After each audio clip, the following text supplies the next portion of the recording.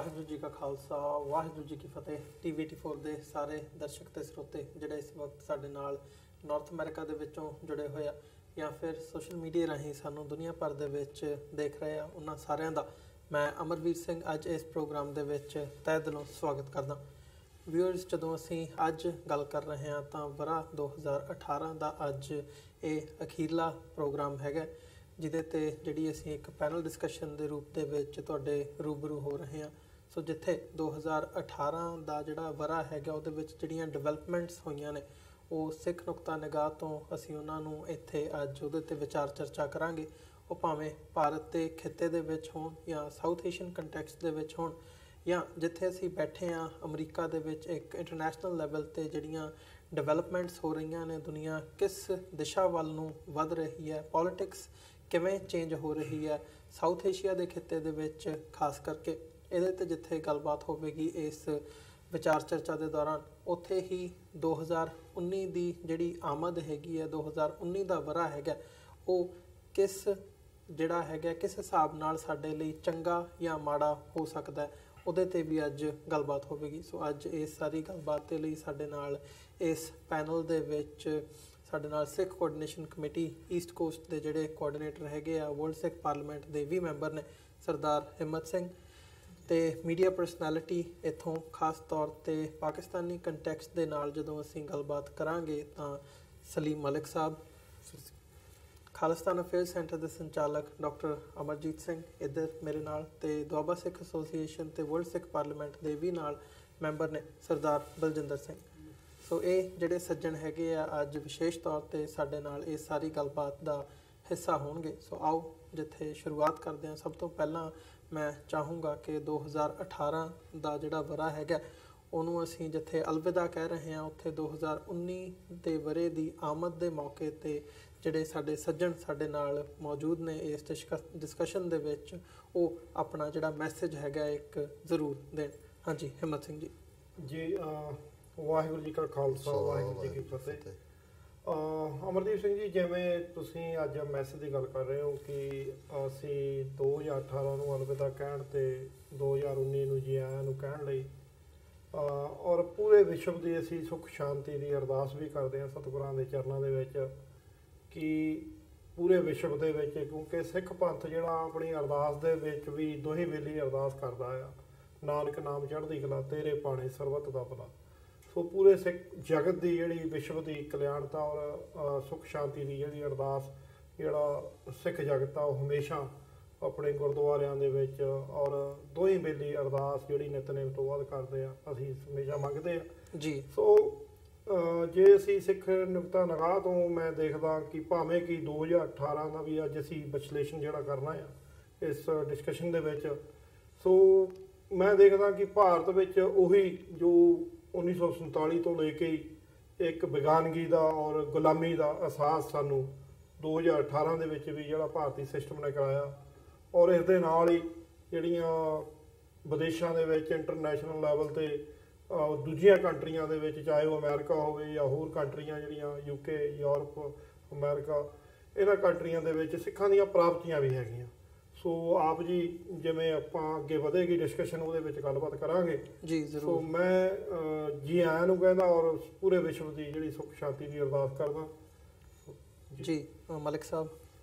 ਸਭ ਤੋਂ ਪਹਿਲਾਂ ਤਾਂ ਮੈਂ TV84 ਦਾ ਬਹੁਤ ਧੰਨਵਾਦ ਕਰਦਾ। ਅਸਲਾਮ ਅਲੈਕੁਮ, ਸਤਿ ਸ਼੍ਰੀ ਅਕਾਲ। ਅਤੇ 2019 ਜਦੋਂ ਵੀ ਕੋਈ ਵੀ ਸਾਲ ਚੜ੍ਹਦਾ ਹੈ ਅਤੇ ਉਹਨੂੰ ਕਹਿੰਦੇ ਈਅਰ ਆਫ ਹੋਪ। ਹਰ ਧਰਮ ਦੇ ਅੰਦਰ ਯਾਨੀ ਆਪਣੇ ਆਪਣੇ ਉਹਨਾਂ ਦੇ ਯਾਨੀ ਕੈਲੰਡਰ ਆ, ਲੇਕਿਨ ਦੁਨੀਆ 'ਚ ਚੂँਕਿ ਈਸਵੀ ਕੈਲੰਡਰ ਤੋਂ ਚੱਲਦੀ ਪਈ ਆ ਅਤੇ ਇਸ ਕਰਕੇ ਯਾਨੀ ਸਾਨੂੰ ਵੀ ਉਸ ਫਲੋ ਦੇ ਨਾਲ ਚੱਲਣਾ ਪੈਂਦਾ ਹੈ। ਅਤੇ ਜਿਹੜਾ 2018 ਦਾ ਤੁਸੀਂ ਇਹ ਪੈਨਲ ਡਿਸਕਸ਼ਨ ਲੈ ਕੇ ਆਏ ਹੋ, ਮੈਂ ਸਮਝਦਾ ਇਹਦੇ ਅੰਦਰ ਅੱਜ ਅਸੀਂ ਲੋਕਾਂ ਨੂੰ ਜਾਗਰੂਕ ਕਰਾਂਗੇ ਕਿ 2018 ਦੇ ਅੰਦਰ ਸਾਊਥ ਏਸ਼ੀਆ ਦੇ ਅੰਦਰ ਕੀ ਹੋਇਆ। ਬੀਇੰਗ ਏ ਇੰਟਰਨੈਸ਼ਨਲ ਪਲੇਅਰ, ਅਮਰੀਕਾ ਸਿੰਗਲ ਸੁਪਰ ਪਾਵਰ ਹੈ, ਅਮਰੀਕਾ ਕਿੱਥੇ ਖਲੋਤਾ ਹੋਇਆ ਹੈ ਅਤੇ ਕਿਹੜੀ ਜਥੇਬੰਦੀਆਂ ਵਰਲਡ ਦੇ ਅੰਦਰ ਅਮਰੀਕਾ ਦੇ ਖਿਲਾਫ ਜਾਂ ਅਮਰੀਕਾ ਦੀ ਹਿਮਾਇਤ ਦੇ ਅੰਦਰ ਕਰ ਰਹੀਆਂ। ਅਤੇ ਮੈਂ ਸਮਝਦਾ ਕਿ ਅੱਜ ਦਾ ਜਿਹੜਾ ਇਹ ਡਿਸਕਸ਼ਨ ਹੈ ਇਹ ਵਕਤ ਦੀ ਜ਼ਰੂਰਤ ਹੈ ਜੀ। ਡਾਕਟਰ ਸਾਹਿਬ ਦੇਖੋ, ਦੇਸ਼ ਤੇ ਕਾਲ, ਟਾਈਮ ਐਂਡ ਸਪੇਸ ਇਹ ਅਕਾਲ ਪੁਰਖ ਦੇ ਰੱਬ ਦੇ ਅਧੀਨ ਹੈ। ਅਸੀਂ ਮਨੁੱਖੀ ਸਮਾਜ ਨੇ ਆਪਣੇ ਸਮੇਂ ਦੀ ਵੰਡ, ਦਿਨ ਤੇ ਰਾਤ, ਸੂਰਜ ਤੇ ਚੰਦਰਮਾ, ਇਹਨਾਂ ਨੂੰ ਆਧਾਰ ਬਣਾ ਕੇ ਕੈਲੰਡਰਸ ਬਣਾਏ ਨੇ। ਹਰ ਮਜ਼ਹਬ ਦਾ ਆਪਣਾ ਕੈਲੰਡਰ ਹੈ, ਯਹੂਦੀਆਂ ਦਾ ਆਪਣਾ ਹੈ। ਇਸਲਾਮ ਦੇ ਵਿੱਚ ਹਿਜਰੀ ਸੰਮਤ, ਜਦੋਂ ਕਿ ਹਜ਼ਰਤ ਸਾਹਿਬ ਮੱਕੇ ਤੋਂ ਮਦੀਨੇ ਹਿਜਰਤ ਕਰਕੇ ਗਏ, ਉਸ ਨਾਲ ਆਧਾਰਿਤ ਉਹਨਾਂ ਦਾ ਕੈਲੰਡਰ, ਜਦੋਂ ਉਹਨਾਂ ਕੋਲ ਪੋਲੀਟੀਕਲ ਪਾਵਰ ਆਈ, ਉਹਨਾਂ ਨੇ ਹਿਜਰੀ ਕੈਲੰਡਰ ਐਸਟੈਬਲਿਸ਼ ਕੀਤਾ। ਜੀਸਸ ਕ੍ਰਾਈਸਟ ਜਿਹੜੇ ਆਪਣੀ ਕਰੂਸੀਫਿਕਸ਼ਨ ਦੇ ਪਹਿਲੇ 60 ਸਾਲ ਤੱਕ ਇੱਕ ਅਨਨੋਨ ਫਿਗਰ ਸੀ, ਔਰ ਉਹਨਾਂ ਦੇ ਨਾਲ 2 ਕ੍ਰਿਮੀਨਲਸ ਨੂੰ ਵੀ ਕਰੂਸੀਫਾਈ ਕੀਤਾ ਗਿਆ ਸੀ, ਇਹ ਦੱਸਣ ਲਈ ਕਿ ਵੀ ਇਹ ਕੋਈ ਸਨ ਆਫ ਗॉड ਨਹੀਂ ਸੀ, ਇਹ ਆਰਡੀਨਰੀ ਕ੍ਰਾਈਮ ਸੀ, ਬਲੈਸਫੇਮੀ ਕੀਤੀ। ਜਦੋਂ ਈਸਾਈਆਂ ਦੇ ਕੋਲ ਪੋਲੀਟੀਕਲ ਪਾਵਰ ਆਈ ਤੇ ਉਹਨਾਂ ਦਾ ਕੈਲੰਡਰ, ਔਰ ਅੱਜ ਦੁਨੀਆ ਦੇ ਵਿੱਚ ਕਿਉਂਕਿ ਵੈਸਟ ਡੋਮੀਨੇਟ ਕਰਦਾ ਹੈ, ਇਸ ਲਈ ਇਹ ਕੈਲੰਡਰ ਜ਼ਰੂਰਤ ਵੀ ਬਣ ਗਿਆ ਸਾਡੀ ਜੀ। ਔਰ ਮੈਂ ਅੱਗੇ ਹੀ ਭਾਈ ਹਿੰਮਤ ਸਿੰਘ ਹੋਰਾਂ ਨਾਲ ਆਫਿਸ 'ਚ ਗੱਲ ਕਰ ਰਿਹਾ ਸੀ, ਮੈਂ ਕਿਹਾ ਜੇ ਸਾਲ ਦਾ ਸਭ ਤੋਂ ਵੱਡਾ ਇਕੱਠ ਦੇਖਣਾ ਹੋਏ ਗੁਰਦੁਆਰਿਆਂ 'ਚ ਤੇ ਉਹ ਨਿਊ ਈਅਰ ਈਵ ਦੇ ਉੱਤੇ ਹੁੰਦਾ। ਸੋ ਇਹ ਬੇਸ਼ੱਕ ਸਾਡੀ ਗੁਲਾਮੀ ਦੀ ਯਾਦ ਦਹਾਨੀ ਵੀ ਹੈ ਇਨ ਏ ਵੇ। ਇਸੇ ਤਰ੍ਹਾਂ ਜੇ ਅਸੀਂ ਹਿੰਦੂਆਂ ਦੀ ਗੱਲ ਕਰੀਏ ਤੇ ਬਿਕਰਮਾਦਿੱਤ ਦੇ ਨਾਲ ਹਿੰਦੂ ਕੈਲੰਡਰ ਸ਼ੁਰੂ ਹੁੰਦਾ, ਔਰ ਉਹਨਾਂ ਨੇ ਕਿਵੇਂ ਆਪਣੇ ਉਸ ਹਿੰਦੂ ਕੈਲੰਡਰ ਨੂੰ ਅੱਜ ਵੀ ਐਸਟੈਬਲਿਸ਼ ਰੱਖਿਆ ਹੋਇਆ ਹੈ। ਔਰ ਇੱਕ ਗੱਲ ਤਾਂ ਮੈਂ ਅਫਸੋਸ ਨਾਲ ਹੀ ਸ਼ੁਰੂ ਕਰਦਾ ਪਹਿਲਾਂ, ਕਿ ਜਿਨ੍ਹਾਂ ਕੌਮਾਂ ਦੇ ਕੋਲ ਪੋਲੀਟੀਕਲ ਪਾਵਰ ਹੁੰਦੀ ਹੈ, ਉਹਨਾਂ ਦੇ ਕੈਲੰਡਰ ਚੱਲਦੇ ਨੇ, ਉਹਨਾਂ ਦੇ ਸਿੱਕੇ ਚੱਲਦੇ ਨੇ, ਉਹਨਾਂ ਦੇ ਕੋਇਨ ਚੱਲਦੇ ਨੇ, ਔਰ ਉਹਨਾਂ ਦਾ ਇਤਿਹਾਸ ਹੀ ਫਿਰ ਸਕੂਲਾਂ, ਕਾਲਜਾਂ ਜਾਂ ਜਿਹੜੇ ਵੀ ਵੱਡੇ ਵੱਡੇ ਅਦਾਰੇ ਨੇ ਉਹਨਾਂ 'ਚ ਪੜ੍ਹਾਇਆ ਜਾਂਦਾ। ਇਸ ਤੋਂ ਬਾਅਦ ਮੈਂ ਸਮਝਦਾ ਵੀ ਜਿਵੇਂ ਮਲਕ ਸਾਹਿਬ ਨੇ ਕਿਹਾ ਵੀ ਹਕੀਕਤ ਇਹ ਹੈ ਕਿ ਅਸੀਂ ਅੱਜ ਜਿਸ ਸੰਸਾਰ 'ਚ ਹਾਂ ਉਹਦੇ 'ਚ ਜਿਹੜਾ ਵਰਕਿੰਗ ਕੈਲੰਡਰ ਹੈ ਉਹ ਇਹੀ ਹੈ। ਸੋ ਸਾਨੂੰ ਉਸ ਦੀ ਗੱਲ ਵੀ ਕਰਨੀ ਪੈਂਦੀ ਹੈ। ਹਾਲਾਂਕਿ ਜਦੋਂ ਅਸੀਂ ਗੁਰਮਤਿ ਦੇ ਦ੍ਰਿਸ਼ਟੀਕੋਣ ਤੋਂ ਦੇਖੀਏ ਤਾਂ ਇਹ ਫਰਮਾਨ ਹੈ ਸਤਿਗੁਰੂ ਦਾ, ਵਿਸਵੇ ਚਸਿਆ ਘੜੀਆਂ ਪਹਿਰਾਂ, ਥਿੱਤੀ ਵਾਰੀ ਮਾਓ ਹੋਆ, ਸੂਰਜ ਏਕੋ ਰੁੱਤ ਅਨੇਕ, ਨਾਨਕ ਕਰਤੇ ਕੇ ਕੀਤੇ ਵੇਸ। ਇਹ ਰੱਬ ਦੇ ਵੇਸ ਨੇ ਜਿਹਦੇ 'ਚ ਮੌਸਮ ਵੀ ਬਦਲਦੇ ਨੇ, ਦਿਨ ਵੀ ਬਦਲਦੇ ਨੇ, ਪਰ ਹਕੀਕਤ ਉਹ ਵਾਹਿਗੁਰੂ ਇੱਕੋ ਇੱਕ ਹੈ ਜਿਹੜਾ ਐਟਰਨਲ ਟਰੂਥ ਹੈ। ਸੋ ਮੈਂ ਇਹ ਸਮਝਦਾ ਵੀ 2018 ਦਾ ਵਰ੍ਹਾ ਕੌਮਾਂਤਰੀ ਤੌਰ ਦੇ ਉੱਤੇ ਵੀ ਬਹੁਤ ਸਾਰਾ ਸਿਗਨੀਫਿਕੈਂਸ ਵਾਲਾ ਅਹਿਮ ਹੈ, ਔਰ ਸਿੱਖ ਕੌਮ ਦੇ ਨੁਕਤਾ ਨਿਗਾਹ ਤੋਂ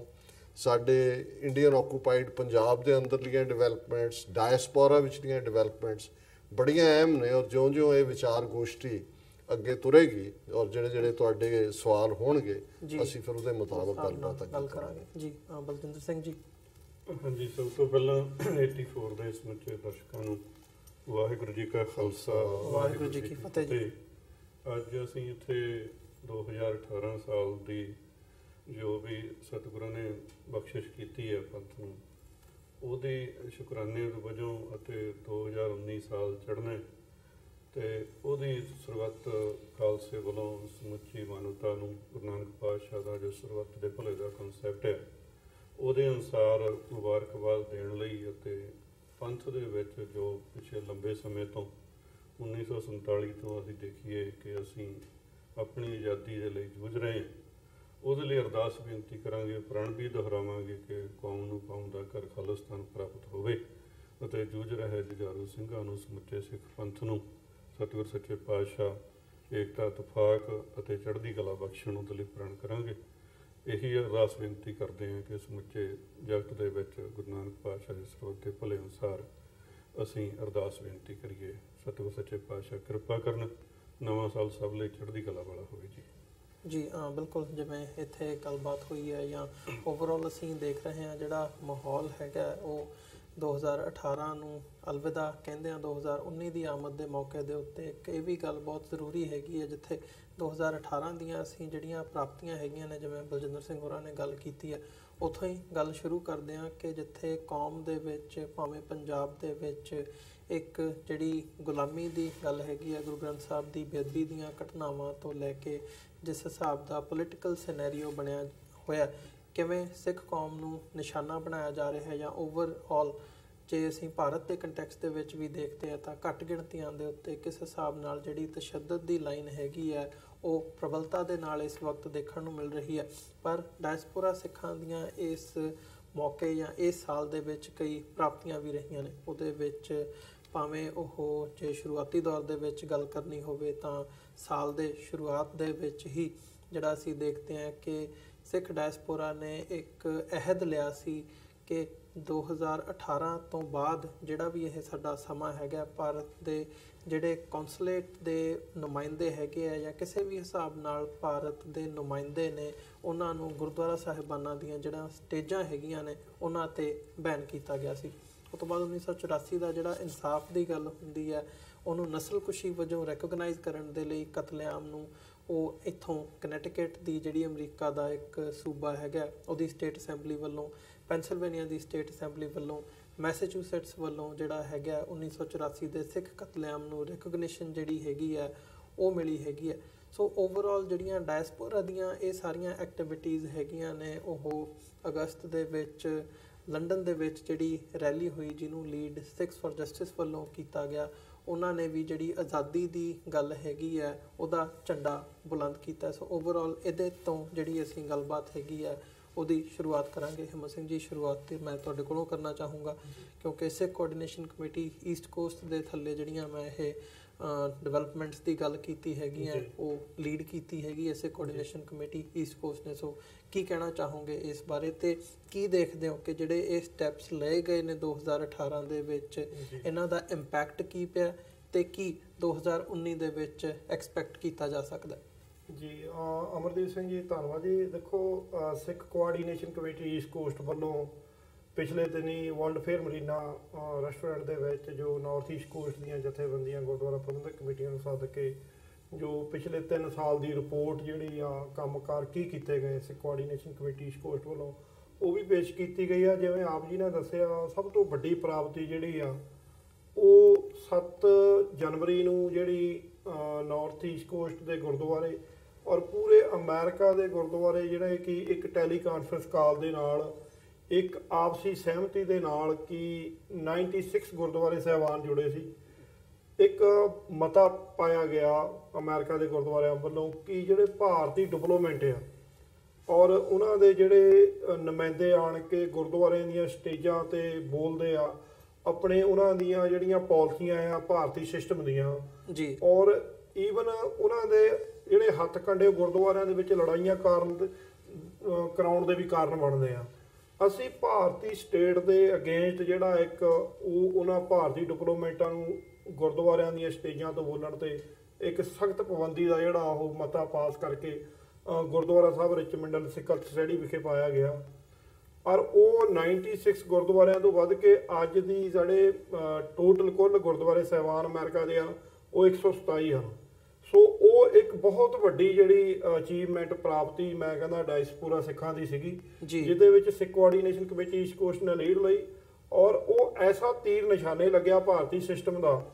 ਕਿ ਅੱਜ ਜਦੋਂ ਵੀ ਚਾਹੇ ਉਹ ਇੰਗਲੈਂਡ ਦੇ ਵਿੱਚ ਹੋਣ, ਚਾਹੇ ਅਮਰੀਕਾ ਦੇ ਕਿਸੇ ਗੁਰਦੁਆਰੇ ਸਾਹਿਬਾਨ ਦੇ ਵਿੱਚ, ਭਾਰਤੀ ਸਿਸਟਮ ਦੇ ਜਿਹੜੇ ਲੋਕ ਉਹ ਆਪਣੀਆਂ ਪਾਲਿਸੀਆਂ ਲੈ ਕੇ ਸਟੇਟ ਦੇ ਵਿੱਚ ਜਦੋਂ ਆਉਂਦੇ ਆ ਜੀ, ਸੋ ਉਹ ਅਮਰੀਕਾ ਦੇ ਵਿੱਚ ਆਉਂਦੇ ਤਾਂ ਉਹਨਾਂ ਦਾ ਵਿਰੋਧ ਦਾ ਸਾਹਮਣਾ ਕਰਨਾ ਪੈਂਦਾ। ਕਾਰਨ ਉਹੀ ਆ ਕਿ ਚਾਹੇ 47 ਤੋਂ ਬਾਅਦ, ਵੰਡ ਤੋਂ ਬਾਅਦ ਸਾਡੇ ਪੰਜਾਬ ਦੇ ਉੱਤੇ ਜਿਹੜਾ ਭਾਰਤੀ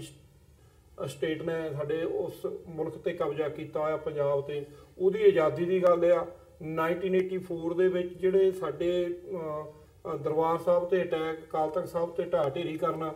ਔਰ ਸਾਡੇ ਕਿੰਨੇ ਹੀ ਨੌਜਵਾਨ ਜਿਹੜੇ ਜੇਲ੍ਹਾਂ ਦੇ ਵਿੱਚ ਬੰਦ ਆ, ਜਿਹੜੇ ਕਿ ਭਾਰਤੀ ਸਿਸਟਮ ਦੇ ਅਧੀਨ, ਕਾਨੂੰਨ ਦੇ ਅਧੀਨ ਸਜ਼ਾਵਾਂ ਵੀ ਪੂਰੀਆਂ ਕਰ ਚੁੱਕੇ ਆ। ਸੋ ਅੱਜ ਤੱਕ ਉਹਨਾਂ ਨੂੰ ਰਿਹਾ ਨਹੀਂ ਕੀਤਾ ਜਾ ਰਿਹਾ। ਸੋ ਉਸ ਤੋਂ ਉਪਰੰਤ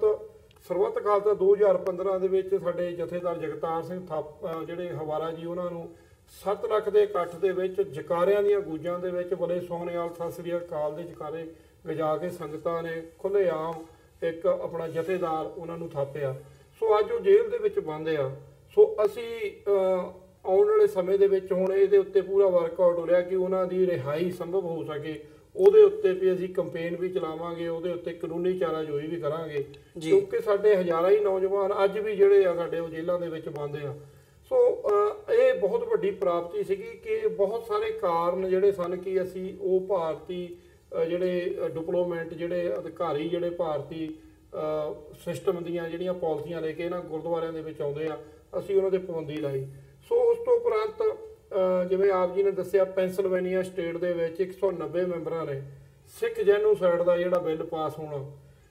1160 ਨੰਬਰ ਬਿੱਲ ਉਹ ਸਿੱਖ ਕੋਆਰਡੀਨੇਸ਼ਨ ਕਮੇਟੀ ਈਸਟ ਕੋਸਟ ਦੀ ਵੱਡੀ ਪ੍ਰਾਪਤੀ, ਕਿਉਂਕਿ ਭਾਰਤੀ ਸਟੇਟ ਅੱਜ ਵੀ ਮੰਨਣ ਨੂੰ ਤਿਆਰ ਨਹੀਂ ਆ ਕਿ ਇੱਕ ਵੈਲ ਪਲਾਨ ਤਰੀਕੇ ਦੇ ਨਾਲ ਸਿੱਖਾਂ ਦੀ ਜਿਹੜੀ ਜੈਨੋਸਾਈਡ ਉਹ ਭਾਰਤ ਦੀਆਂ ਅਲੱਗ-ਅਲੱਗ ਸਟੇਟਾਂ ਦੇ ਵਿੱਚ ਕੀਤੀ ਗਈ। ਸੋ ਉਸ ਚੀਜ਼ ਨੂੰ ਅੱਜ ਵੀ ਉਹ ਦੰਗੇ ਹੀ ਕਹੀ ਜਾਂਦੇ ਆ। ਸੋ ਜਦ ਕਿ ਦੰਗੇ ਦੋ ਫਿਰਕਿਆਂ ਦੇ ਵਿੱਚ ਬਰਾਬਰ ਹੁੰਦੇ ਆ, ਬਰਾਬਰ ਜਾਨੀ ਮਾਲੀ ਨੁਕਸਾਨ ਹੁੰਦਾ ਆ। ਸੋ ਜਦ ਕਿ ਇੱਕ ਉਸ ਵੇਲੇ ਸਿੱਖਾਂ ਦੀ ਵੈਲ ਪਲੈਨਿੰਗ ਤਰੀਕੇ ਦੇ ਨਾਲ ਜਿਹੜੀ ਆ ਜੈਨੋਸਾਈਡ ਕੀਤੀ, ਕਤਲੋਗਾਰਤ ਕੀਤੀ ਗਈ ਆ ਜੀ। ਸੋ ਉਹ ਬਿੱਲ ਪਾਸ ਹੋਣਾ। ਉਸ ਤੋਂ ਉਪਰੰਤ ਕਨੈਕਟੀਕਟ ਸਟੇਟ ਦੇ ਵਿੱਚ ਜਿਹੜੇ ਸਾਡੇ ਵੀਰ ਹੈਗੇ ਆ ਉਹਨਾਂ ਨੇ ਇਸ ਬਿੱਲ ਨੂੰ ਉੱਥੇ ਪਾਸ ਕਰਾਇਆ ਔਰ ਨਵੰਬਰ 1 ਨੂੰ ਐਵਰੀ ਈਅਰ ਜਿਹੜਾ ਐਵਰਗ੍ਰੀਨ ਬਿੱਲ ਜਿਹੜਾ ਉੱਥੇ ਉਹ ਪਾਸ ਹੋਇਆ। ਉਸ ਤੋਂ ਉਪਰੰਤ ਮੈਸਾਚੂਸਟ ਦੇ ਵਿੱਚ, ਸੋ ਜਿਵੇਂ ਪੈਂਸਿਲਵੇਨੀਆ ਦੇ ਵਿੱਚ ਵੀਰ ਜੁਗਰਾਜ ਸਿੰਘ ਹੋਣੀ, ਹਰਜਿੰਦਰ ਸਿੰਘ ਜੀ ਪੈਨਹਿਲ, ਕੇਵਲ ਸਿੰਘ ਹੋਣੀ, ਭਾਈ ਨਰਿੰਦਰ ਸਿੰਘ ਹੋਣੀ, ਕਨੈਕਟੀਕਟ ਦੇ ਵਿੱਚ ਸਰਦਾਰ ਸਵਰਨਜੀਤ ਸਿੰਘ ਖਾਲਸਾ। ਉਸ ਤੋਂ ਉਪਰੰਤ ਮੈਸਾਚੂਸਟ ਦੇ ਵਿੱਚ ਗੁਰਨਿੰਦਰ ਸਿੰਘ ਧਾਲੀਵਾਲ ਜਿਹੜੇ ਸਾਡੇ ਕੋਆਰਡੀਨੇਸ਼ਨ ਕਮੇਟੀ ਦੀਆਂ ਟੀਮਾਂ ਆ, ਉਹਨਾਂ ਨੇ ਉੱਥੇ ਮੈਸਾਚੂਸਟ ਸਟੇਟ ਦੇ ਵਿੱਚ ਈਵਨ ਸਪੀਕਰ ਨੇ ਵੀ ਜਿਹੜਾ ਉਹਦੇ ਉੱਤੇ ਆਪਣੀ ਜਿਹੜੇ ਰੈਕੋਗਨਾਈਜ਼ ਕੀਤਾ ਆਪਣੇ ਲੈਟਰ ਹੈਡ ਤੇ ਉਹਨਾਂ ਨੇ ਆਪਣੇ ਸਿਗਨੇਚਰਾਂ ਦੇ ਨਾਲ ਉਸ ਜੈਨੋਸਾਈਡ ਨੂੰ ਪ੍ਰਮਾਣਿਕਤਾ ਜਿਹੜੀ ਮਾਨਤਾ ਦਿੱਤੀ ਆ ਜੀ। ਸੋ ਇਹ ਪ੍ਰਾਪਤੀਆਂ ਮੈਂ ਸਮਝਦਾ ਬਹੁਤ ਵੱਡੀਆਂ ਪ੍ਰਾਪਤੀਆਂ ਸਿੱਖ ਕੋਆਰਡੀਨੇਸ਼ਨ ਕਮੇਟੀ ਦੀਆਂ ਈਸਟ ਕੋਸਟ ਦੀਆਂ ਹੈਗੀਆਂ। ਇਹ ਸਤਿਗੁਰਾਂ ਦੀ ਬਖਸ਼ਿਸ਼ ਦੇ ਨਾਲ ਉਹਨਾਂ ਸਿੰਘਾਂ ਨੇ ਵਰਕਆਊਟ ਕੀਤਾ, ਸਾਡੀਆਂ ਟੀਮਾਂ ਨੇ ਅਲੱਗ-ਅਲੱਗ। ਮੈਂ ਉਸ ਤੋਂ ਉਪਰੰਤ ਜੀ ਇੱਕ ਸਭ ਤੋਂ ਪਹਿਲਾ ਜੇ ਅਮਰੀਕਾ ਦੇ ਵਿੱਚ ਕਾਨੂੰਨ ਬਣਿਆ ਅੱਜ ਤੱਕ ਦੇ ਇਤਿਹਾਸ ਦੇ ਵਿੱਚ ਅਮਰੀਕਾ ਦੇ ਵਿੱਚ, ਉਹ ਨਿਊ ਜਰਸੀ ਸਟੇਟ ਦੇ ਵਿੱਚ ਸਿੱਖ ਅਵੇਅਰਨੈਸ ਮੰਥ ਅਪ੍ਰੈਲ ਦਾ ਮਹੀਨਾ ਜੀ। ਸੋ 14 ਅਪ੍ਰੈਲ ਹੈ ਜੇ ਨੈਸ਼ਨਲ ਸਿੱਖ ਡੇ। ਸੋ ਇਹ ਬਹੁਤ ਵੱਡੀਆਂ ਪ੍ਰਾਪਤੀਆਂ। ਸੋ ਉਸ ਤੋਂ ਉਪਰੰਤ ਜਿਹੜਾ ਆ ਉਹ ਕਨੈਕਟੀਕਟ ਦੇ ਵਿੱਚ ਵੀ ਇੱਕ ਕਾਨੂੰਨ ਦੇ ਤੌਰ ਤੇ ਨਵੰਬਰ 1 ਸੋ ਉਹ ਤੋਂ ਉਪਰੰਤ ਜਿਹੜਾ 1160 ਨੰਬਰ ਪੈਂਸਿਲਵੇਨੀਆ ਸਟੇਟ ਦੇ ਵਿੱਚ ਆ ਉਹ ਵੀ ਐਜ ਏ ਕਾਨੂੰਨ ਦੇ ਤੌਰ ਤੇ ਆਉਣ ਵਾਲੇ ਦਿਨਾਂ ਦੇ ਵਿੱਚ ਉਹ ਪ੍ਰਮਾਣਿਤ ਪੱਕਾ ਹੋ ਜਾਏਗਾ। ਸੋ ਇਸੇ ਤਰ੍ਹਾਂ ਸਿੱਖ ਕਾਕਸ ਜਿਹੜੀ ਆ ਉਹਨਾਂ ਦੇ ਨਾਲ ਅਸੀਂ ਮਿਲ ਕੇ ਕੰਮ ਕਰਦੇ ਆ। ਪਿਛਲੇ ਦਿਨੀ ਜਿਹੜਾ ਆ ਉਹ 189 ਜਿਹੜਾ ਵਾਸ਼ਿੰਗਟਨ DC ਪਾਰਲੀਮੈਂਟ ਫਲੋਰ ਤੇ ਹਾਊਸ ਦੇ ਵਿੱਚ ਪੈਟ ਮੀਅਨ ਜੀ ਨੇ ਜਿਹੜੇ ਕਾਂਗਰਸਮੈਨ ਹੈਗੇ ਆ ਉਹਨਾਂ ਨੇ ਬਿੱਲ ਉੱਥੇ ਉਹਨਾਂ ਨੇ ਖਾਲਸਾ ਸਾਜਨਾ ਦੇ ਵਿੱਚ ਨੂੰ ਰੈਕੋਗਨਾਈਜ਼ ਕਰਾਇਆ। ਸੋ ਮੈਂ ਸਮਝਦਾ ਕੁੱਲ ਮਿਲਾ ਕੇ ਸਿੱਖਾਂ ਦਾ ਜਿਹੜਾ ਬੋਲਬਾਲਾ ਆ ਇਹਨਾਂ ਕੰਟਰੀਆਂ ਦੇ ਵਿੱਚ ਇੱਕ ਵਰਲਡ ਦੀ ਪਾਵਰ ਜਿਹੜੀ ਅਮਰੀਕਾ, ਇੱਥੇ ਤੁਹਾਨੂੰ ਪੂਰੀ ਮਾਨਤਾ ਜਿਹੜੀ ਉਹ ਤੁਹਾਡੇ ਧਰਮ ਨੂੰ, ਤੁਹਾਡੀ ਆਇਡੈਂਟੀਟੀ ਨੂੰ ਤੁਹਾਨੂੰ ਰੈਕੋਗਨਾਈਜ਼ ਕੀਤਾ ਜਾਂਦਾ। ਜਦੋਂ ਇਹਦੇ ਐਨ ਉਲਟ ਅਸੀਂ ਦੇਖਦੇ ਭਾਰਤ ਦੇ ਵਿੱਚ ਤੁਹਾਨੂੰ ਗੁਲਾਮੀ ਦਾ ਅਹਿਸਾਸ ਕਰਾਇਆ ਜਾਂਦਾ ਜੀ। ਸੋ ਉਸ ਆਜ਼ਾਦੀ ਦੀ ਗੱਲ ਜਿਹੜੀ ਉਹ ਪੰਜਾਬ ਦੇ ਉੱਤੇ ਜਿਹੜਾ ਭਾਰਤ ਨੇ ਕਬਜ਼ਾ ਕੀਤਾ ਹੋਇਆ ਉਹਦੀ ਆਜ਼ਾਦੀ ਦੀ ਜਿਹੜੀ ਮੁਹਿੰਮ ਆ ਉਹਦੀ ਆਵਾਜ਼ ਨੂੰ ਵਿਦੇਸ਼ਾਂ ਦੇ ਵਿੱਚ ਸਿੱਖ ਜਿਹੜੇ ਉਹ ਹਮੇਸ਼ਾ ਬੁਲੰਦ ਕਰਦੇ ਆਏ ਆ ਆਵਾਜ਼ ਨੂੰ ਔਰ ਕਰਦੇ ਰਹਿਣਗੇ। ਅਸੀਂ ਸਾਡਾ ਇਹ ਮਿਸ਼ਨ ਹੋਏਗਾ ਆਉਣ ਵਾਲੇ ਸਮੇਂ ਦੇ ਵਿੱਚ ਵੀ ਅਸੀਂ ਆਪਣੇ ਬੰਦੀ ਸਿੰਘਾਂ ਦੀ ਜਿਹੜੀ ਮੁਹਿੰਮ ਉਹਨਾਂ ਨੂੰ ਰਿਹਾ ਕਰਾਉਣ ਦੀ ਇਨਕਲੂਡ ਜਥੇਦਾਰ ਜਗਤਾਰ ਸਿੰਘ ਜੀ ਹਵਾਰਾ ਅਸੀਂ ਉਹ ਵੀ ਬੜੀ ਜ਼ੋਰੋ ਸ਼ੋਰ ਨਾਲ ਚਲਾਵਾਂਗੇ। ਔਰ ਜਿਹੜੇ ਵੀ ਭਾਰਤੀ ਸਿਸਟਮ ਦੇ ਕਰਿੰਦੇ ਉਹਨਾਂ ਦੇ ਡਿਪਲੋਮੈਟ ਵਿਦੇਸ਼ਾਂ ਜਾਣਗੇ ਉਹਨਾਂ ਨੂੰ ਅਸੀਂ ਅਹਿਸਾਸ ਕਰਾਵਾਂਗੇ ਕਿ ਤੁਸੀਂ ਸਾਡੇ ਨਾਲ ਜੋ ਭਾਰਤ ਵਿੱਚ ਕਰਦੇ ਪਏ ਹੋ ਤੁਹਾਡਾ ਡੈਮੋਕ੍ਰੇਸੀ ਦਾ ਝੂਠਾ ਮੁਖੌਟਾ ਜਿਹੜਾ ਪਾਇਆ ਉਹਨੂੰ ਅਸੀਂ ਨੰਗਾ ਕਰਾਂਗੇ ਜੀ। ਸੋ ਇਹ ਉਦੋਂ ਤੱਕ ਚੱਲਦਾ ਰਹੇਗਾ ਜਦੋਂ ਤੱਕ ਸਾਨੂੰ ਆਜ਼ਾਦੀ ਨਹੀਂ ਮਿਲ ਜਾਂਦੀ, ਸਾਡਾ ਪੰਜਾਬ ਨਹੀਂ ਆਜ਼ਾਦ ਹੋ ਜਾਂਦਾ, ਕਿਉਂਕਿ ਇਹ ਇਨਸਾਫ ਦੀਆਂ ਗੱਲਾਂ ਤਾਂ ਉਦੋਂ ਹੀ ਇਨਸਾਫ ਮਿਲੇਗਾ ਜਦੋਂ ਸਾਡਾ ਪੰਜਾਬ ਆਜ਼ਾਦ ਹੋ ਜਾਏਗਾ। ਅਦਰਵਾਈਜ਼ ਤਾਂ ਉਹ ਤੁਹਾਨੂੰ ਲੋਲੀਪੌਪ ਦਿੰਦੇ ਆ ਇਨਸਾਫ ਦੇ ਨਾਂ ਤੇ। ਇਨਸਾਫ ਕਦੇ ਕਿਸੇ ਨੂੰ ਅੱਜ ਤੱਕ ਕੌਮ ਦੇ ਵਿੱਚ ਕੋਈ ਵੀ ਮੁਜਰਮ ਜਿਹੜੇ ਕਾਤਲ ਆ ਸਿੱਖਾਂ ਦੇ ਪਾਪੀ ਆ ਉਹਨਾਂ ਨੂੰ ਕੋਈ ਸਜ਼ਾ ਨਹੀਂ। ਪਿਛਲੇ ਦਿਨੀ ਜਿਹੜਾ ਸੱਜਣ ਕੁਮਾਰ ਨੂੰ ਉਹਨਾਂ ਨੇ ਇੱਕ ਡਰਾਮਾ ਕੱਲ੍ਹ ਹੀ ਭਾਰਤੀ ਇੱਕ ਕੋਰਟ ਦੇ ਵਿੱਚ ਉਹਨੇ ਆਪਣਾ ਆਤਮ ਸਮਰਪਣ ਕੀਤਾ ਆ, ਪਰ ਆਪਾਂ ਇਹ ਵੀ ਜਾਣਦੇ ਆ ਕਿ ਉਹ ਨਾਲ ਹੀ ਜ਼ਮਾਨਤਾਂ ਦੇ ਰਿਹਾ ਹੋ ਕੇ ਘਰਾਂ ਦੇ ਵਿੱਚ ਇੰਜੋਏ ਕਰਦੇ ਆ। ਸੋ ਇਸ ਤਰ੍ਹਾਂ ਦੇ ਬਹੁਤ ਸਾਰੇ ਕੇਸ ਆ ਕਿ ਉਹ ਕਦੇ ਵੀ ਕਿਸੇ ਜਿਹਨੂੰ ਸਜ਼ਾ ਹੁੰਦੀ ਆ ਉਹ ਜੇਲ੍ਹ ਦੇ ਵਿੱਚ ਨਹੀਂ ਰਹਿੰਦਾ, ਉਹ ਆਪਣੇ ਘਰਾਂ ਦੇ ਵਿੱਚ ਹੀ ਆ ਕੇ VIP ਸਹੂਲਤਾਂ ਈਵਨ ਜੇ 1-2 ਦਿਨ ਰਹਿੰਦੇ ਵੀ ਆ ਉਹਨਾਂ ਨੂੰ ਭਾਰਤੀ ਸਟੇਟ ਜੇਲ੍ਹਾਂ ਦੇ ਵਿੱਚ VIP ਸਹੂਲਤਾਂ ਜਿਹੜੀਆਂ ਦਿੰਦੀ ਆ। ਸੋ ਕਿੰਨੇ ਹੀ ਸਿੱਖਾਂ ਦੇ ਕਾਤਲ ਆ ਉਹ ਬਾਹਰ ਘੁੰਮਦੇ ਆ। ਸੋ ਮੈਂ ਅੱਗੇ ਵੀ ਆਪ ਜੀ ਦੇ ਨਾਲ ਜਿਵੇਂ ਆਪ ਜੀ ਸਵਾਲ ਚੱਲਣਗੇ ਜੀ, ਸੋ ਮੇਰੇ ਮਿੱਤਰ ਹੋਰ ਵੀ ਡਿਸਕਸ਼ਨ ਦੇ ਵਿੱਚ ਸ਼ਾਮਲ ਆ। ਮੇਰੇ ਖਿਆਲ 'ਚ ਆਪਾਂ ਸਾਰਿਆਂ ਦੀ ਜਿਹੜੀ ਆ ਉਹ ਰਾਏ ਲੈਣੀ ਬਣਦੀ ਜੀ। ਬਿਲਕੁਲ ਡਾਕਟਰ ਸਾਹਿਬ ਤੁਸੀਂ ਮੈਂ ਖਾਸ ਤੌਰ ਤੇ ਜਿਵੇਂ ਜਿਹੜੀਆਂ ਐਕਟੀਵਿਟੀਜ਼ ਦਾ ਜ਼ਿਕਰ ਕੀਤਾ ਮੁੱਕਦੀ ਗੱਲ ਜੇ ਥੋੜੇ ਸ਼ਬਦਾਂ 'ਚ ਕਹਿਣੀ ਹੋਏ ਵੀ ਜਿਹੜੀ ਡਾਇਸਪੋਰਾ ਸਿੱਖ ਹੈਗਾ ਉਹਨੇ ਆਪਣਾ ਜਿਹੜਾ ਮਸਲ ਹੈਗਾ ਉਹ ਦਿਖਾਇਆ, ਆਪਣੀ ਤਾਕਤ ਦਿਖਾਈ ਹੈ ਵੀ ਅਸੀਂ ਇੱਥੇ ਇਹਨਾਂ ਮੁਲਕਾਂ ਦੇ ਵਿੱਚ ਰਹਿ ਕੇ ਜਿਹੜਾ ਇੱਥੇ ਬਾਹਰਲੇ ਮੁਲਕਾਂ ਦੇ ਵਿੱਚ ਵਸਦਿਆਂ ਹੋਇਆਂ ਕਿਸ ਹਿਸਾਬ ਨਾਲ ਆਪਣੀ ਜਿਹੜੀ ਗੱਲ ਹੈਗੀ ਹੈ ਉਹ ਕੌਮੀਅਤ ਦੀ ਹੋਵੇ, ਤੁਹਾਡੀ ਆਜ਼ਾਦੀ ਦੀ ਗੱਲ ਹੋਵੇ, ਆਪਣੀ ਏਕੇ ਦੀ ਗੱਲ ਹੋਵੇ, ਉਸ ਹਿਸਾਬ ਨਾਲ ਜਿਹੜੀ ਗੱਲ ਹੈਗੀ ਹੈ ਉਹ ਕਿੰਨਾ ਐਵੇਨਿਊਜ਼ ਦੇ ਰਾਹੀਂ ਉਹ ਗੱਲ ਕੀਤੀ ਜਾ ਸਕਦੀ ਹੈ। ਸੋ ਇਹਦਾ ਇੰਪੈਕਟ ਜਦੋਂ ਅਸੀਂ ਦੇਖਦੇ ਹਾਂ ਤਾਂ ਕੀ ਦੇਖਦੇ ਹੋ 2019 ਦਾ ਵਰ੍ਹਾ ਵੀ, ਤੇ ਖਾਸ ਤੌਰ ਤੇ ਜਦੋਂ ਅਸੀਂ ਰਿਐਕਸ਼ਨ ਦੀ ਗੱਲ ਕਰਦੇ ਹਾਂ ਕਿਉਂਕਿ ਇਹ ਡੀਫੈਕਟੋ ਇੰਡੀਅਨ ਸਟੇਟ ਦੇ ਖਿਲਾਫ ਜਾਂਦੀਆਂ ਨੇ ਸਾਰੀਆਂ ਗੱਲਾਂ, ਸੋ ਉਹਨਾਂ ਦਾ ਜਿਹੜਾ ਰਿਐਕਸ਼ਨ ਹੈਗਾ ਉਸ ਬਾਰੇ? ਦੇਖੋ 20ਵੀਂ ਸਦੀ ਦੇ ਦੂਸਰੇ ਅੱਧ ਨੇ ਦੁਨੀਆ ਨੂੰ ਇੱਕ ਗਲੋਬਲ ਵਿਲੇਜ ਬਣਾ ਦਿੱਤਾ ਔਰ ਇਹਦੇ 'ਚ ਕੋਈ ਸ਼ੱਕ ਨਹੀਂ ਹੈ ਕਿ ਜਿਹੜੀਆਂ ਡਾਇਸਪੋਰਾ ਕਮਿਊਨਿਟੀਜ਼ ਨੇ, ਇੱਕ ਜ਼ਮਾਨਾ ਸੀ ਕਿ ਡਾਇਸਪੋਰਾ ਲਫ਼ਜ਼ ਸਿਰਫ ਜਿਊਜ਼ ਨੇ ਹੀ ਆਪਣੇ ਨਾਂ ਪੇਟੈਂਟ ਕਰਾਇਆ ਹੋਇਆ ਸੀ ਕਿ ਜੀ ਅਸੀਂ ਡਾਇਸਪੋਰਾ, ਪਰ ਮੈਂ ਸਮਝਦਾ ਵੀ ਸਿੱਖਾਂ ਨੇ ਜਿਵੇਂ, ਔਰ ਅੱਜ ਜੇ ਅਸੀਂ ਕੁੱਲ ਸਿੱਖ ਪਾਪੂਲੇਸ਼ਨ ਦੇਖੀਏ 30 ਮਿਲੀਅਨ ਹੈ, 25 ਮਿਲੀਅਨ ਭਾਰਤ ਦੇ ਨਕਸ਼ੇ ਦੀ ਕੈਦ 'ਚ ਨੇ ਔਰ 5 ਮਿਲੀਅਨ ਸਿੱਖ ਡਾਇਸਪੋਰਾ 'ਚ ਹੈ, ਜਿਹੜਾ ਬਹੁਤ ਵੱਡਾ ਨੰਬਰ ਹੈ ਕਿਉਂਕਿ ਦੁਨੀਆ ਦੇ ਜੇ 193 ਦੇਸ਼ ਕਹਿਣੇ ਹੋਣ ਤਾਂ 50 ਤੋਂ ਜ਼ਿਆਦਾ ਐਸੇ ਹੋਣਗੇ ਜਿਨ੍ਹਾਂ ਦੀ ਕੁੱਲ ਆਬਾਦੀ 5 ਮਿਲੀਅਨ ਤੋਂ ਘੱਟ ਹੈ ਜਿੰਨੇ ਕਿ ਸਿੱਖ ਡਾਇਸਪੋਰਾ 'ਚ ਨੇ। ਔਰ ਕਿਉਂਕਿ ਸਿੱਖ 19ਵੀਂ ਸਦੀ ਦੇ ਅਖੀਰ 'ਚ ਹੀ ਪਹਿਲਾਂ ਕੈਨੇਡਾ ਵੱਲ ਤੁਰੇ, ਫਿਰ ਹੌਲੀ ਸਾਊਥ ਏਸ਼ੀਆ ਦੇ ਬਾਕੀ ਮੁਲਕਾਂ 'ਚ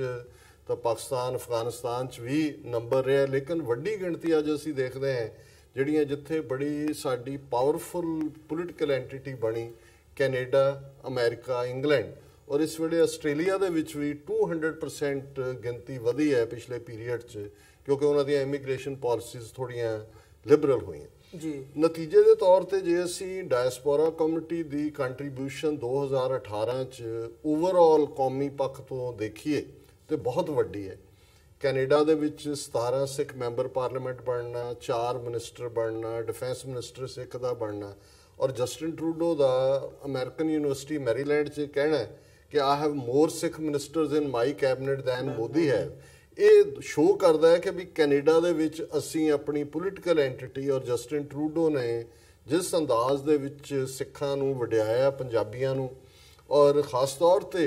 ਇਸ ਦਾ ਜੇ ਅਸੀਂ ਦੁਸ਼ਮਣ ਦੀ ਅੱਖ ਨਾਲ ਦੇਖਣਾ ਹੋਏ, ਜਿਵੇਂ ਜਸਟਿਨ ਟਰੂਡੋ ਦੀ ਵਿਜ਼ਿਟ ਜਿਹੜੀ ਇਸ ਵਰ੍ਹੇ ਦੇ ਦੌਰਾਨ ਹੀ ਹੋਈ, ਉਹਦੇ ਦੌਰਾਨ ਬੇਇੱਜ਼ਤ ਜਸਟਿਨ ਟਰੂਡੋ ਨੂੰ ਨਹੀਂ ਕੀਤਾ, ਸਿੱਖ ਕੌਮ ਨੂੰ ਕੀਤਾ ਕਿਉਂਕਿ ਉਹ ਇਹ ਸਮਝਦੇ ਨੇ ਭਾਰਤੀ ਹਾਕਮ ਕਿ ਵੀ ਅਸੀਂ ਤਾਂ ਇਹਨਾਂ ਦੇ ਗੋਡੇ ਲਵਾ ਦਿੱਤੇ ਨੇ, ਪੰਜਾਬ 'ਚ ਇੱਕ ਜਨਰੇਸ਼ਨ ਇਹਨਾਂ ਦੀ ਮਾਰ ਦਿੱਤੀ, ਇੱਕ ਡਰੱਗਸ ਦੇ ਹਵਾਲੇ ਕਰ ਦਿੱਤੀ, ਇਹਨਾਂ ਨੇ ਕਿੱਥੋਂ ਜਾ ਕੇ ਸਿਰ ਚੁੱਕ ਲਿਆ ਜੀ। ਇਸੇ ਤਰ੍ਹਾਂ ਅਸੀਂ ਅਮਰੀਕਾ 'ਚ ਦੇਖਦੇ ਹਾਂ ਕਿ 50 ਤੋਂ ਜ਼ਿਆਦਾ ਕਾਂਗਰਸਮੈਨ US ਕਾਂਗਰੈਸ਼ਨਲ ਸਿੱਖ ਕਾਕਸ ਦਾ ਹਿੱਸਾ ਨੇ। ਸਿੱਖ ਕਾਕਸ ਦਾ ਕਾਂਗਰਸਮੈਨਾਂ ਦਾ ਇਸ ਦੇ ਨਾਲ ਜੁੜੇ ਹੋਣਾ ਜਿਹਦੇ 'ਚ ਬਹੁਤ ਸਾਰੇ ਦੇਸ਼ਾਂ ਦੀਆਂ ਕਾਕਸਿਸ ਨਹੀਂ ਹੈਗੀਆਂ, ਇਹ ਹੀ ਆਪਣੇ ਆਪ ਦੇ ਵਿੱਚ। ਔਰ ਮੈਨੂੰ ਯਾਦ ਹੈ ਜਦੋਂ 4 ਸਾਲ ਪਹਿਲਾਂ ਇਹ ਕਾਕਸ ਬਣਾਉਣ ਦੀ ਗੱਲ ਤੁਰੀ ਤੇ ਅਨੁਪਮਾ ਰਾਓ ਇੰਡੀਆ ਦੀ ਐਂਬੈਸਡਰ ਸੀ ਔਰ ਜੂਡੀ ਚੌ ਜਿਹੜੀ LA ਤੋਂ ਉਹਦੀ ਕੋ-ਚੇਅਰ ਸੀ ਡੈਮੋਕ੍ਰੇਟ, ਤੇ ਅਨੁਪਮਾ ਰਾਓ ਖੁਦ ਗਈ ਉਹਦੇ ਕੋਲ ਕਿ ਜੀ ਇੰਡੀਆ ਕਾਕਸ ਐਗਜ਼ਿਸਟ ਕਰਦੀ ਹੈ, ਇਹਦੀ ਕੀ ਲੋੜ ਹੈ। ਉਹਨਾਂ ਨੇ ਕਿਹਾ ਜੀ ਸਿੱਖ ਚਾਹੁੰਦੇ ਨੇ ਕਿ ਵੀ ਅਸੀਂ ਇੰਡੀਆ ਦੇ ਨਾਲ ਨਹੀਂ, ਅਸੀਂ ਆਪਣੀ ਕਾਕਸ ਬਣਾਉਣੀ। ਸੋ ਮੈਂ ਸਮਝਦਾ ਵੀ ਇੰਗਲੈਂਡ ਦੇ ਵਿੱਚ ਅਸੀਂ ਦੇਖੀਏ ਵੀ ਅੱਜ 160 ਤੋਂ ਜ਼ਿਆਦਾ ਮੈਂਬਰ ਪਾਰਲੀਮੈਂਟ ਤਿੰਨੋਂ ਪਾਰਟੀਆਂ ਨੇ ਉੱਥੇ, ਹੁਣ ਦੂਸਰੀ ਵੀ ਹੈ ਕਿ ਉਹ ਉਸ ਏਜੰਡੇ ਨੂੰ ਸਪੋਰਟ ਕਰਦੇ ਨੇ ਜਿਹੜਾ 10 ਪੁਆਇੰਟ ਏਜੰਡਾ ਸਿੱਖ ਫੈਡਰੇਸ਼ਨ ਨੇ ਬਣਾਇਆ। ਔਰ ਅੱਜ ਉੱਥੇ ਤਨਮਨਜੀਤ ਸਿੰਘ ਢੇਸੀ ਹੋਏ, ਬੀਬੀ ਪ੍ਰੀਤ ਕੌਰ ਗਿੱਲ ਹੋਣ, ਖੁਦ ਉਹ ਐਕਟਿਵਿਸਟ ਜਿਹੜੇ ਕੱਲ ਤੱਕ ਸੀ ਉਹ ਮੈਂਬਰ ਪਾਰਲੀਮੈਂਟ ਨੇ। ਔਰ ਇਸ ਤੋਂ ਇਲਾਵਾ ਆਸਟ੍ਰੇਲੀਆ ਦੇ ਵਿੱਚ ਵੀ, ਔਰ ਜਿਵੇਂ ਭਾਈ ਹਿੰਮਤ ਸਿੰਘ ਹੋਰਾਂ ਨੇ ਜ਼ਿਕਰ ਕੀਤਾ, ਇਹ ਇੱਕ ਲਹਿਰ ਬਣੀ ਕਿ ਵੀ ਇਹਨਾਂ ਦੇ ਡਿਪਲੋਮੈਟ ਔਰ ਦੂਸਰਿਆਂ ਦੇ ਪਾਬੰਦੀ ਲਾਓ। ਕੈਨੇਡਾ ਦੇ ਵਿੱਚ ਓਨਟਾਰੀਓ ਗੁਰਦੁਆਰਾ ਕਮੇਟੀ ਨੇ ਸ਼ੁਰੂ ਕੀਤਾ, ਅਮਰੀਕਾ 'ਚ ਹੋਇਆ, ਇੰਗਲੈਂਡ 'ਚ ਫੋਲੋ ਹੋਇਆ ਔਰ ਈਵਨ ਆਸਟ੍ਰੇਲੀਆ 'ਚ ਸਿਡਨੀ ਦੇ ਗੁਰਦੁਆਰਾ ਸਾਹਿਬ ਦੇ ਬਾਹਰ ਆਏ ਹਾਈ ਕਮਿਸ਼ਨਰ ਨੂੰ ਵਾਪਸ ਮੋੜਿਆ। ਸੋ ਮੈਂ ਸਮਝਦਾ ਵੀ ਇਹਨੇ ਡਾਇਸਪੋਰਾ ਸਿੱਖਾਂ ਨੇ ਮੈਸੇਜ ਦਿੱਤਾ ਵੀ ਤੁਸੀਂ ਸਾਡੀਆਂ ਬਲੈਕ ਲਿਸਟਾਂ ਬਣਾਈਆਂ ਹੋਈਆਂ, ਅਸੀਂ ਆਪਣੇ ਪ੍ਰਾਣ ਪਿਆਰੇ ਹਰਮੰਦਰ ਸਾਹਿਬ ਦੇ ਦਰਸ਼ਨ ਨਹੀਂ ਕਰ ਸਕਦੇ, ਅਸੀਂ ਆਪਣੇ ਬਜ਼ੁਰਗਾਂ ਦੇ ਉਹਨਾਂ ਦੇ ਚੜ੍ਹਾਈ ਕਰਨ ਦੇ ਉੱਤੇ ਉਹਨਾਂ ਦੇ ਭੋਗਾਂ 'ਚ ਸ਼ਾਮਲ ਨਹੀਂ ਹੋ ਸਕਦੇ, ਤੇ ਤੁਹਾਨੂੰ ਅਸੀਂ ਇੱਥੇ ਹੁਣ ਅਲਾਉ ਨਹੀਂ ਕਰਾਂਗੇ ਕਿ ਤੁਸੀਂ ਇੱਥੇ ਆ ਕੇ ਆਪਣਾ ਝੂਠ ਵੇਚੋ। ਸੋ ਇਹ ਇੱਕ ਬਹੁਤ ਵੱਡਾ ਫੈਕਟਰ ਹੈ ਕਿ ਜੇ ਅਸੀਂ ਦੇਖੀਏ ਕਿ ਡਾਇਸਪੋਰਾ, ਔਰ ਮੈਂ ਹਮੇਸ਼ਾ ਇਹ ਗੱਲ ਕਨਵਿਕਸ਼ਨ ਨਾਲ ਕਹਿੰਦਾ ਕਿ ਜੇ ਜੂਇਸ਼ ਡਾਇਸਪੋਰਾ ਨੇ ਸੈਂਟਰਲ ਰੋਲ ਨਾ ਅਦਾ ਕੀਤਾ ਹੁੰਦਾ ਇੱਥੇ ਰੂਜ਼ਵੈਲਟ ਦੇ ਨਾਲ ਦੂਜੇ, ਤੇ ਨੇਸ਼ਨ ਆਫ ਇਜ਼ਰਾਈਲ ਨਾ ਹੁੰਦਾ। ਅਸੀਂ ਭਾਵੇਂ ਸਹਿਮਤ ਨਹੀਂ ਹੈ ਜੋ ਇਜ਼ਰਾਈਲ ਫਲਸਤੀਨੀਆਂ ਨਾਲ ਕਰਦਾ ਹੈ, ਉਹਨੂੰ ਅਸੀਂ ਕੰਡੈਮ ਕਰਦੇ ਹਾਂ, ਪਰ ਮੈਂ ਇੱਕ ਐਜ਼ ਏ ਰੋਲ ਮਾਡਲ ਦੇਖ ਰਿਹਾ ਹਾਂ ਕਿ ਵੀ ਡਾਇਸਪੋਰਾ ਕਮਿਊਨਿਟੀ, ਔਰ ਅੱਜ ਵੀ ਇਹ 5 ਮਿਲੀਅਨ ਸਿੱਖ ਡਾਇਸਪੋਰਾ ਗੇਮ ਚੇਂਜਰ। ਔਰ ਇਹੀ ਨਹੀਂ ਹੈ ਵੀ ਅਸੀਂ ਇੱਥੇ ਪ੍ਰਭਾਵਿਤ ਕਰ, ਪੰਜਾਬ ਦੇ ਵਿੱਚ ਜੇ ਡਾਇਸਪੋਰਾ ਦਾ ਪ੍ਰੈਸ਼ਰ ਨਾ ਹੁੰਦਾ ਤੇ ਬਾਦਲ ਅਕਾਲੀ ਦਾ ਜਿਹੜੇ ਉਹਨਾਂ ਦੀ ਕੋਰੋਲਰੀ ਬਣੇ ਸੀ RSS ਦੇ, ਉਹ ਅੱਜ ਪੰਜਾਬ ਦੀ ਸਿਆਸਤ 'ਚ ਨੰਬਰ 3 ਪਾਰਟੀ ਨਾ ਬਣਦੀ। ਇਹ ਠੀਕ ਹੈ, ਆਮ ਆਦਮੀ ਪਾਰਟੀ ਨਾਲ ਅਸੀਂ ਸਹਿਮਤ ਨਹੀਂ ਹੈ, ਪਰ ਇਹਦੇ 'ਚ ਕੋਈ ਸ਼ੱਕ ਨਹੀਂ ਹੈ ਕਿ ਇਸ ਚੇਂਜ ਦੇ ਵਿੱਚ ਸਭ ਤੋਂ ਅਹਿਮ ਰੋਲ ਡਾਇਸਪੋਰਾ ਸਿੱਖਾਂ ਦਾ। ਪੈਸਾ ਵੀ ਸਿੱਖਾਂ ਦਾ, ਜਹਾਜ਼ ਭਰ ਕੇ ਵਰਕਰਾਂ ਦੇ ਗਏ ਵੀ ਇਹਨਾਂ ਬਾਦਲਾਂ ਨੂੰ, ਇਹਨਾਂ ਦੇ ਰਾਜ ਗੁਰੂ ਗ੍ਰੰਥ ਸਾਹਿਬ ਦੇ ਸਰੂਪਾਂ ਦੀ ਬੇਅਦਬੀ ਹੋਈ ਹੈ, ਇਹਨਾਂ ਨੂੰ ਅਸੀਂ ਹਰਾਉਣਾ ਹੀ ਹਰਾਉਣਾ। ਸੋ ਇਹ ਜਿਹੜਾ ਫੈਕਟਰ ਹੈ, ਅੱਜ ਜੇ ਕੈਪਟਨ ਅਮਰਿੰਦਰ ਸਿੰਘ ਵਰਗਾ ਭੌਂਕਾ ਉਹਨਾਂ ਨੇ ਰੱਖਿਆ ਕਿ ਵੀ ਇਸ ਹਰ ਗੱਲ ਨੂੰ ਜਿਹੜੀ ਸਿੱਖਾਂ ਦੇ ਹੱਥ 'ਚ ਜਾਂਦੀ ਹੈ ਉਹਦਾ ਵਿਰੋਧ ਕਰਨਾ ਹੈ। ਜੇ ਈਵਨ ਜਿਹੜੀ ਮੈਂ ਸਮਝਦਾ ਹਾਂ ਵੀ ਸਾਨੂੰ ਤੋਹਫਾ ਇਸ ਵਰੇ ਦੇ ਵਿੱਚ ਪਾਕਿਸਤਾਨ ਦੀ ਹਕੂਮਤ ਨੇ ਜਨਾਬ ਇਮਰਾਨ ਖਾਨ ਸਾਹਿਬ ਦੀ ਕਿਆਦਤ ਦੇ ਵਿੱਚ ਦਿੱਤਾ ਹੈ, ਕਰਤਾਰਪੁਰ ਲਾਂਘੇ ਦਾ, ਔਰ ਇਹਦੇ 'ਚ ਕੋਈ ਸ਼ੱਕ, ਬੇਸ਼ੱਕ ਐਲਾਨ ਇਹ ਹੁਣ ਹੋਇਆ, ਉਹਨਾਂ ਨੇ ਸੰਗੇ ਬੁਨਿਆਦ ਰੱਖਿਆ, ਪਰ ਇਹਦੇ ਪਿੱਛੇ 20 ਸਾਲ ਦੀ ਮਿਹਨਤ ਹੈ ਡਾਇਸਪੋਰਾ ਸਿੱਖ ਕਮਿਊਨਿਟੀ ਦੀ, ਜਿਨ੍ਹਾਂ ਨੇ ਪਾਕਿਸਤਾਨੀ ਹਕੂਮਤਾਂ ਦੇ ਨਾਲ ਕੰਮ ਕੀਤਾ। 1999 ਚ ਪਾਕਿਸਤਾਨ ਸਿੱਖ ਗੁਰਦੁਆਰਾ ਪ੍ਰਬੰਧਕ ਕਮੇਟੀ ਹੋਂਦ ਚ ਆਈ, ਔਰ ਹੌਲੀ ਪਾਕਿਸਤਾਨ ਦੀ ਹਕੂਮਤ ਨੂੰ, ਉਹਨਾਂ ਦੇ ਅੱਡ ਅਦਾਰਿਆਂ ਨੂੰ ਇਸ ਗੱਲ ਦੀ ਰਿਅਲਾਈਜੇਸ਼ਨ ਹੋਈ ਕਿ ਅੱਜ ਡਾਇਸਪੋਰਾ ਸਿੱਖ ਕਮਿਊਨਿਟੀ ਉਹ ਭਾਰਤੀ ਏਜੰਟਾਂ ਵਾਂਗ ਨਹੀਂ, ਉਹ ਡਿਫਰੈਂਟਲੀ ਸੋਚਦੇ ਨੇ। ਔਰ ਇਹੀ ਕਾਰਨ ਹੈ ਕਿ ਜਦੋਂ ਇਹ ਸੰਗੇ ਬੁਨਿਆਦ ਵੀ ਰੱਖਿਆ ਗਿਆ, ਵੱਡੀ ਗਿਣਤੀ 'ਚ ਡਾਇਸਪੋਰਾ ਸਿੱਖ ਉੱਥੇ ਮੌਜੂਦ ਸਨ, ਔਰ ਜਦੋਂ ਹੁਣ 550 ਸਾਲਾ ਗੁਰੂ ਨਾਨਕ ਸਾਹਿਬ ਦਾ ਪ੍ਰਕਾਸ਼ ਪੁਰਬ ਆ ਰਿਹਾ ਹੈ, ਪਾਕਿਸਤਾਨ ਦੀ ਹਕੂਮਤ ਨੂੰ ਵੀ ਪਤਾ ਹੈ ਵੀ ਲੱਖਾਂ ਸਿੱਖਾਂ ਨੇ ਹੋਣਾ, ਔਰ ਅਸੀਂ ਪਿਛਲੇ ਦਿਨਾਂ 'ਚ ਪਾਕਿਸਤਾਨ ਦੇ ਕੌਂਸਲ ਜਨਰਲ ਨੂੰ ਸਿੱਖ ਡੈਲੀਗੇਸ਼ਨ ਮਿਲਿਆ, ਉਹਨਾਂ ਦਾ ਸ਼ੁਕਰੀਆ ਅਦਾ ਕਰਨ ਦੇ ਲਈ, ਕਰਤਾਰਪੁਰ ਲਾਂਘੇ ਲਈ। ਔਰ ਜਿਵੇਂ ਖੁੱਲੀਆਂ ਆਰਮਜ਼ ਨਾਲ ਉਹਨਾਂ ਨੇ ਵੈਲਕਮ ਕੀਤਾ, ਜਿਵੇਂ ਅਸੀਂ ਬੈਠੇ ਗੱਲਾਂ ਕਰ ਰਹੇ ਸੀ, ਸਾਨੂੰ ਲੱਗਦਾ ਸੀ ਅਸੀਂ ਆਪਣੇ ਮੁਲਕ ਦੀ ਐਮਬੈਸੀ 'ਚ ਆਏ ਹੋਈਏ। ਇਸ ਕਿਸਮ ਦੀ ਅਪਣਤ, ਇਹਦੇ 'ਚ ਡਾਇਸਪੋਰਾ ਸਿੱਖਾਂ ਦਾ ਬਹੁਤ ਵੱਡਾ ਰੋਲ ਹੈ। ਔਰ ਜਦੋਂ ਡਾਇਸਪੋਰਾ ਲੀਕ ਖਿੱਚ ਦਿੰਦਾ ਹੈ, ਫਿਰ ਪੰਜਾਬ ਦੇ ਗੁਲਾਮ ਜ਼ਹਿਨੀਅਤ ਜਿਹੜੇ ਲੋਕ ਨੇ, ਜਿਹੜੇ ਪਿੰਜਰੇ ਦੇ ਸ਼ੇਰ ਨੇ, ਮੰਨਦੇ ਅਸੀਂ ਉਹਨਾਂ ਨੂੰ ਸਿੱਖ ਹੈ, ਅਸੀਂ ਇਹ ਨਹੀਂ ਕਹਿੰਦੇ ਵੀ ਉਹ ਸਿੱਖ ਨਹੀਂ ਹੈਗੇ, ਪਰ ਉਹ ਪਿੰਜਰੇ ਦੇ ਸ਼ੇਰ ਨੇ। ਸੋ ਪਿੰਜਰੇ ਦੇ ਸ਼ੇਰਾਂ 'ਚੋਂ ਕਈ ਅੱਗੇ ਵੱਧ ਕੇ ਨਿਕਲ ਕੇ ਉਹ ਸਰਕਸ ਦੇ ਸ਼ੇਰ ਬਣ ਜਾਂਦੇ ਨੇ, ਅਮਰਿੰਦਰ ਵਾਂਗੂ ਰਿੰਗ ਮਾਸਟਰ ਨਾਲ ਦੇਖਦੇ ਨੇ। ਪਰ ਜਿਹੜਾ ਲਾਈਨ ਡਰਾ ਕੀਤੀ ਹੈ ਉਹ ਡਾਇਸਪੋਰਾ ਸਿੱਖਾਂ ਨੇ ਕੀਤੀ ਹੈ। ਔਰ ਅਸੀਂ ਸਮਝਦੇ ਹਾਂ ਵੀ ਵਰਾ 2019 ਦੇ ਵਿੱਚ ਲੋਟ ਆਫ ਹੋਪਸ ਨੇ, ਔਰ ਕਿਉਂਕਿ ਇੱਕ ਤਾਂ ਗੁਰੂ ਨਾਨਕ ਸਾਹਿਬ ਦੇ ਪ੍ਰਕਾਸ਼ ਪੁਰਬ ਨੂੰ ਲੈ ਕੇ ਇੰਟਰਨੈਸ਼ਨਲੀ ਅਸੀਂ ਜਿਹੜਾ ਇਸ ਦੇ ਉੱਤੇ ਦੇਖਾਂਗੇ ਕਿ ਪਾਕਿਸਤਾਨ ਦੇ ਵਿੱਚ ਅਸੀਂ ਕੀ ਕਰ ਸਕਦੇ ਹਾਂ ਆਉਣ ਵਾਲੇ ਸਮੇਂ ਦੇ ਵਿੱਚ ਵੀ। ਦੂਸਰਾ ਜਿਹੜੀ ਡਿਵੈਲਪਮੈਂਟ, ਜਿਵੇਂ ਦੋਨੋਂ ਹੀ ਨੁਮਾਇੰਦੇ ਭਾਈ ਹਿੰਮਤ ਸਿੰਘ, ਭਾਈ ਬਲਜਿੰਦਰ ਸਿੰਘ, ਵਰਲਡ ਸਿੱਖ ਪਾਰਲੀਮੈਂਟ ਦੀ ਇਹਨਾਂ ਨੇ ਗੱਲ ਵੀ ਕੀਤੀ ਹੈ। ਔਰ 2015 ਦਾ ਸਰਬੱਤ ਖਾਲਸਾ ਜਿਸ ਨੇ ਜਥੇਦਾਰ ਜਗਤਾਰ ਸਿੰਘ ਹਵਾਰਾ ਨੂੰ ਜਥੇਦਾਰ ਥਾਪਿਆ, ਔਰ ਜਿਹੜੇ ਮਤੇ ਉੱਥੇ ਪਾਸ ਕੀਤੇ ਗਏ ਉਹਦੇ 'ਚ ਇੱਕ ਵਰਲਡ ਸਿੱਖ ਪਾਰਲੀਮੈਂਟ ਦਾ ਮਤਾ ਸੀ। ਸੋ ਜ਼ਾਹਰਾ ਤੌਰ ਤੇ ਜਦੋਂ ਕਮਿਊਨਿਟੀਜ਼ ਦੇ ਵਿੱਚ ਵੰਡੀਆਂ ਪਾਈਆਂ ਜਾਂਦੀਆਂ, ਅੱਜ ਸਾਡਾ ਵੱਡਾ ਹਿੱਸਾ ਜਿਹੜਾ ਪੰਜਾਬ 'ਚ ਹੈ ਉਹ ਇੰਡੀਪੈਂਡੈਂਟਲੀ ਐਕਟ ਨਹੀਂ ਕਰ ਸਕਦੇ। ਸ਼੍ਰੋਮਣੀ ਗੁਰਦੁਆਰਾ ਪ੍ਰਬੰਧਕ ਕਮੇਟੀ ਦੀਆਂ ਚੋਣਾਂ ਕਦੋਂ ਹੋਣੀਆਂ ਨੇ, ਕਿਹਨੇ ਇਹ ਹਕੂਮਤ ਡਿਸਾਈਡ ਕਰਦੀ ਹੈ, ਉਹ 2 ਸਾਲ ਤੋਂ ਓਵਰਡਿਊ ਨੇ, ਨਹੀਂ ਕਰਵਾ ਰਹੇ। ਸੋ ਉਦੋਂ ਜੇ ਅਸੀਂ ਬਾਹਰਲੀਆਂ ਹਕੂਮਤਾਂ ਨਾਲ ਗੱਲ ਕਰਨੀ ਹੈ ਕਿ ਜੇ ਅਸੀਂ 30 ਮਿਲੀਅਨ ਸਿੱਖ ਕੌਮ ਦੇ ਬਿਹਾਫ ਤੇ ਅੱਜ ਕੋਈ ਜਥੇਬੰਦੀ ਜਾਂ ਇੰਡੀਵਿਜੂਅਲ ਇਹ ਕਲੇਮ ਨਹੀਂ ਕਰ ਸਕਦਾ, ਨਾ ਪੰਜਾਬ 'ਚ ਨਾ ਬਾਹਰ, ਕਿ ਜੀ ਮੈਂ ਸੋਲ ਰਿਪਰੈਜ਼ੈਂਟੇਟਿਵ ਹਾਂ ਸਿੱਖਾਂ ਦਾ। ਸੋ ਵਰਲਡ ਸਿੱਖ ਪਾਰਲੀਮੈਂਟ ਦਾ ਕਾਨਸੈਪਟ ਬੜਾ ਖੂਬਸੂਰਤ ਕਾਨਸੈਪਟ ਹੈ। ਬੇਸ਼ੱਕ ਸ਼ੁਰੂ 'ਚ ਸਾਡੇ ਕੁਝ ਭਰਾਵਾਂ ਭੈਣਾਂ ਦੇ ਇਹਦੇ 'ਤੇ ਇਤਰਾਜ਼ ਵੀ ਨੇ, ਔਰ ਅਸੀਂ ਉਹਨਾਂ ਨੂੰ ਵੈਲਕਮ ਕਰਦੇ ਹਾਂ ਇਤਰਾਜ਼ਾਂ ਨੂੰ ਵੀ, ਪਰ ਅਸੀਂ ਸਮਝਦੇ ਹਾਂ ਵੀ ਜਿਵੇਂ 2-3 ਸੈਸ਼ਨ ਇਹਦੇ ਮਾਰਚ ਮਹੀਨੇ 'ਚ ਇੱਥੇ ਅਮਰੀਕਾ 'ਚ ਹੋਇਆ, ਫਿਰ ਪੈਰਿਸ ਦੇ ਵਿੱਚ ਹੋਇਆ, ਹੁਣ ਜਿਹੜਾ ਅਮਰੀਕਨ ਚੈਪਟਰ ਦਾ ਇੱਕ ਇਕੱਠ ਇੱਥੇ ਹੋਇਆ ਸੀ ਕੁਝ ਹਫ਼ਤੇ ਪਹਿਲਾਂ, ਇਹਦੇ 'ਚੋਂ ਇੱਕ ਹੋਪ ਬੱਝੀ ਹੈ ਕਿ ਵੀ ਜਿੱਥੇ 300 ਦੇ ਕਰੀਬ ਮੈਂਬਰ ਵਰਲਡ ਸਿੱਖ ਪਾਰਲੀਮੈਂਟ ਦੇ 150 ਡਾਇਸਪੋਰਾ 'ਚੋਂ ਹੋਣੇ ਨੇ, 150 ਉੱਥੇ ਹੋਣੇ ਨੇ, ਕਿ ਅਸੀਂ ਵਰਾ 2019 ਦੇ ਵਿੱਚ ਇੰਨੇ ਕੁ ਸਮਰੱਥ ਹੋ ਜਾਈਏ ਕਿ ਵਰਲਡ ਸਿੱਖ ਪਾਰਲੀਮੈਂਟ ਇੱਕ ਫੰਕਸ਼ਨਲ ਬਾਡੀ ਦੇ ਤੌਰ ਤੇ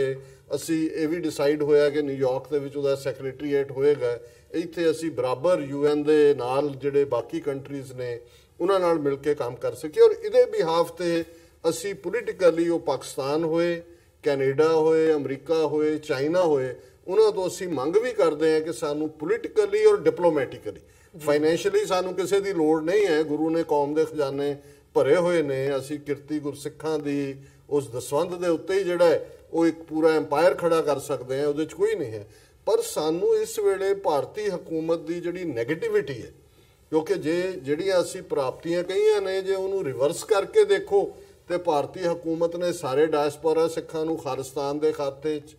ISI ਦੇ ਖਾਤੇ 'ਚ, ਕਰਤਾਰਪੁਰ ਲਾਂਘੇ ਨੂੰ ਟੈਰਰਿਜ਼ਮ ਦੇ ਨਾਲ ਜੋੜ ਕੇ, ਔਰ ਹਰ ਗੱਲ ਨੂੰ ਜਿਹੜੀ ਕਿ ਸਿੱਖ ਕੌਮ ਦੇ ਹੱਕ ਵੱਲ ਜਾਂਦੀ ਹੈ ਉਹਨਾਂ ਨੇ ਨੈਗੇਟ ਕਰਨ ਦੀ ਕੋਸ਼ਿਸ਼ ਕੀਤੀ ਹੈ। ਸੋ ਮੈਂ ਸਮਝਦਾ ਵੀ 2018 'ਚ ਅਸੀਂ ਰੈਜ਼ੀਲੀਅੰਸ ਦਿਖਾਈ, ਹਕੂਮਤ ਨੂੰ, ਭਾਰਤੀ ਹਕੂਮਤ ਨੂੰ ਉਹਨਾਂ ਦੇ ਹਰ ਆਉਣ ਵਾਲੇ ਦਾ ਵਿਰੋਧ ਕੀਤਾ। ਜੇ ਸ਼ਿਕਾਗੋ 'ਚ ਮੋਹਨ ਭਾਗਵਤ ਆਇਆ ਤੇ ਅਸੀਂ ਬਾਕੀ ਮਾਈਨੋਰਿਟੀਜ਼ ਨੂੰ ਨਾਲ ਲੈ ਕੇ ਉੱਥੇ 2 ਦਿਨ ਉਹਨਾਂ ਦਾ ਨੱਕ 'ਚ ਦਮ ਕਰ ਦਿੱਤਾ ਕਿ ਭਾਈ ਇੱਥੇ ਨਹੀਂ ਹੈ ਵੀ ਤੁਸੀਂ ਇੱਥੇ ਹਿੰਦੂਤਵਾ ਦਾ ਝੂਠ ਵੇਚੋਗੇ। ਜਿੱਥੇ ਇੱਕ ਵੀ ਸਿੱਖ ਜਿੱਥੇ ਬੈਠਾ, ਪੀਰੂ ਦੇ ਵਿੱਚ ਇੱਕ ਸਿੱਖ ਹੈ, ਉਹ ਹੀ ਇੰਡੀਅਨ ਕੌਂਸੂਲੇਟ ਦੇ ਬਾਹਰ ਜਾ ਕੇ ਐਮਬੈਸੀ ਦੇ ਬਹਿ ਜਾਂਦਾ ਕਿ ਜੀ ਅਸੀਂ ਪ੍ਰੋਟੈਸਟ ਕਰ ਰਹੇ ਹਾਂ ਕਿ ਸਾਡੇ ਨਾਲ ਇਹ ਧੱਕਾ ਕਿਉਂ ਹੋ ਰਿਹਾ। ਸੋ ਇਹ ਜਿਹੜੀ ਖਾਲਸਾਈ ਸਪਿਰਿਟ ਹੈ, ਔਰ ਮੈਂ ਸਮਝਦਾ ਵੀ ਸਤਿਗੁਰੂ ਰਹਿਮਤ ਕਰਨ ਅਸੀਂ ਦੋਨੋਂ ਪਾਸਿਓਂ, ਔਰ ਅੱਜ ਜਿਵੇਂ ਮੈਂ ਕਰਤਾਰਪੁਰ ਲਾਂਘੇ ਦੇ ਹਵਾਲੇ ਨਾਲ ਗੱਲ ਕੀਤੀ ਹੈ, ਜਿੰਨੀ ਗੁੱਡਵਿਲ ਅੱਜ ਸਿੱਖਾਂ ਲਈ ਪਾਕਿਸਤਾਨ 'ਚ ਹੈ ਔਰ ਪਾਕਿਸਤਾਨ ਲਈ 30 ਮਿਲੀਅਨ ਸਿੱਖ ਨੇਸ਼ਨ 'ਚ ਹੈ, ਇਹ ਪਹਿਲਾਂ ਕਦੇ 70 ਸਾਲ 'ਚ ਦੇਖਣ 'ਚ ਨਹੀਂ ਆਈ। ਥੋੜੀ ਛੋਟੀਆਂ ਪਾਕਟ ਸੀ, ਲੇਕਿਨ ਉਹਨਾਂ ਦਾ ਇੰਨੀ ਕਿ ਨੈਗੇਟਿਵਿਟੀ ਸੀ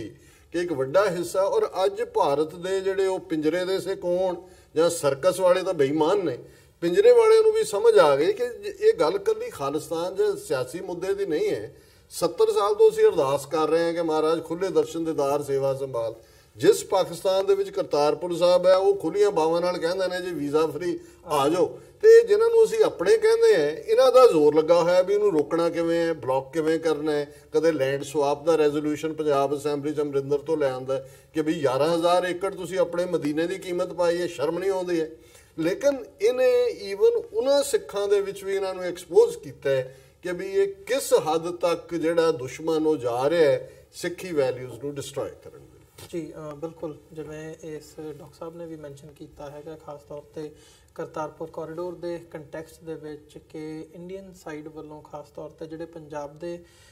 ਮੁੱਖ ਮੰਤਰੀ ਹੈਗੇ ਆ ਕੈਪਟਨ ਅਮਰਿੰਦਰ ਸਿੰਘ, ਉਹਨਾਂ ਵੱਲੋਂ ਕਿਵੇਂ ਇੱਕ ਜਿਹੜੀ ਨੈਗੇਟਿਵ ਲਾਈਨ ਹੈਗੀ ਹੈ ਨੈਗੇਟਿਵਿਟੀ ਦੀ, ਇਹਨੂੰ ਟੈਰਰਿਜ਼ਮ ਦੇ ਨਾਲ ਜੋੜਨਾ ਤੇ ਖਾਸ ਤੌਰ ਤੇ ਪਾਕਿਸਤਾਨ ਤੇ ISI ਦੇ ਨਾਲ ਜੋੜ ਕੇ ਵੀ ਇਹ ਉਹਨਾਂ ਦੀ ਇੱਕ ਚਾਲ ਹੈਗੀ ਹੈ ਭਾਰਤ ਦੇ ਵਿੱਚ ਗੜਬੜੀ ਕਰਨ ਦੇ ਲਈ। ਬਲਜਿੰਦਰ ਸਿੰਘ ਜੀ, ਮੈਂ ਤੁਹਾਡੇ ਕੋਲੋਂ ਚਾਹੂੰਗਾ ਵੀ ਖਾਸ ਤੌਰ ਤੇ ਜਿਹੜਾ ਇਹ ਪੁਆਇੰਟ ਹੈਗਾ ਨੈਗੇਟਿਵਿਟੀ ਵਾਲਾ, ਇਹ ਭਾਵੇਂ ਕੈਪਟਨ ਅਮਰਿੰਦਰ ਸਿੰਘ ਦੀ ਬਿਆਨਬਾਜ਼ੀ ਹੋਵੇ ਜਾਂ ਦਬੀਆਂ ਆਵਾਜ਼ਾਂ ਦੇ ਵਿੱਚ ਓਵਰਆਲ ਭਾਵੇਂ ਉਹ ਭਾਰਤ ਦੀ ਕੇਂਦਰ ਦੀ ਹਕੂਮਤ ਹੋਵੇ, ਜਿਹੜੀਆਂ ਉਧਰੋਂ ਇਹ ਨੈਗੇਟਿਵ ਆਵਾਜ਼ਾਂ ਆ ਰਹੀਆਂ ਨੇ, ਇਹਨੂੰ ਤੁਸੀਂ ਕਿਵੇਂ ਦੇਖਦੇ ਹੋ, ਕਿਵੇਂ ਐਨਾਲਾਈਜ਼ ਕਰਦੇ ਹੋ ਇਹ ਸਾਰੇ ਟਾਈਮ ਪੀਰੀਅਡ ਦੇ ਵਿੱਚ, ਤੇ ਜਿਹੜੀਆਂ ਚੇਂਜਸ ਹੋ ਰਹੀਆਂ ਨੇ ਉਹ ਕਿਸ ਦਿਸ਼ਾ ਵੱਲ ਨੂੰ ਜਾਂਦੀਆਂ ਦੇਖਦੇ ਹੋ? ਦੇਖੋ ਜੀ, ਗੱਲ ਇਸ ਢੰਗ ਨਾਲ ਹੈਗੀ ਹੈ ਕਿ ਜਿਹੜੀ ਭਾਰਤੀ ਸਟੇਟ ਦੀ ਵਿਚਾਰਧਾਰਾ ਹੈ, ਉਹ ਵਿਚਾਰਧਾਰਾ ਐਂਟੀ ਸਿੱਖ ਤੇ ਐਂਟੀ ਪੰਜਾਬ ਹੈ, ਤੇ ਜਿਹੜਾ ਉੱਥੋਂ ਦਾ ਮੀਡੀਆ ਹੈ ਉਹ ਐਂਟੀ ਪੰਥਕ ਹੈ ਜੀ। ਉਹ ਕੋਈ ਵੀ ਡਾਇਸਪੋਰਾ ਸਿੱਖਾਂ ਦੀ ਜਾਂ ਸਿੱਖਾਂ ਦੀ ਕੋਈ ਚੜ੍ਹਦੀ ਕਲਾ ਵਾਲੀ ਗੱਲਬਾਤ ਹੁੰਦੀ ਹੈ ਉਹਨੂੰ ਕਦੇ ਨਹੀਂ ਦਿਖਾਉਂਦਾ, ਤੇ ਹਮੇਸ਼ਾ ਉਸ ਚੀਜ਼ ਦੇ ਉਹਨੀ ਐਂਟੀ ਜਾਣਾ ਹੈ। ਸਿੱਖਾਂ ਵਿੱਚ ਕੋਈ ਸਾਡੀ ਕੋਈ ਨੈਗੇਟਿਵ ਵਾਲੀ ਨਿੱਕੀ ਜਿਹੀ ਚੀਜ਼ ਹੋਵੇ ਉਹਨੂੰ ਵੱਡੀ ਕਰਕੇ ਦਿਖਾਉਣਾ, ਛੋਟੀ ਜਿਹੀ ਚੀਜ਼ ਨੂੰ, ਜਿਹੜੀਆਂ ਸਾਡੀਆਂ ਵੱਡੀਆਂ ਚੀਜ਼ਾਂ ਨੇ, ਅਸੀਂ ਮਨੁੱਖਤਾ ਦੇ ਭਲੇ ਦੀ ਗੱਲਬਾਤ ਕਰਦੇ ਹਾਂ। ਬੇਸ਼ੱਕ ਸਾਡਾ ਰਾਜ ਨਹੀਂ ਹੈ, ਜਿਵੇਂ ਖਾਲਸਾ ਬਾਗੀ ਜਾਂ ਬਾਦਸ਼ਾਹ ਹੁੰਦਾ ਹੈ, ਵਿਚਕਾਰ ਦੀ ਲਾਈਨ ਕੋਈ ਨਹੀਂ, ਤੇ ਫਿਰ ਵੀ ਸਾਡੀਆਂ ਬਹੁਤ ਸਾਰੀਆਂ ਸੰਸਥਾਵਾਂ ਨੇ, ਜਿਵੇਂ ਖਾਲਸਾ ਏਡ ਵਾਲੇ ਮਨੁੱਖਤਾ ਦੇ ਭਲੇ ਲਈ ਹਰੇਕ ਜਗ੍ਹਾ ਜਾਂਦੇ ਨੇ, ਯੂਨਾਈਟਿਡ ਸਿੱਖ ਵਾਲੇ ਹਰੇਕ ਜਗ੍ਹਾ ਜਾਂਦੇ ਨੇ। ਕਦੇ ਵੀ ਭਾਰਤੀ ਮੀਡੀਆ ਨੇ ਉਹਨਾਂ ਨੂੰ ਨਹੀਂ ਦਿਖਾਇਆ ਕਿ ਪੰਥ ਦੇ ਹੱਕ ਵਿੱਚ ਗੱਲ ਜਾਂਦੀ। ਬਾਕੀ ਰਹੀ ਕਰਤਾਰਪੁਰ ਸਾਹਿਬ ਦੇ ਲਾਂਘੇ ਦੀ ਗੱਲਬਾਤ, ਜਿੱਥੇ ਆਪਾਂ ਆਈਏ ਪੁਆਇੰਟ ਤੇ, ਉਹਦੇ 'ਚ ਇਸ ਲਾਂਘੇ ਦੇ ਪ੍ਰਤੀ ਗੁਰੂ ਨਾਨਕ ਨਾਮ ਲੇਵਾ ਸਿੱਖ ਕੌਮ ਨੇ 1947 ਤੋਂ ਅਰਦਾਸਾਂ ਬੇਨਤੀਆਂ ਕੀਤੀਆਂ, ਸਾਡੀਆਂ ਭਾਵਨਾਵਾਂ ਜੁੜੀਆਂ ਨੇ ਵੀ ਭਾਈ ਸਾਨੂੰ ਖੁੱਲ੍ਹੇ ਦਰਸ਼ਨ ਦਿਦਾਰੇ ਉਹਨਾਂ ਗੁਰਧਾਮਾਂ ਦੇ ਹੋਣ। ਉਸ ਅਕਾਲ ਪੁਰਖ ਸੱਚੇ ਪਾਤਸ਼ਾਹ ਦੇ ਅੱਗੇ ਅਰਦਾਸ ਬੇਨਤੀ ਕਰਦੇ ਹਾਂ। ਤੇ ਉਹ ਜਿਹੜਾ ਡਾਕਟਰ ਸਾਹਿਬ ਹੁਣੀ ਦੱਸ ਕੇ ਹਟੇ ਨੇ ਵੀ ਭਾਈ ਡਾਇਸਪੋਰਾ ਸਿੱਖਾਂ ਨੇ ਕੋਈ 20 ਸਾਲ ਤੋਂ ਇਹ ਲੌਬਿੰਗ ਕਰਕੇ ਪਾਕਿਸਤਾਨ ਗੌਰਮੈਂਟ ਦੇ ਨਾਲ ਪ੍ਰੈਸ਼ਰ ਬਣਾ ਕੇ, ਪਿਆਰ ਦੇ ਨਾਲ ਉਹਨਾਂ ਨਾਲ ਗੱਲਬਾਤ ਕਰਕੇ ਉਹਨਾਂ ਨੂੰ ਰੈਡੀ ਕੀਤਾ ਕਿ ਭਾਈ ਸਾਡੇ ਲਈ ਇਹ ਖੋਲ੍ਹਿਆ ਜਾਵੇ। ਜਦੋਂ ਇਹ ਚੀਜ਼ ਖੁੱਲ੍ਹਦੀ ਹੈ ਤੇ ਜਿਹੜਾ ਐਂਟੀ ਪੰਥਕ ਮੀਡੀਆ, ਐਂਟੀ ਪੰਜਾਬ ਮੀਡੀਆ ਹੈ, ਜਾਂ ਜਿਹੜੀ ਭਾਰਤੀ ਸਟੇਟ ਦੀ ਵਿਚਾਰਧਾਰਾ ਹੈ, ਉਹ ਦੂਸਰੇ ਪਾਸੇ ਖੜ ਜਾਂਦੀ ਕਿ ਜਿਹੜੇ ਇਹ ਸਿੱਖ ਹੈ ਜੀ, ਇਹ ਮੁਸਲਮਾਨ ਭਰਾਵਾਂ ਦੇ ਨਾਲ ਕਿਤੇ ਰਲ ਨਾ ਜਾਣ, ਇਹਨਾਂ ਲਈ ਇਹ ਲਾਂਘਾ ਅਸੀਂ ਕਦੇ ਵੀ ਨਹੀਂ ਖੋਲ੍ਹਣਾ। ਜਿਹੜੀ ਨਫ਼ਰਤ ਪੈਦਾ ਕਰਕੇ ਉਹਨਾਂ ਨੇ ਜੋ ਬਾਘਾ ਬਾਰਡਰ ਵਾਲੀ ਲਾਈਨ ਹੈ ਉਹਨੂੰ ਇੱਕ ਨਫ਼ਰਤ ਦੀ ਲਾਈਨ ਬਣਾ ਦਿੱਤਾ। ਪਰ ਸਾਡੇ ਗੁਰੂ ਨਾਨਕ ਪਾਤਸ਼ਾਹ ਨੇ, ਗੁਰੂ ਸਾਹਿਬ ਨੇ ਕਦੇ ਇਹ ਨਹੀਂ ਸੀ ਕਿਹਾ ਕਿ ਭਾਈ ਹਿੰਦੂ ਤੁਹਾਡਾ ਭਾਈ ਹੈ ਤੇ ਮੁਸਲਮਾਨ ਜਿਹੜਾ ਬਾਘਾ ਬਾਰਡਰ ਦੇ ਪਰਲੇ ਪਾਸੇ ਬੈਠਾ ਹੈ ਉਹ ਤੁਹਾਡਾ ਦੁਸ਼ਮਣ ਹੈ। ਗੁਰੂ ਨਾਨਕ ਪਾਤਸ਼ਾਹ ਨੇ ਸਾਨੂੰ ਸਾਰਿਆਂ ਦੇ ਭਾਈ ਬਣਾਇਆ ਹੈ ਤੇ ਇਸ ਗੱਲ ਕਰਕੇ ਸਾਨੂੰ ਕਿਸੇ ਵਿੱਚ ਕੋਈ ਫਰਕ ਨਹੀਂ ਹੈਗਾ ਕਿ ਉਹ ਮੁਸਲਮਾਨ ਹੈ ਜਾਂ ਹਿੰਦੂ ਆ ਜਾਂ ਈਸਾਈ ਹੈ, ਤੇ ਅਸੀਂ ਤਾਂ ਸਾਰਿਆਂ ਦੇ ਭਾਈ ਜੀ, ਕਿਸੇ ਦੇ ਨਾਲ ਉਹ ਗੱਲਬਾਤ ਨਹੀਂ। ਲੇਕਿਨ ਜਿਹੜੀਆਂ ਸਰਕਾਰਾਂ ਨੇ ਲਾਈਨ ਤਿਆਰ ਕੀਤੀ ਆ ਉਹਨਾਂ ਨੇ ਨਫ਼ਰਤ ਬੀਜ ਕੇ ਆਪਣੇ ਨਾਲ ਵੋਟਾਂ ਜੋੜਨ ਦੀ ਕੋਸ਼ਿਸ਼ ਕੀਤੀ ਹੈ ਤੇ ਹੁਣ ਉਹੀ ਨਫ਼ਰਤ ਉੱਥੇ ਇੱਧਰਲੇ ਪਾਸਿਓਂ ਪਾਕਿਸਤਾਨ ਵੱਲ ਦੇ ਪਾਸਿਓਂ ਸਾਨੂੰ ਬਹੁਤ ਹੀ ਪਿਆਰ ਭਰੀ ਮਤਲਬ ਉਹ ਹੰਗਾਰਾ ਮਿਲ ਰਿਹਾ ਹੈ। ਉਹਨਾਂ ਨੇ ਸਿੰਗੇ ਬੁਨਿਆਦ ਵੀ ਰੱਖ ਦਿੱਤਾ ਹੈ, ਉਹਨਾਂ ਨੇ ਪਹਿਲ ਕੀਤੀ ਤੇ ਦੇਖ ਕੇ ਇਹਨਾਂ ਨੇ ਵੀ ਉੱਧਰ ਰੀਸੋ ਰੀਸੀ ਰੱਖ ਦਿੱਤਾ। ਲੇਕਿਨ ਅਮਰਿੰਦਰ ਸਿੰਘ ਵਰਗੇ ਜਾਂ ਹੋਰ ਜਿਹੜੇ ਲੋਕ ਨੇ ਉੱਥੇ ਪਾਵਰ ਵਿੱਚ, ਹਕੂਮਤ ਦੇ ਨਸ਼ੇ ਵਿੱਚ ਲੋਕ ਬਹੁਤ ਕੁਝ ਕਰਦੇ ਹੁੰਦੇ ਨੇ ਜੀ। ਇਹਨਾਂ ਨੂੰ ਹਕੂਮਤ ਦਾ ਨਸ਼ਾ ਹੈ, ਇਹ ਹਕੂਮਤ ਦੇ ਨਸ਼ੇ ਵਿੱਚ ਸਿੱਖਾਂ ਦੀਆਂ ਭਾਵਨਾਵਾਂ ਦੇ ਨਾਲ ਇਸ ਮੌਕੇ ਖਿਲਵਾੜ ਕਰ ਰਹੇ। ਜਦੋਂ ਜਿਹੜਾ ਬੰਦਾ ਅੱਜ ਇਸ ਰਸਤੇ ਵਿੱਚ ਆਊਗਾ ਕਰਤਾਰਪੁਰ ਸਾਹਿਬ ਦੇ ਲਾਂਘੇ ਵਿੱਚ, ਉਹ ਜਿੱਡੀ ਮਰਜ਼ੀ ਵੱਡੀ ਪਾਵਰ ਹੋਵੇ, ਟੈਂਪਰਰੀ ਤੌਰ ਤੇ ਕਿਸੇ ਵੀ ਢੰਗ ਦੇ ਨਾਲ ਸਾਨੂੰ ਬਲੌਕ ਕਰ ਸਕਦਾ, ਲੇਕਿਨ ਕਦੇ ਵੀ ਉਹ ਸਰਵਾਈਵ ਨਹੀਂ ਕਰ ਸਕੂਗਾ। ਉਹਦੇ ਨਾਲ ਹਰ ਮੌਕੇ ਇਹ ਗੱਲਬਾਤ ਹੋਊਗੀ ਕਿ ਭਾਈ 7 ਕਰੋੜ ਜਾਂ 20 ਕਰੋੜ ਸਿੱਖਾਂ ਦੀਆਂ ਭਾਵਨਾਵਾਂ ਜੁੜੀਆਂ ਨੇ, 2 ਕਰੋੜ ਸਿੱਖਾਂ ਦੀਆਂ ਭਾਵਨਾਵਾਂ ਜੁੜੀਆਂ ਨੇ, ਜਿਸ ਲਈ ਸਿੱਖਾਂ ਨੇ ਅਰਦਾਸ ਬੇਨਤੀ ਕੀਤੀ ਹੈ। ਅੱਜ ਸਿੱਖਾਂ ਦੇ ਵਿੱਚ ਜਾਂ ਉੱਥੋਂ ਦੇ ਭਾਰਤ ਦੇ ਦੂਸਰੇ ਲੋਕਾਂ ਦੇ ਵਿੱਚ ਨਫ਼ਰਤ ਪੈਦਾ ਕਰਕੇ ਜਿਹੜਾ ਹਿੰਦੂ ਮੀਡੀਆ ਉੱਥੋਂ ਦਾ ਉਹ ਇਸ ਸਾਨੂੰ ਆਪਣੇ ਗੁਰੂ ਧਾਮਾਂ ਦੇ ਦਰਸ਼ਨਾਂ ਤੋਂ ਰੋਕੂਗਾ ਤੇ ਉਹਦੇ ਲਈ ਉਹਨਾਂ ਲਈ ਬਹੁਤ ਹੀ ਘਾਤਕ ਸਿੱਧ ਚੀਜ਼ ਹੋਊਗੀ। ਇਸੇ ਗੱਲ ਕਰਕੇ ਸਾਡਾ ਆਪਣਾ ਰਾਜ ਭਾਗ ਹੋਵੇ ਤੇ ਅਸੀਂ ਆਪਣੇ ਬਾਰਡਰ ਖੁੱਲ੍ਹੇ ਰੱਖੀਏ, ਅਸੀਂ ਆਪਣੇ ਹਿਸਾਬ ਦੇ ਨਾਲ ਉਹਨਾਂ ਗੁਰੂ ਧਾਮਾਂ ਦੇ ਦਰਸ਼ਨ ਦਿਦਾਰੇ ਕਰ ਸਕੀਏ ਜੀ। ਤੇ ਜਿਹੜੀ ਇੱਧਰਲੇ ਪਾਸੇ ਪ੍ਰੈਸ਼ਰ ਆ ਰਿਹਾ ਸਰਕਾਰਾਂ ਵੱਲੋਂ ਜਾਂ ਜਿਹੜੇ ਲੋਕ ਉੱਥੇ ਹੋਰ ਵੀ ਪਾਰਟੀਆਂ ਦੇ ਕਰਤਾਰਪੁਰ ਸਾਹਿਬ ਦੇ ਲਾਂਘੇ ਦੀ ਵਿਰੋਧਤਾ ਕਰਦੇ ਆ, ਉਹਨਾਂ ਨੂੰ ਇਹ ਸੋਚ ਲੈਣਾ ਚਾਹੀਦਾ ਕਿ ਵੀ ਭਾਈ ਉਹ ਸਿੱਖਾਂ ਨਾਲ ਬੈਰ ਕਮਾ ਰਹੇ ਨੇ। ਜੀ ਬਿਲਕੁਲ ਮਾਲਕ ਸਾਹਿਬ, ਤੁਹਾਡੇ ਵੱਲ ਆਵਾਂ ਇਹ ਸਾਰੀ ਗੱਲ ਦੇ ਕੰਟੈਕਸਟ ਦੇ ਵਿੱਚ ਜਿੱਥੇ ਕਰਤਾਰਪੁਰ ਸਾਹਿਬ ਦੇ ਕੋਰੀਡੋਰ ਬਾਰੇ ਵਿਚਾਰ ਚਰਚਾ ਹੋਈ ਹੈ, ਉੱਥੇ ਪਾਕਿਸਤਾਨ ਨੇ ਹਮੇਸ਼ਾ ਪੋਜ਼ਿਟਿਵ ਲਾਈਨ ਰੱਖੀ ਹੈ ਇਸ ਨੂੰ ਮੁੱਖ ਰੱਖਦਿਆਂ ਹੋਇਆਂ।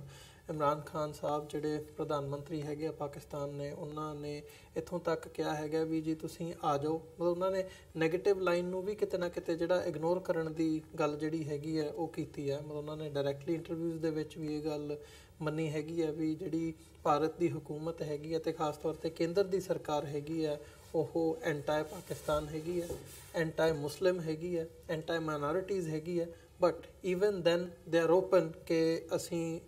ਕਰਤਾਰਪੁਰ ਸਾਹਿਬ ਦੇ ਕੋਰੀਡੋਰ ਦੇ ਲਈ ਅਤੇ ਆਪਸੀ ਸਾਂਝ ਦੇ ਲਈ ਇਹ ਗੱਲਾਂ ਨੂੰ ਵੀ ਇਗਨੋਰ ਕਰਨ ਲਈ ਤਿਆਰ ਹੈਗੇ ਆ। ਸੋ ਆਵਾਮ ਦੇ ਵਿੱਚ ਜ਼ਰੂਰ ਜਿਹੜੀ ਪੋਜ਼ਿਟਿਵਿਟੀ ਹੈਗੀ ਹੈ ਉਹ ਨਜ਼ਰ ਆਉਂਦੀ ਹੈ, ਆਪਸੀ ਪਿਆਰ ਵੀ ਨਜ਼ਰ ਆਉਂਦਾ ਹੈ। ਉਹ ਪਾਕਿਸਤਾਨੀ ਭਰਾ ਜਿੱਥੇ ਵੀ ਮਿਲਦੇ ਨੇ ਜਾਂ ਇੱਥੇ ਡਾਇਸਪੋਰਾ ਦੇ ਵਿੱਚ ਜਾਂ ਜੇ ਤੁਸੀਂ ਸੋਸ਼ਲ ਮੀਡੀਆ 'ਤੇ ਮੋਨੀਟਰ ਕਰਦੇ ਹੋ ਦੇਖਦੇ ਹੋ ਉਹ ਗੱਲ ਸਾਫ਼ ਨਜ਼ਰ ਆਉਂਦੀ ਹੈ। ਬਟ ਕੀ ਐਡਮਿਨਿਸਟ੍ਰੇਟਿਵ ਤੌਰ 'ਤੇ ਜਿਹੜੀ ਇਹ ਇੱਕ ਪੋਜ਼ਿਟਿਵ ਚੇਂਜ ਆਈ ਹੈਗੀ ਹੈ, ਤੁਹਾਨੂੰ ਲੱਗਦਾ ਹੈ ਵੀ ਇਹ ਅੱਗੇ ਵੀ ਸਸਟੇਨ ਕਰੇਗੀ ਜਾਂ ਜਿਹੜੀ ਇਹ ਆਪਸੀ ਸਾਂਝ ਦੀ ਇੱਕ ਗੱਲ ਤੁਰੀ ਹੈਗੀ ਹੈ ਕਰਤਾਰਪੁਰ ਕੋਰੀਡੋਰ ਦੇ ਹਵਾਲੇ ਨਾਲ, ਇਹਦਾ ਭਵਿੱਖ ਕੀ ਦੇਖਦੇ ਹੋ?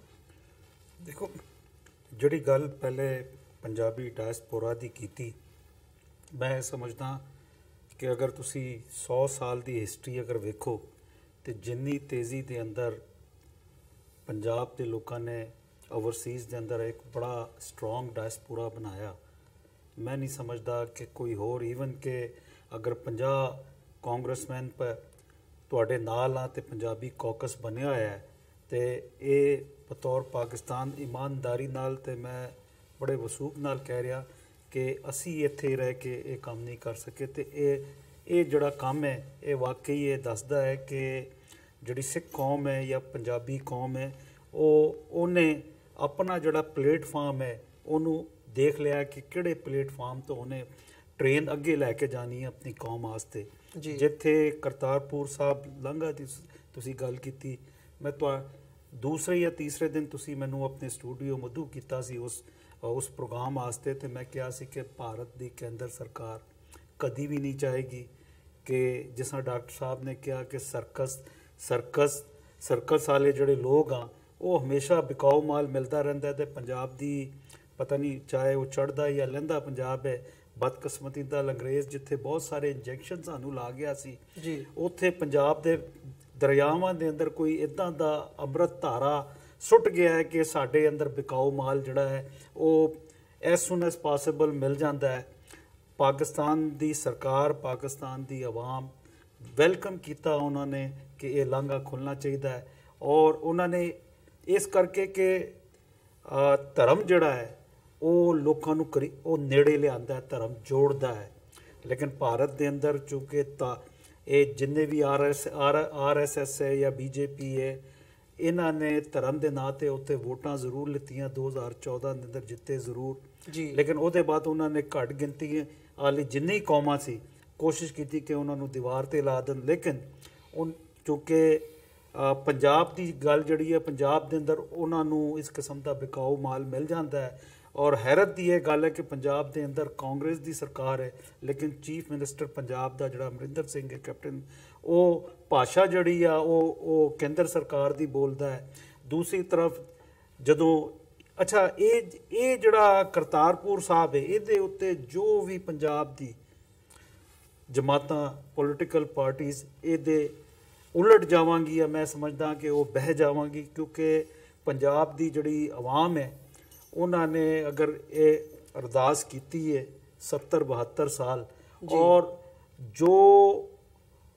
ਉਹਨਾਂ ਦੇ ਵਿਚਾਰ ਆ, ਉਹਨਾਂ ਦੇ ਅਗੇਂਸਟ ਜੋ ਵੀ ਪਾਰਟੀ ਜਾਏਗੀ ਉਹ ਮਿੱਟੀ ਹੋ ਜਾਏਗੀ। ਤੁਸੀਂ ਅਕਾਲੀ ਦਲ ਦਾ ਹਾਲ ਵੇਖ ਲਿਆ, ਉਹਨਾਂ ਨੂੰ ਟਕਸਾਲੀ ਵੀ ਛੱਡ ਗਏ, ਤੇ ਇਹੀ ਹਾਲ ਕੈਪਟਨ ਅਮਰਿੰਦਰ ਸਿੰਘ ਦਾ ਹੋਣਾ ਹੈ। ਲੇਕਿਨ ਇਸ ਵੇਲੇ ਜਿਹੜੇ ਪੰਜਾਬ ਦੇ ਲੋਕ ਹੈ ਉਹਨਾਂ ਨੂੰ ਸੋਚਣਾ ਚਾਹੀਦਾ ਹੈ ਕਿ ਪਾਕਿਸਤਾਨ ਨੇ ਖੁੱਲੇ ਦਿਲ, ਖੁੱਲੇ ਬਾਜ਼ੂਆਂ ਨਾਲ ਵੈਲਕਮ ਕੀਤਾ ਹੈ, ਔਰ ਇਸ ਕਰਕੇ ਨਹੀਂ ਕਿ ਇਹਦੇ ਅੰਦਰ ਕੋਈ ਰਾਜਨੀਤੀ ਕਰਨੀ ਆ। ਇਹ ਗੱਲ ਪਾਕਿਸਤਾਨ ਦੇ 22 ਕਰੋੜ ਆਵਾਮ ਨੇ ਸੋਚ ਲਿਆ ਨਹੀਂ ਕਿ ਅਗਰ ਲੋਕ 3 ਕਿਲੋਮੀਟਰ ਦੂਰ ਅਗਰ ਦੂਰਬੀਨ ਦੇ ਨਾਲ ਦਰਸ਼ਨ ਕਰਦੇ ਆ ਤੇ ਇਹ ਸਮਾਜ ਦੇ ਨਾਲ ਵੀ ਜ਼ਿਆਦਤੀ ਹੈ, ਕਿਸੇ ਕੌਮ ਦੇ ਨਾਲ ਵੀ ਜ਼ਿਆਦਤੀ ਆ, ਔਰ ਮੈਂ ਇਹ ਸਮਝਦਾ ਕਿ ਇੱਕ ਧਰਮ ਦੇ ਨਾਲ ਵੀ ਜ਼ਿਆਦਤੀ ਹੈ ਕਿ ਅਗਰ ਇਹ ਇੱਦਾਂ ਹੀ ਹੈ ਕਿ ਜਿਸ ਤਰ੍ਹਾਂ ਸਾਊਦੀ ਅਰਬ ਦੇ ਅੰਦਰ ਸਾਡਾ ਮੱਕਾ ਮਦੀਨਾ ਹੈ, ਸਾਡੀ ਹਰ ਮੁਸਲਮਾਨ ਦੀ ਖੁਆਇਸ਼ ਹੈ ਕਿ ਜ਼ਿੰਦਗੀ ਦੇ ਅੰਦਰ ਇੱਕ ਵਾਰੀ ਉੱਥੇ ਜਾ ਕੇ ਆਪਣੇ ਜੋ ਵੀ ਮਜ਼ਹਬੀ ਰਸੂਮਾਤ ਆ, ਜੋ ਵੀ ਓਬਲੀਗੇਸ਼ਨ ਆ, ਉਹਨੂੰ ਪੂਰਾ ਕਰਨ ਦੇ ਵਾਸਤੇ ਲੋਕ ਜਾਂਦੇ ਆ। ਔਰ ਇਹ ਹੈ ਕਿ 4 ਕਿਲੋਮੀਟਰ ਦੂਰ ਅਗਰ ਬੰਦਾ ਰਹਿ ਜਾਏ ਤੇ ਜ਼ਿਆਰਤ ਨਾ ਹੋਏ ਤੇ ਇਹ ਬੰਦਾ ਉਹੀ ਸਮਝ ਸਕਦਾ ਹੈ। ਤੇ ਪਾਕਿਸਤਾਨ ਦੀ ਜਿੱਥੇ ਤੱਕ ਗੱਲ ਹੈ, ਕਿਉਂਕਿ ਮੇਰਾ ਤਾਲੁਕ ਇੱਕ ਪੱਤਰਕਾਰੀ ਦੇ ਇਲਾਵਾ ਇੱਕ ਇਮਰਾਨ ਖਾਨ ਦੀ ਜਿਹੜੀ ਜਮਾਤ ਹੈ ਅਮਰੀਕਾ ਦੇ ਅੰਦਰ ਜਦੋਂ ਅਸੀਂ ਬਣਾਈ ਸੀ ਤੇ ਮੈਂ ਉਹਦਾ ਬੁਨਿਆਦੀ ਮੈਂਬਰ ਰਿਹਾ, ਤੇ ਮੈਂ ਇਹ ਸਮਝਦਾ ਕਿ ਪਾਕਿਸਤਾਨ ਦੀ तमाम ਜਮਾਤਾਂ, ਔਰ ਇਹ ਵੀ ਨਹੀਂ ਹੈ ਕਿ ਇਹ ਸਿਰਫ ਕੁਝ ਇਸੇ ਸਾਲ ਕੋਈ ਗਿੱਦੜ ਸਿੰਘੀ ਹੋਈ ਸੀ ਕਿ ਇਹ ਕੰਮ ਲੰਘ ਵਾਲਾ ਐਲਾਨ ਹੋ ਗਿਆ ਸੀ, ਨਹੀਂ, ਇਹ ਗੁਜ਼ਸ਼ਤਾ 20-22 ਸਾਲ ਤੋਂ, ਜਿਸ ਤਰ੍ਹਾਂ ਡਾਕਟਰ ਸਾਹਿਬ ਨੇ ਕਿਹਾ, ਭਾਈ ਹਿੰਮਤ ਸਿੰਘ ਨੇ ਕਿਹਾ ਕਿ ਇਹ, ਔਰ ਮੈਂ ਇਹਦਾ ਕ੍ਰੈਡਿਟ ਵੀ ਪੰਜਾਬੀ ਡਾਇਸਪੋਰਾ ਓਵਰਸੀਜ਼ ਨੂੰ ਦਿੰਦਾ, ਜਿਨ੍ਹਾਂ ਦੀ ਕਾਵਿਸ਼ਾਂ, ਜਿਨ੍ਹਾਂ ਦੀ ਆਵਾਜ਼, ਕਿਉਂਕਿ ਜਦੋਂ ਤੱਕ ਤੁਸੀਂ ਆਵਾਜ਼ ਨਹੀਂ ਉਠਾਉਂਦੇ ਕੌਮਾਂ ਨਹੀਂ ਬਣਦੀਆਂ, ਔਰ ਜਿਹੜੇ ਲੋਕ ਉਸ ਆਵਾਜ਼ ਦੇ ਨਾਲ ਸ਼ਾਮਿਲ ਨਹੀਂ ਹੁੰਦੇ ਬਾਅਦ ਵਿੱਚ ਉਹਨਾਂ ਨੂੰ ਪਛਤਾਵਾ ਹੁੰਦਾ ਹੈ। ਲੇਕਿਨ ਜਿੱਥੇ ਤੱਕ ਪਾਕਿਸਤਾਨ ਦੀ ਸਰਕਾਰ ਹੈ ਇਸ ਵਿਸ਼ੇ ਦੇ ਅੰਦਰ ਖੁੱਲੇ ਦਿਲ ਤੋਂ ਨਾਲੇ ਉਹਦੇ ਬਾਅਦ ਇਹ ਹੈ ਕਿ ਹੁਣ ਪੰਜਾਬ ਦੀ ਕੌਮ ਨੂੰ ਸੋਚਣਾ ਚਾਹੀਦਾ ਹੈ ਕਿ ਉਹਨਾਂ ਨੇ ਕਿਹੜੇ ਬੰਦਿਆਂ ਨਾਲ ਖਲੋਣਾ। ਅਗਰ ਜਿਨ੍ਹਾਂ ਨੂੰ ਵਾਰ-ਵਾਰ ਉਹਨਾਂ ਨੇ ਅਜ਼ਮਾਇਆ ਤੇ ਉਹਨਾਂ ਨੇ ਸਰਕਾਰਾਂ ਬਣਾ ਕੇ ਪੰਜਾਬ ਦੀ ਆਵਾਮ ਨੂੰ ਕੁਝ ਨਹੀਂ ਦਿੱਤਾ ਸਿਵਾਏ ਡਰੱਗ ਦੇ, ਇੱਕ ਕੌਮ ਨੂੰ ਡਰੱਗ ਤੇ ਲਾਤਾ, ਬਲਕਿ ਅਗਰ ਔਰ ਦੂਸਰੇ ਧਰਮ ਦੇ ਨਾਂ ਤੇ ਵਖੇਰਾ ਉੱਥੇ ਕੀਤਾ ਹੈ, ਤੇ ਮੈਂ ਸਮਝਦਾ ਕਿ ਕਿਸੇ ਦਾ ਫਾਇਦਾ ਨਹੀਂ ਹੋਏਗਾ ਇਸ ਮਾਮਲੇ ਦੇ ਅੰਦਰ। ਖਾਸ ਤੌਰ 'ਤੇ ਅਗਰ ਕਰਤਾਰਪੁਰ ਲਾਂਘਾ ਦੀ ਗੱਲ ਹੈ ਤੇ ਪਾਕਿਸਤਾਨ ਜਿਹੜਾ ਹੈ ਅਨਕੰਡੀਸ਼ਨਲ, ਇਹਦੇ ਅੰਦਰ ਕੋਈ ਰਾਜਨੀਤੀ ਨਹੀਂ ਆ, ਕੋਈ ਪਾਕਿਸਤਾਨ ਦੀ ਸੋਸ਼ਲ ਆਰਗੇਨਾਈਜੇਸ਼ਨ ਜਾਂ ਪਾਕਿਸਤਾਨ ਦੀ ਜਿੰਨੀ ਵੱਡੀ ਜਮਾਤਾਂ ਜਿਹੜੀਆਂ ਸਰਕਾਰ ਦੇ ਅੰਦਰ ਆਉਂਦੀਆਂ ਜਾਂਦੀਆਂ, ਚਾਹੇ ਉਹ ਮੁਸਲਿਮ ਲੀਗ ਨੂਨ ਹੈ, ਪੀਪਲਸ ਪਾਰਟੀ ਹੈ, ਪਾਕਿਸਤਾਨ ਤਹਿਰੀਕ ਇਨਸਾਫ ਹੈ ਜਾਂ ਛੋਟੀ ਜਮਾਤਾਂ, ਉਹ ਸਾਰੀਆਂ ਇਸ ਮੁੱਦੇ ਤੇ ਇੱਕ ਜਾਨ ਆ ਤੇ ਉਹ ਕਹਿੰਦੀਆਂ ਕਿ ਇਹ ਲਾਂਘਾ ਖੁੱਲ੍ਹਣਾ ਚਾਹੀਦਾ ਹੈ। ਕਿਉਂਕਿ ਜਦੋਂ ਔਰ ਖਾਸ ਤੌਰ ਤੇ ਦੋਵੇਂ, ਚਾਹੇ ਚੜ੍ਹਦਾ ਪੰਜਾਬ ਜਾਂ ਲਹਿੰਦਾ ਪੰਜਾਬ ਹੈ, ਮੈਂ ਹਮੇਸ਼ਾ ਕਿਹਾ ਕਿ ਸਾਡੀ ਬੋਲੀ ਇੱਕ ਸੀ। 47 ਦੇ ਬਾਅਦ ਹੋਇਆ ਕਿ 47 ਤੋਂ ਪਹਿਲਾਂ ਸਾਡੇ ਕੋਲ ਕੋਈ ਪੰਜਾਬੀ ਲੀਡਰ ਨਹੀਂ ਸੀ ਜਿਹੜਾ ਸਾਨੂੰ ਜੋੜ ਸਕਦਾ। 47 ਦੇ ਬਾਅਦ ਉਲਟੀ ਗਿਣਤੀ ਦਾ ਇਤਿਹਾਸ ਪੜ੍ਹਾਇਆ ਗਿਆ ਨਫ਼ਰਤ ਦਾ ਇਤਿਹਾਸ ਪੜ੍ਹਾਇਆ ਗਿਆ, ਮੁਸਲਮਾਨ ਤੇ ਸਿੱਖ ਨੂੰ ਯਾਨੀ ਇਸ ਕਿਸਮ ਦਾ ਇਤਿਹਾਸ ਬਣਾਇਆ ਗਿਆ। ਇਹ ਦੱਸਿਆ ਕਿ ਇਹ ਦੋਵੇਂ ਕੌਮਾਂ ਜਿਹੜੀਆਂ ਇੱਕ ਦੂਸਰੇ ਤੋਂ ਨਫ਼ਰਤ ਕਰਦੀਆਂ, ਇਹ ਗਲਤ ਇਤਿਹਾਸ ਨੇ। 70 ਸਾਲ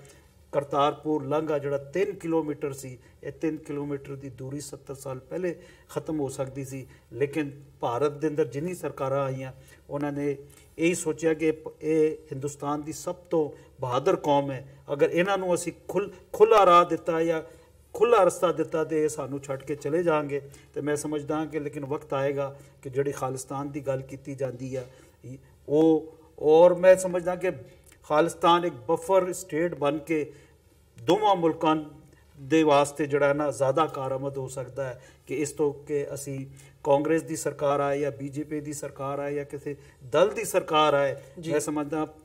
ਦੋਵੇਂ ਪੰਜਾਬ ਦੇ ਲੋਕ ਜਿਹੜੇ ਆ ਨਾ ਉਹ ਜੋੜ ਸਕਦੇ ਆ। ਜੀ ਬਿਲਕੁਲ। ਸੋ ਇਸੇ ਦੇ ਨਾਲ ਅਸੀਂ ਇਹ ਆਸ ਵੀ ਕਰਦੇ ਹਾਂ ਕਿ ਜਿਹੜੀ ਇਹ ਆਪਸੀ ਸਾਂਝ ਦੀ ਇੱਕ ਲਾਈਨ ਤੁਰੀ ਹੈਗੀ ਹੈ, ਖਾਸ ਤੌਰ 'ਤੇ ਕਰਤਾਰਪੁਰ ਕੋਰੀਡੋਰ ਦੇ ਹਵਾਲੇ ਨਾਲ ਦੋਵੇਂ ਪੰਜਾਬ ਦੇ ਜਿਹੜੇ ਲੋਕ ਹੈਗੇ ਆ ਉਹ ਇਸ ਗੱਲ ਨੂੰ ਇਸ ਵਕਤ ਸਮਝਦੇ ਆ ਤੇ ਆਉਣ ਵਾਲੇ ਸਮੇਂ ਦੇ ਵਿੱਚ ਜਿਹੜੀ ਸਾਂਝ ਹੈਗੀ ਹੈ ਉਹ ਅੱਗੇ ਤੁਰੇਗੀ। ਸੋ ਇੱਕ ਵੇਲਾ ਹੈਗਾ ਹੁਣ ਛੋਟੀ ਜਿਹੀ ਬ੍ਰੇਕ ਦਾ। ਬ੍ਰੇਕ ਤੋਂ ਬਾਅਦ ਦੁਬਾਰਾ ਅਸੀਂ ਜਿਹੜੀ ਸਾਡੀ ਗੱਲਬਾਤ ਹੈਗੀ ਹੈ ਉਹਨੂੰ ਅੱਗੇ ਤੋਰਾਂਗੇ ਇਸ ਸਾਰੇ ਕੰਟੈਕਸਟ ਦੇ ਵਿੱਚ। ਕੀ ਤੁਸੀਂ ਆਪਣੇ ਟੈਕਸਿਸ ਨੂੰ ਲੈ ਕੇ ਚਿੰਤਤ ਹੋ?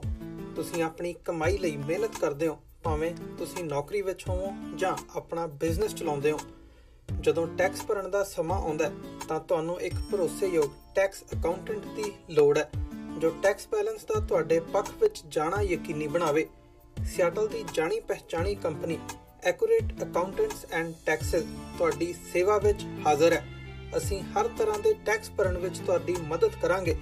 ਟੈਕਸ ਸੰਬੰਧੀ ਕਿਸੇ ਵੀ ਤਰ੍ਹਾਂ ਦੇ ਸਵਾਲ ਲਈ ਅੱਜ ਹੀ ਸਾਡੇ ਤੱਕ ਪਹੁੰਚ ਕਰੋ। Accurate accountants and taxes. Break ਤੋਂ ਬਾਅਦ ਤੁਹਾਡਾ ਸਾਰਿਆਂ ਦਾ ਸਵਾਗਤ ਹੈ। ਜਿਵੇਂ ਕਿ ਅਸੀਂ ਗੱਲਬਾਤ ਕਰ ਰਹੇ ਸੀ ਬ੍ਰੇਕ ਤੇ ਜਾਣ ਤੋਂ ਪਹਿਲਾਂ, ਸਾਊਥ ਏਸ਼ੀਅਨ ਕੰਟੈਕਸਟ ਦੇ ਵਿੱਚ ਜਾਂ ਸਿੱਖ ਡਾਇਸਪੋਰਾ ਦੀਆਂ ਜਿਹੜੀਆਂ ਐਕਟੀਵਿਟੀਜ਼ ਹੈਗੀਆਂ ਨੇ ਉਹਨਾਂ ਨੇ ਕਿਵੇਂ ਇਸ 2018 ਦੇ ਵਰ੍ਹੇ ਦੇ ਵਿੱਚ ਇੰਪੈਕਟ ਕੀਤਾ ਤੇ 2019 ਦਾ ਵਰ੍ਹਾ ਕਿਸ ਹਿਸਾਬ ਨਾਲ ਜਾਂ ਕਿਸ ਦਿਸ਼ਾ ਦੇ ਵੱਲ ਨੂੰ ਜਿਹੜੀ ਪੇਸ਼ਕਦਮੀ ਹੈਗੀ ਆ ਉਹ ਕੌਮ ਵੱਲੋਂ ਕੀਤੀ ਜਾ ਰਹੀ ਹੈ ਤੇ ਓਵਰਆਲ ਜਿਹੜੀ ਪੋਲਿਟਿਕਸ ਹੈਗੀ ਆ ਉਹ ਕਿਸ ਦਿਸ਼ਾ ਦੇ ਵੱਲ ਨੂੰ ਕਰਵਟ ਲੈ ਰਹੀ ਹੈ, ਇਸ ਤੇ ਜਿਹੜੀ ਅਸੀਂ ਵਿਚਾਰ ਚਰਚਾ ਕੀਤੀ ਹੈ ਉਹਦੇ ਵਿੱਚ ਮੈਂ ਬ੍ਰੇਕ ਤੇ ਜਾਣ ਤੋਂ ਬਾਅਦ ਦੁਬਾਰਾ ਦੱਸਦੇ ਹਾਂ ਕਿ ਸਾਡੇ ਨਾਲ ਸਰਦਾਰ ਬਲਜਿੰਦਰ ਸਿੰਘ ਜਿਹੜੇ ਕਿ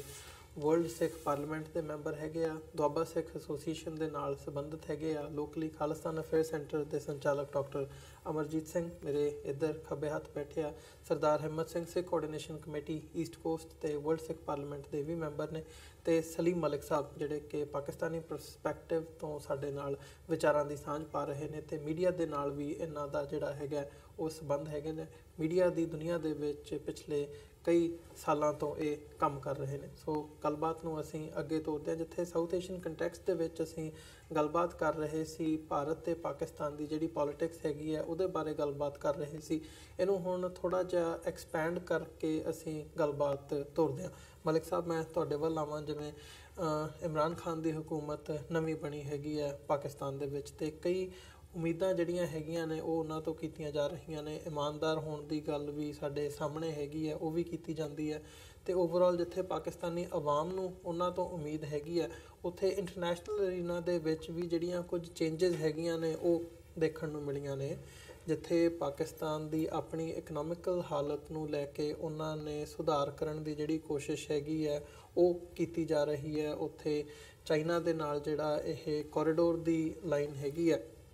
ਸੀਪੈਕ ਦੀ ਜਿਹੜੀ ਲਾਈਨ ਹੈਗੀ ਹੈ ਉਹਦੇ ਤੋਂ ਵੀ ਉਮੀਦਾਂ ਲਾਈਆਂ ਜਾ ਰਹੀਆਂ ਨੇ। ਉੱਥੇ ਅਮਰੀਕਨ ਕੰਟੈਕਸਟ ਦੇ ਵਿੱਚ ਵੀ ਜਿਹੜੀਆਂ ਕੁਝ ਚੇਂਜਸ ਨੇ ਜਾਂ ਪੋਲਿਸੀ ਦੇ ਵਿੱਚ ਕਹਿ ਲਿਆ ਜਾਵੇ ਕਿ ਪਹਿਲੀ ਵਾਰ ਹੋਇਆ ਕਿ ਪਾਕਿਸਤਾਨ ਦੇ ਜਿਹੜੇ ਪ੍ਰਧਾਨ ਮੰਤਰੀ ਨੇ ਉਹਨਾਂ ਨੇ ਅਮਰੀਕਾ ਨੂੰ ਜਿਹੜਾ ਹੈਗਾ ਸਿੱਧਾ ਜਿਹਾ ਜਿਹੜਾ ਜਵਾਬ ਹੈਗਾ, ਜਦੋਂ ਉਹਨਾਂ ਦਾ ਵਾਸ਼ਿੰਗਟਨ ਪੋਸਟ ਦੇ ਨਾਲ ਪਹਿਲਾ ਇੰਟਰਵਿਊ ਹੋਇਆ ਉਹਦੇ ਵਿੱਚ ਉਹਨਾਂ ਨੇ ਦਿੱਤਾ, ਜਿਹਨੂੰ ਕਹਿੰਦੇ ਹੁੰਦੇ ਆ ਵੀ ਠੀਕ ਹੈ ਜੀ ਅਸੀਂ ਇੱਕ ਆਮੋ ਸਾਹਮਣੇ ਬੈਠ ਕੇ ਅਸੀਂ ਗੱਲਬਾਤ ਕਰ ਰਹੇ ਹਾਂ। ਸੋ ਉਸ ਲੈਵਲ 'ਤੇ ਲੈ ਕੇ ਗੱਲ ਕੀਤੀ ਹੈ, ਜੀ ਹਜ਼ੂਰੀ ਨਹੀਂ ਕੀਤੀ ਹੈਗੀ। ਸੋ ਓਵਰਆਲ ਜਿਹੜਾ ਇੰਟਰਨੈਸ਼ਨਲੀ ਇਹਦੇ ਕੀ ਇੰਪੈਕਟਸ ਦੇਖਦੇ ਹੋਏ ਜਿਹੜੀਆਂ ਚੇਂਜਸ ਪਾਕਿਸਤਾਨ ਦੀ ਪੋਲਿਸੀ ਦੇ ਵਿੱਚ, ਪਹਿਲਾਂ ਤਾਂ ਸਵਾਲ ਇਹ ਹੈ ਕਿ ਪਾਕਿਸਤਾਨ ਦੀ ਪੋਲਿਸੀ ਦੇ ਵਿੱਚ ਚੇਂਜਸ ਕਹੀਆਂ ਜਾ ਸਕਦੀਆਂ ਨੇ, ਐਗਜ਼ੈਕਟਲੀ ਕੀ ਇਹ ਸਸਟੇਨ ਕਰਨਗੀਆਂ ਤੇ ਜੇ ਕਰਦੀਆਂ ਨੇ ਤਾਂ ਕੀ ਇੰਪੈਕਟ ਦੇਖਦੇ ਹੋ ਇਹਦੇ? ਅਸਲ ਵਿੱਚ ਪਾਕਿਸਤਾਨ ਨੂੰ 1979 ਤੋਂ ਪਹਿਲਾਂ ਅਗਰ ਪਾਕਿਸਤਾਨ ਦੀ ਤੁਸੀਂ ਇਕਨੋਮੀ ਵੇਖੋ, ਲੇਟ 50s ਤੇ 60s ਦੇ ਅੰਦਰ ਪਾਕਿਸਤਾਨ ਇੱਕ ਸਟੇਬਲ ਕੰਟਰੀ ਬਣ ਗਿਆ ਸੀ। ਉੱਥੇ ਇੰਡਸਟਰੀਆਂ ਦਾ ਜ਼ੋਰ ਲੱਗਾ ਔਰ 50s ਦੇ ਅੰਦਰ ਪਾਕਿਸਤਾਨ ਨੇ ਜਰਮਨੀ ਜਿਹੇ ਮੁਲਕ ਨੂੰ 12 ਕਰੋੜ ਰੁਪਏ ਦਿੱਤੇ ਸੀ ਯਾਨੀ ਮਾਮਲਾ ਚਲਾਉਣ ਵਾਸਤੇ। ਤੇ 1979 ਦੇ ਬਾਅਦ ਜਦੋਂ ਰਸ਼ੀਆ ਅਫਗਾਨਿਸਤਾਨ ਆਇਆ ਸੋਵੀਅਤ ਯੂਨੀਅਨ, ਉਹਦੇ ਬਾਅਦ ਅਸੀਂ ਸੁਪਰ ਪਾਵਰ ਦੀ ਕੋਲਡ ਵਾਰ ਦੇ ਅੰਦਰ ਅਸੀਂ ਪੈ ਗਏ। ਅਸੀਂ ਅਮਰੀਕਨ ਅਲਾਇੰਸ ਦੇ ਅੰਦਰ ਸੀ। ਪੂਰੀ ਦੁਨੀਆ ਤੋਂ ਛੋਟੇ ਦਿਮਾਗ ਯਾਨੀ ਨੌਜਵਾਨਾਂ ਨੂੰ ਟ੍ਰੇਨ ਕਰਕੇ ਉਹਨੂੰ ਇਸਲਾਮਿਕ ਜਹਾਦ ਦਾ ਨਾਂ ਦੇ ਕੇ ਅਫਗਾਨਿਸਤਾਨ ਦੇ ਅੰਦਰ ਅਮਰੀਕਾ ਦੀ ਵਜ੍ਹਾ ਨਾਲ ਉੱਥੇ ਅਸੀਂ ਲੜੇ ਆ। ਸੋਵੀਅਤ ਯੂਨੀਅਨ ਨੂੰ ਸ਼ਿਕਸਤ ਹੋਈ ਲੇਕਿਨ ਪਾਕਿਸਤਾਨ ਦਾ ਜਿਹੜਾ ਲਿਬਰਲ ਸੁਸਾਇਟੀ ਸੀ ਉਹ ਤਬਾਹ ਹੋ ਗਈ। ਉਹਦੀ ਜਦੋਂ ਤੋਂ ਲੈ ਕੇ ਹੁਣ ਤੱਕ ਅਸੀਂ ਖਲੋਣ ਦੀ ਕੋਸ਼ਿਸ਼ ਕਰਦੇ ਆ। ਫਿਰ 9/11 ਹੋਇਆ, ਦੁਬਾਰਾ ਅਸੀਂ ਸੁਪਰ ਪਾਵਰ ਦੇ ਖੇਡ ਦੇ ਅੰਦਰ ਪੈਣਾ ਪਿਆ। ਫਿਰ ਅਸੀਂ ਜਿਹੜੇ ਲੋਕਾਂ ਨੂੰ ਮੁਜਾਹਿਦੀਨ ਬਣਾਇਆ ਸੀ ਉਹਨਾਂ ਨੂੰ ਫਿਰ ਅਸੀਂ ਮਾਰਿਆ ਸਾਰਿਆਂ ਨੇ ਰਲ ਕੇ। ਇਹਦੀ ਵਜ੍ਹਾ ਨਾਲ ਪਾਕਿਸਤਾਨ ਦੀ ਜਿਹੜੀ ਇਕਨੋਮੀ ਹੈ ਉਹ ਉੱਠ ਨਹੀਂ ਸਕੀ। ਲੇਕਿਨ ਅੱਜ ਕਿਉਂਕਿ ਇੱਕ ਇਮਾਨਦਾਰ क़यादत ਆਈ ਹੈ ਇਮਰਾਨ ਖਾਨ ਦੀ ਸੂਰਤ ਦੇ ਅੰਦਰ ਜੀ, ਔਰ ਉਹਦੇ ਅੰਦਰ ਕਿਉਂਕਿ ਉਹ ਦਲੇਰ ਬੰਦਾ ਹੈ, ਉਹ ਅੱਖਾਂ ਦੇ ਅੰਦਰ ਅੱਖਾਂ ਪਾ ਕੇ ਗੱਲ ਕਰਦਾ ਹੈ। ਲੇਕਿਨ ਇਸ ਵੇਲੇ ਅਗਰ ਤੁਸੀਂ ਇਹ ਗਲੋਬਲਾਈਜੇਸ਼ਨ ਦੀ ਸਦੀ ਹੈ, ਇਹਦੇ ਅੰਦਰ ਮਲਟੀਨੈਸ਼ਨਲ ਕੰਪਨੀਆਂ ਜਿਹੜੀਆਂ ਉਹ ਦੁਨੀਆ ਨੂੰ ਚਲਾ ਰਹੀਆਂ। ਅਮਰੀਕਾ ਦਾ ਜਿਹੜਾ ਰਾਸ਼ਟਰਪਤੀ ਹੈ ਟਰੰਪ, ਉਹਨੂੰ ਵੀ ਪਿੱਛੋਂ ਇਹ ਜਿਹੜੇ ਅਰਬਾਂ ਡਾਲਰ ਦੀ ਮਲਟੀਨੈਸ਼ਨਲ ਕੰਪਨੀਆਂ ਉਹਨਾਂ ਦੀ ਗੱਲ ਸੁਣਨੀ ਪੈਂਦੀ ਹੈ। ਇਹ ਸਾਰੀ ਵਿਚਾਰਧਾਰਾ ਜਿਹੜੀ ਇਕਨੋਮਿਕਸ ਦੀ ਹੈ ਪੂਰੀ ਦੁਨੀਆ ਦੇ ਅੰਦਰ ਇੰਪਲੀਮੈਂਟ ਕਰਦੀ ਹੈ। ਪਾਕਿਸਤਾਨ ਅੱਜ ਸਸਟੇਨ ਨਹੀਂ ਕਰ ਰਿਹਾ, ਲੇਕਿਨ ਇਹ ਜਿਹੜਾ $50 ਬਿਲੀਅਨ ਤੋਂ ਜ਼ਿਆਦਾ ਦਾ ਸੀ-ਪੈਕ ਕੋਰੀਡੋਰ ਬਣ ਰਿਹਾ ਹੈ। ਅਮਰੀਕਾ ਬੇਸਿਕਲੀ ਅਮਰੀਕਾ ਨੂੰ ਇਹ ਖਬਰਦਾਰ ਕਰ ਰਿਹਾ, ਚਾਈਨਾ, ਕਿਉਂਕਿ 2045 ਦੀ ਜਿਹੜੀ ਫੋਰਕਾਸਟ ਹੈ ਉਹਦੇ ਅੰਦਰ ਦੁਨੀਆ ਦੀ ਸਭ ਤੋਂ ਵੱਡੀ ਜਿਹੜੀ ਇਕਨੋਮੀ ਹੋਏਗੀ ਉਹ ਚਾਈਨਾ ਦੀ ਹੋਏਗੀ। ਉਹ $40 ਟ੍ਰਿਲੀਅਨ ਤੋਂ ਅੱਗੇ ਚਲੀ ਜਾਏਗੀ। ਤੇ ਦੇਖਣ ਦੇ ਅੰਦਰ ਇਹ ਆ ਰਿਹਾ ਕਿ ਅਮਰੀਕਾ ਜਿਹੜਾ ਹੈ ਉਹ ਤੀਸਰੇ ਜਾਂ ਚੌਥੇ ਨੰਬਰ ਤੇ ਚਲਾ ਜਾਏਗਾ ਕਿਉਂਕਿ ਯੂਰਪ ਗਰੋਥ ਕਰ ਰਿਹਾ ਹੈ। ਲੇਕਿਨ ਦੂਸਰੇ ਪਾਸੇ ਦੇਖੋ ਪਾਕਿਸਤਾਨ ਦੀ ਜਿਹੜੀ ਫਿਲਹਾਲ ਪੋਜੀਸ਼ਨ ਹੈ ਉਹ ਇੰਨੀ ਅੱਛੀ ਨਹੀਂ ਹੈ। ਲੇਕਿਨ ਮੈਂ ਇਹ ਸਮਝ ਰਿਹਾ ਕਿ ਜਿਸ ਤਰ੍ਹਾਂ ਓਵਰਸੀਜ਼ ਪਾਕਿਸਤਾਨ ਦੇ ਅੰਦਰ ਪਹਿਲੀ ਵਾਰੀ ਉੱਥੇ ਜਾ ਕੇ ਇਨਵੈਸਟਮੈਂਟ ਕਰਨਾ ਚਾਹੁੰਦੇ ਆ, ਤੇ ਮੈਂ ਸਮਝਦਾ ਕਿ ਆਉਣ ਵਾਲਾ ਵਕਤ ਜਿਹੜਾ ਹੈ ਉਹ ਪਾਕਿਸਤਾਨ ਵਾਸਤੇ ਅੱਛਾ ਲਿਆਏਗਾ। ਲੇਕਿਨ ਸਾਨੂੰ ਬੀਇੰਗ ਏ ਨੇਸ਼ਨ ਜਿਹੜੀ ਆ ਇਹ ਜਿਹੜੀ ਵੱਡੀ ਤਾਕਤਾਂ ਇਹ ਸੋਚਣਾ ਪਏਗਾ, ਸਾਨੂੰ ਆਪਣੀ ਫੋਰਨ ਪਾਲਿਸੀ ਰਿਵਾਈਜ਼ ਕਰਨੀ ਪਏਗੀ ਔਰ ਇਹ ਦੇਖਣਾ ਪਏਗਾ ਕਿ ਸਾਡਾ ਮਫਾਦ ਕਿਹਦੇ ਨਾਲ ਹੈ। ਅੱਜ ਸਾਡਾ ਮਫਾਦ ਜਿਹੜਾ ਹੈ ਚਾਈਨਾ ਦੇ ਨਾਲ ਹੈ ਕਿਉਂਕਿ ਚਾਈਨਾ ਨੇ ਹਮੇਸ਼ਾ ਪਾਕਿਸਤਾਨ ਦੀ ਹੈਲਪ ਕੀਤੀ ਹੈ, ਸਾਡੇ ਬੜੇ ਅੱਛੇ ਤਲਕਾਤ ਆ। ਲੇਕਿਨ ਮੈਂ ਇਹ ਸਮਝਦਾ ਕਿ ਇਹ ਜਿਹੜੀ ਸਦੀ ਹੈ ਟੈਕਨੋਲੋਜੀ ਤੇ ਇਕਨੋਮਿਕਸ ਦੀ ਸਦੀ ਹੈ, ਇਹਦੇ ਅੰਦਰ ਅਮਰੀਕਾ ਚੂੰਕਿ ਸਿੰਗਲ ਸੁਪਰ ਪਾਵਰ ਹੈ ਤੇ ਅਮਰੀਕਾ ਜਿਹੜਾ ਹੈ ਉਹ ਨਹੀਂ ਚਾਹੁੰਦਾ ਕਿ ਖਾਸ ਤੌਰ ਤੇ ਏਸ਼ੀਆ ਦੇ ਮੁਲਕ, ਕਿਉਂਕਿ ਇਸ ਵੇਲੇ ਅਮਰੀਕਾ ਨੂੰ ਅਗਰ ਕੋਈ ਖਤਰਾ ਹੈ ਇੰਟਰਨੈਸ਼ਨਲ ਲੈਵਲ ਤੇ ਰਸ਼ੀਆ, ਚਾਈਨਾ, ਇੰਡੀਆ ਤੇ ਦੂਸਰੀ ਜਿਹੜੀ ਤਾਕਤਾਂ ਉੱਭਰ ਕੇ ਆ ਰਹੀਆਂ ਉਹਨਾਂ ਤੋਂ ਖਤਰਾ ਹੈ। ਤੇ ਮੈਂ ਸਮਝਦਾ ਕਿ ਬੀਇੰਗ ਏ ਨੇਸ਼ਨ ਯਾਨੀ ਪਾਕਿਸਤਾਨ ਜਿਹੜਾ ਹੈ ਉਹ ਰਿਫਾਰਮਸ ਕਰ ਰਿਹਾ ਹੈ, ਲੇਕਿਨ ਸਾਡਾ ਚੂੰਕਿ ਪੋਲੀਟੀਕਲ ਸਟਰਕਚਰ ਇੰਨਾ ਮਜ਼ਬੂਤ ਨਹੀਂ ਰਿਹਾ ਕਿਉਂਕਿ 3-4 ਵਾਰੀ ਉੱਥੇ ਡਿਕਟੇਟਰਸ਼ਿਪ ਆਈ ਹੈ, ਜਿਹਦੀ ਵਜ੍ਹਾ ਨਾਲ ਇੱਕ ਜਿਹੜਾ ਲੋਕਲ ਲੈਵਲ ਤੇ ਇੱਕ ਕੌਨਫੀਡੈਂਸ ਹੁੰਦਾ ਹੈ ਉਹ ਬਿਲਡ ਨਹੀਂ ਹੋਇਆ। ਲੇਕਿਨ ਅਗਰ ਇਸੇ ਤਰ੍ਹਾਂ ਤਸਲਸਲ ਰਿਹਾ ਔਰ ਇਹ ਡੈਮੋਕ੍ਰੇਸੀਆਂ ਚਲਦੀਆਂ ਰਹੀਆਂ, ਚਾਹੇ ਉਹਦੇ ਅੰਦਰ ਲੂਲੀ ਲੰਗੜੀ ਡੈਮੋਕ੍ਰੇਸੀ ਹੋਏ, ਮੈਂ ਸਮਝਦਾ ਹੋ ਸਕਦਾ ਹੈ। ਲੇਕਿਨ ਪਾਕਿਸਤਾਨ ਦੇ ਜਿੱਥੇ ਇੰਡੀਆ ਨਾਲ ਤਾਲੁਕਾਤ ਆ ਉਹ ਠੀਕ ਨਹੀਂ ਹੋਣਗੇ ਕਿਉਂਕਿ ਇੰਡੀਆ ਦੀ ਸਰਕਾਰ ਜਦੋਂ ਤੱਕ ਇੰਡੀਆ ਦਾ ਜਿਹੜਾ RSS ਵਾਲਾ ਜ਼ਹਿਨ ਹੈ ਕਿ ਜਿਹਦੇ ਅੰਦਰ ਉਹ ਕਿਸੇ ਨੂੰ ਕਬੂਲ ਕਰਨ ਨੂੰ ਤਿਆਰ ਨਹੀਂ ਆ, ਜਦੋਂ ਤੱਕ ਉਹ ਮਾਈਂਡਸੈਟ ਚੇਂਜ ਨਹੀਂ ਹੋਏਗਾ ਪਾਕਿਸਤਾਨ ਇੰਡੀਆ ਦੇ ਤਾਲੁਕਾਤ ਸਹੀ ਨਹੀਂ ਹੋਣਗੇ। ਮੈਂ ਇਹਦੇ ਚ ਐਡ ਕਰਨਾ ਚਾਹਾਂਗਾ, ਤੁਹਾਡੇ ਵੱਲ ਹੀ ਆਉਂਦਾ ਸੀਗਾ ਵੀ ਇਹਦੇ ਚ ਐਡ ਤੇ ਨਾਲ ਹੀ ਜਿਹੜੀ ਜਦੋਂ ਓਵਰਆਲ ਅਸੀਂ ਗੱਲ ਕਰਦੇ ਹਾਂ ਜਿਵੇਂ ਹੁਣ ਅਮਰੀਕਾ ਦਾ ਰੁਝਾਨ ਹੈਗਾ, ਅਮਰੀਕਾ ਨੇ ਸੀਰੀਆ ਦੇ ਵਿੱਚੋਂ ਵੀ ਆਪਣੀ ਫੌਜ ਵਾਪਸ ਬੁਲਾਉਣ ਦੀ ਗੱਲ ਕੀਤੀ ਹੈ। ਇੱਕ ਥਾਟ ਇਹ ਵੀ ਹੈਗਾ ਵੀ ਲਾਈਨ ਵੀ ਦਿੱਤੀ ਜਾ ਰਹੀ ਵੀ ਅਫਗਾਨਿਸਤਾਨ ਦੇ ਵਿੱਚੋਂ ਵੀ ਜਿਹੜਾ ਹੈਗਾ ਉਹ ਫੌਜ ਵਾਪਸ ਲਈ ਜਾਵੇਗੀ। ਸੋ ਇਹਦਾ ਓਵਰਆਲ ਸਾਊਥ ਏਸ਼ੀਅਨ ਪਰਸਪੈਕਟਿਵ ਦੇ ਵਿੱਚ ਕੀ ਇੰਪੈਕਟ ਪਵੇਗਾ ਤੇ ਗਲੋਬਲੀ ਵੀ ਇਹਦੇ ਕੀ ਇੰਪਲੀਕੇਸ਼ਨਸ ਹੋਣਗੇ? ਦੇਖੋ ਪਾਕਿਸਤਾਨ ਦੇ ਕੰਟੈਕਸਟ ਮੈਂ ਇਹ ਕਹਿਣਾ ਚਾਹੁੰਦਾ, ਅਲਾਮਾ ਇਕਬਾਲ ਹੋਰਾਂ ਦੀ ਕੋਟ ਹੈ, ਹਾਲਾਂ ਕੰਟੈਕਸਟ ਉਹਦਾ ਡਿਫਰੈਂਟ ਹੈ, ਪਰ ਕਿਆ ਬਾਤ ਹੈ ਕਿ ਹਸਤੀ ਮਿਟਤੀ ਨਹੀਂ ਹਮਾਰੀ। ਮੈਂ ਸਿਰਫ ਇੱਕੋ ਹੀ ਲਾਈਨ ਤੇ ਗੱਲ ਕਰਾਂਗਾ।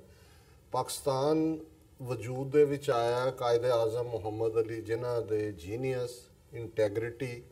ਔਰ ਬ੍ਰਾਹਮਣ ਮਾਈਂਡ ਨੂੰ, ਗਾਂਧੀ ਨਹਿਰੂ ਨੂੰ ਚੰਗੀ ਤਰ੍ਹਾਂ ਸਮਝਣਾ, ਔਰ ਜੇ ਅੰਗਰੇਜ਼ੀ 'ਚ ਕਹਿਣਾ ਹੋਏ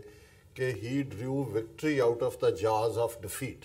ਅੰਗਰੇਜ਼ ਵੀ ਨਹੀਂ ਸੀ ਚਾਹੁੰਦੇ, ਕਾਂਗਰਸ ਦੀ ਇੱਕ ਆਪਣੀ ਲਾਈਨ ਸੀ। ਔਰ ਜੇ ਪਾਕਿਸਤਾਨ ਦਾ ਅਸੀਂ 71 ਸਾਲ ਦੀ ਹਿਸਟਰੀ ਦੇਖੀਏ ਵੀ ਇਮੀਡੀਏਟਲੀ ਬਾਅਦ ਤੋਂ ਲੈ ਕੇ ਭਾਰਤ ਨੇ ਪਾਕਿਸਤਾਨ ਦਾ ਨੂੰ ਸਟ੍ਰੈਂਗੂਲੇਟ ਕਰਨ ਦੇ ਲਈ ਪਹਿਲਾਂ ਹੈਡਵਰਕਸ ਤੋਂ ਪਾਣੀ ਬੰਦ ਕਰ ਦਿੱਤਾ ਇਮੀਡੀਏਟਲੀ 49-50 'ਚ ਜੀ। ਕਸ਼ਮੀਰ ਦਾ ਮੁੱਦਾ ਖੁਦ UN ਸਿਕਿਉਰਿਟੀ ਕਾਉਂਸਲ 'ਚ ਲੈ ਕੇ ਗਏ ਔਰ ਕਦੇ ਵੀ ਉਸ ਨੂੰ ਦੇ ਉੱਤੇ ਰਿਸਪੌਂਡ ਨਹੀਂ ਕੀਤਾ। ਔਰ ਜੇ ਮੈਂ ਇਹਨੂੰ ਸ਼ਾਰਟ ਕਰਾਂ ਸਾਰੀ ਡਿਸਕਸ਼ਨ ਨੂੰ ਕਿ ਪਿਛਲੇ 79 ਤੋਂ ਲੈ ਕੇ ਹੁਣ ਤੱਕ ਇਹਨਾਂ ਆਲਮੋਸਟ 50 ਸਾਲਾਂ ਦੇ ਵਿੱਚ ਪਾਕਿਸਤਾਨ ਨੇ ਦੋ ਵੱਡੀਆਂ ਤਾਕਤਾਂ, ਸੋਵੀਅਤ ਯੂਨੀਅਨ 1979 ਦਾ ਮਲਕ ਸਾਹਿਬ ਨੇ ਜ਼ਿਕਰ ਕੀਤਾ, ਆ ਕੇ ਫੌਜ ਵੜ ਗਈ ਅਫਗਾਨਿਸਤਾਨ 'ਚ, 6 ਮਿਲੀਅਨ ਅਫਗਾਨ ਰਿਫਿਊਜੀ ਪਾਕਿਸਤਾਨ ਨੇ ਝੱਲੇ ਜੀ। ਫਿਰ ਅਸੀਂ ਪੋਸਟ 9/11 ਦੇਖੀਏ ਕਿ ਨੈਟੋ ਔਰ ਅਮਰੀਕਾ ਦੀਆਂ ਫੋਰਸਿਸ ਫਿਰ ਅਫਗਾਨਿਸਤਾਨ 'ਚ, ਔਰ ਇਸ ਸਭ ਦੇ ਬਾਵਜੂਦ ਭਾਰਤ ਦਾ ਆਪਣੀ ਚਾਲਾਂ, ਦੂਜੀਆਂ ਲਾਈਨਸ, ਕਿਸ ਕਿਸਮ ਦਾ ਇਹਨਾਂ ਨੇ ਜੋ ਆਪਣਾ ਰਵੱਈਆ ਰੱਖਿਆ, ਔਰ ਇਸ ਸਾਰੇ ਸਾਲ 'ਚ ਵੀ ਭਾਰਤ ਦਾ ਇਹ ਜ਼ੋਰ ਲੱਗਾ ਰਿਹਾ। ਉਹ ਹਾਰਟ ਆਫ ਏਸ਼ੀਆ ਕਾਨਫਰੰਸ ਹੋਏ ਅੰਮ੍ਰਿਤਸਰ 'ਚ, ਬ੍ਰਿਕਸ ਦੀ ਕਾਨਫਰੰਸ ਹੋਏ ਗੋਆ ਦੇ ਵਿੱਚ, ਸਾਰਕ ਨੂੰ ਫੇਲ ਕਰਨਾ ਹੋਏ, ਕਿ ਪਾਕਿਸਤਾਨ ਨੂੰ ਦੁਨੀਆ ਦੀ ਐਪੀਟੋਮ ਆਫ ਟੈਰਰਿਜ਼ਮ ਜਾਂ ਮਦਰ ਆਫ ਟੈਰਰਿਜ਼ਮ, ਜਿਹੜਾ ਮੋਦੀ ਦੀ ਲੈਂਗੁਏਜ ਹੈ, ਇਹ ਐਲਾਨਿਆ ਜਾਏ। ਇਹਦੇ ਬਾਵਜੂਦ ਮੈਂ ਸਮਝਦਾ ਵੀ ਜਿੱਥੇ ਮੈਂ ਹਮੇਸ਼ਾ ਸਮਝਦਾ ਵੀ ਪਾਕਿਸਤਾਨ ਸਾਡੇ ਲਈ ਵੀ ਇੱਕ ਮੁਕੱਦਸ ਧਰਤੀ ਹੈ, ਸਾਡੇ ਮੱਕਾ ਮਦੀਨਾ 174 ਗੁਰਦੁਆਰਾ ਸਾਹਿਬ ਨੇ ਉੱਥੇ, ਔਰ ਸਿੱਖ ਆਵਾਜ਼ ਸਭ ਤੋਂ ਪਹਿਲਾਂ ਜਦੋਂ ਇੰਡੀਅਨ ਉਹਨਾਂ ਦੇ ਮਿਨਿਸਟਰ ਨੇ ਕਿਹਾ ਸੀ ਕਿ ਜੀ ਪਾਕਿਸਤਾਨ ਇੱਕ ਹੈਲ ਹੈ, ਅਸੀਂ ਕਿਹਾ ਜੀ ਨਹੀਂ, ਇੱਕ ਜੰਨਤ ਹੈ, ਕਿਉਂਕਿ ਜਿੱਥੇ ਤੁਹਾਡਾ ਮਜ਼ਹਬੀ ਮੁਕਾਮ ਹੈ, ਔਰ ਅਸੀਂ ਇਸ ਲਈ ਪਾਕਿਸਤਾਨ ਦੇ ਖੈਰ ਖਵਾਹ ਵੀ ਹਾਂ, ਹਮਸਾਇਆਂ ਦੇ ਨਾਤੇ ਵੀ, ਔਰ ਜਿਵੇਂ ਬਫਰ ਸਟੇਟ ਦੀ ਗੱਲ ਹੋਈ ਹੈ, ਅਲਟੀਮੇਟ ਸੋਲੂਸ਼ਨ ਇਹੀ ਲਾਈ ਕਰਦਾ। ਪਰ ਇੰਟਰਨੈਸ਼ਨਲ ਕੰਟੈਕਸਟ 'ਚ ਮੈਂ ਸਮਝਦਾ ਵੀ ਇਹ ਬੜਾ ਇੰਪੋਰਟੈਂਟ ਹੈ ਕਿ ਉਹੀ ਪ੍ਰੈਜ਼ੀਡੈਂਟ ਟਰੰਪ ਜਿਹੜਾ ਟਵੀਟ ਤੇ ਟਵੀਟ ਲਿਖ ਰਿਹਾ ਸੀ, ਉਹਨਾਂ ਨੂੰ ਕਰਸ ਕਰ ਰਿਹਾ ਸੀ ਜੀ ਅਸੀਂ ਇੰਨੇ ਪੈਸੇ ਦਿੱਤੇ, ਕੁਝ ਨਹੀਂ ਕੀਤਾ, ਹਾਲਾਂ ਕੰਟਰੈਰੀ ਟੂ ਦੈਟ 80,000 ਪਾਕਿਸਤਾਨ ਨੇ ਆਪਣੇ ਸੋਲਜਰ ਸਿਵਿਲੀਅਨ ਮਰਵਾਏ। ਉਹੀ ਕੁਝ ਹਫ਼ਤੇ ਪਹਿਲਾਂ ਇਮਰਾਨ ਖਾਨ ਨੂੰ ਲਿਖਦੇ ਨੇ ਕਿ ਜੀ ਤੁਸੀਂ ਸਾਡੀ ਮਦਦ ਕਰੋ ਤਾਲਿਬਾਨ ਦੇ ਨਾਲ ਨੈਗੋਸ਼ੀਏਸ਼ਨ 'ਚ। ਔਰ ਜਿਹੜਾ ਲਾਸਟ ਵੀਕ ਅਸੀਂ ਦੇਖਿਆ ਕਿ ਪ੍ਰੈਜ਼ੀਡੈਂਟ ਟਰੰਪ ਨੇ ਕਿਹਾ ਜੀ ਵੀ ਉਹ ਸੀਰੀਆ 'ਚੋਂ ਵੀ ਆਪਣੀ ਫੌਜ ਕੱਢ ਰਿਹਾ 2,000 ਬੰਦਾ, ਔਰ ਜਿਹੜੇ 15,000 ਅਫਗਾਨਿਸਤਾਨ 'ਚ ਨੇ ਉਹਨੂੰ ਹਾਫ ਕਰ ਰਹੇ ਨੇ, ਅੱਧੇ ਕੱਢਣ ਦੀ ਲਾਈਨ। ਸੋ ਇਹ ਆਲਰੇਡੀ ਲੜਾਈ ਹਾਰ ਚੁੱਕੇ ਨੇ। ਪਾਕਿਸਤਾਨ ਦਾ ਰੋਲ ਹਮੇਸ਼ਾ ਹੀ ਉਹ ਗੇਟਵੇ ਵੀ ਹੈ ਸੈਂਟਰਲ ਏਸ਼ੀਆ ਦੇ ਲਈ, ਅਫਗਾਨਿਸਤਾਨ ਦੇ ਵੀ ਨਾਲ ਉਸਦੀ ਸਰਹੱਦ ਲੱਗਦੀ ਹੈ, ਇੱਧਰੋਂ ਇੰਡੀਆ ਦੇ ਨਾਲ ਵੀ। ਸੋ ਮੈਂ ਸਮਝਦਾ ਵੀ ਇਹ ਠੀਕ ਹੈ ਵੀ ਪਾਕਿਸਤਾਨ ਦੇ ਵਿੱਚ ਜਿਵੇਂ ਬਾਕੀ ਸਾਰੀਆਂ ਜਿਹੜੀਆਂ ਕਲੋਨੀਅਲ ਸਟੇਟਸ ਨੇ, ਕਰਪਸ਼ਨ ਦਾ ਮਾਮਲਾ ਹੈ, ਕਰਪਟ ਹੈ, ਪੋਲੀਟੀਕਲ ਸਟਰਕਚਰ ਵੀ, ਸੋਸ਼ਲ ਵੀ, ਪਰ ਇਹਦੇ ਬਾਵਜੂਦ, ਔਰ ਮੈਂ ਇਹਦੇ 'ਚ ਈਵਨ ਪਾਕਿਸਤਾਨ ਆਰਮੀ ਦਾ ਵੀ ਜ਼ਿਕਰ ਕਰਾਂਗਾ ਕਿ ਬਈ ਜਿਹੜੀ ਪਾਕਿਸਤਾਨ ਫੌਜ ਹੈ ਉਹ ਕੋਈ ਯਹੂਦੀਆਂ ਦੀ ਫੌਜ ਤਾਂ ਨਹੀਂ ਹੈ, ਪਾਕਿਸਤਾਨੀਆਂ ਦੇ ਮੁੰਡੇ ਕੁੜੀਆਂ ਨੇ। ਔਰ ਜਿਵੇਂ ਉਹਨਾਂ ਨੇ ਇਹਨਾਂ ਚੈਲੰਜਸ ਨੂੰ, ਇਹਦੇ ਬਾਵਜੂਦ ਕਿ ਇੰਡੀਆ ਨੇ ਜਿਵੇਂ ਵਿਦਨ ਪਾਕਿਸਤਾਨ ਟੈਰਰਿਜ਼ਮ ਲਿਆਂਦਾ ਹੈ, ਕਿਵੇਂ ਉਹ ਕੁਲਭੂਸ਼ਣ ਯਾਦਵ ਵਰਗੇ ਬਲੋਚਿਸਤਾਨ 'ਚ ਵਾੜ ਕੇ ਉੱਥੇ ਜਿਹੜੀ ਇਹ ਗੜਬੜ ਕਰਾਉਣ ਦੀ ਕੋਸ਼ਿਸ਼ ਕੀਤੀ, ਮੋਦੀ ਲਾਲ ਕਿਲੇ ਤੇ ਖਲੋ ਕੇ ਗਿਲਕਿਤ ਆਜ਼ਾਦ ਕਸ਼ਮੀਰ ਔਰ ਬਲੋਚਿਸਤਾਨ ਦੀ ਗੱਲ ਕਰ ਰਹੇ। ਸੋ ਮੈਂ ਸਮਝਦਾ ਵੀ ਕਈ ਵਾਰ ਜੇ ਕੈਪਟਨ ਆਫ ਦਾ ਸ਼ਿਪ ਸੱਚਮੁੱਚ ਇਮਾਨਦਾਰ ਹੈ ਔਰ ਉਹ ਸੇਫਟੀ ਵੱਲ ਕੱਢਣਾ ਚਾਹੁੰਦਾ ਹੈ, ਔਰ ਇਹਦੇ 'ਚ ਕੋਈ ਸ਼ੱਕ ਨਹੀਂ ਹੈ ਕਿ ਉੱਥੇ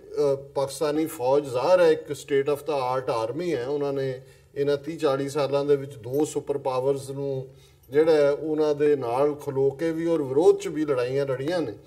ਇਹਦੇ ਨਾਲ ਮੈਂ ਸਮਝਦਾ ਵੀ ਇਸ ਵੇਲੇ ਇਮਰਾਨ ਖਾਨ ਜਿਨ੍ਹਾਂ ਦੀ ਪਰਸਨੈਲਿਟੀ, ਜਿਨ੍ਹਾਂ ਨੇ ਇੱਕ ਹਾਰੀ ਹੋਈ ਕ੍ਰਿਕਟ ਟੀਮ ਨੂੰ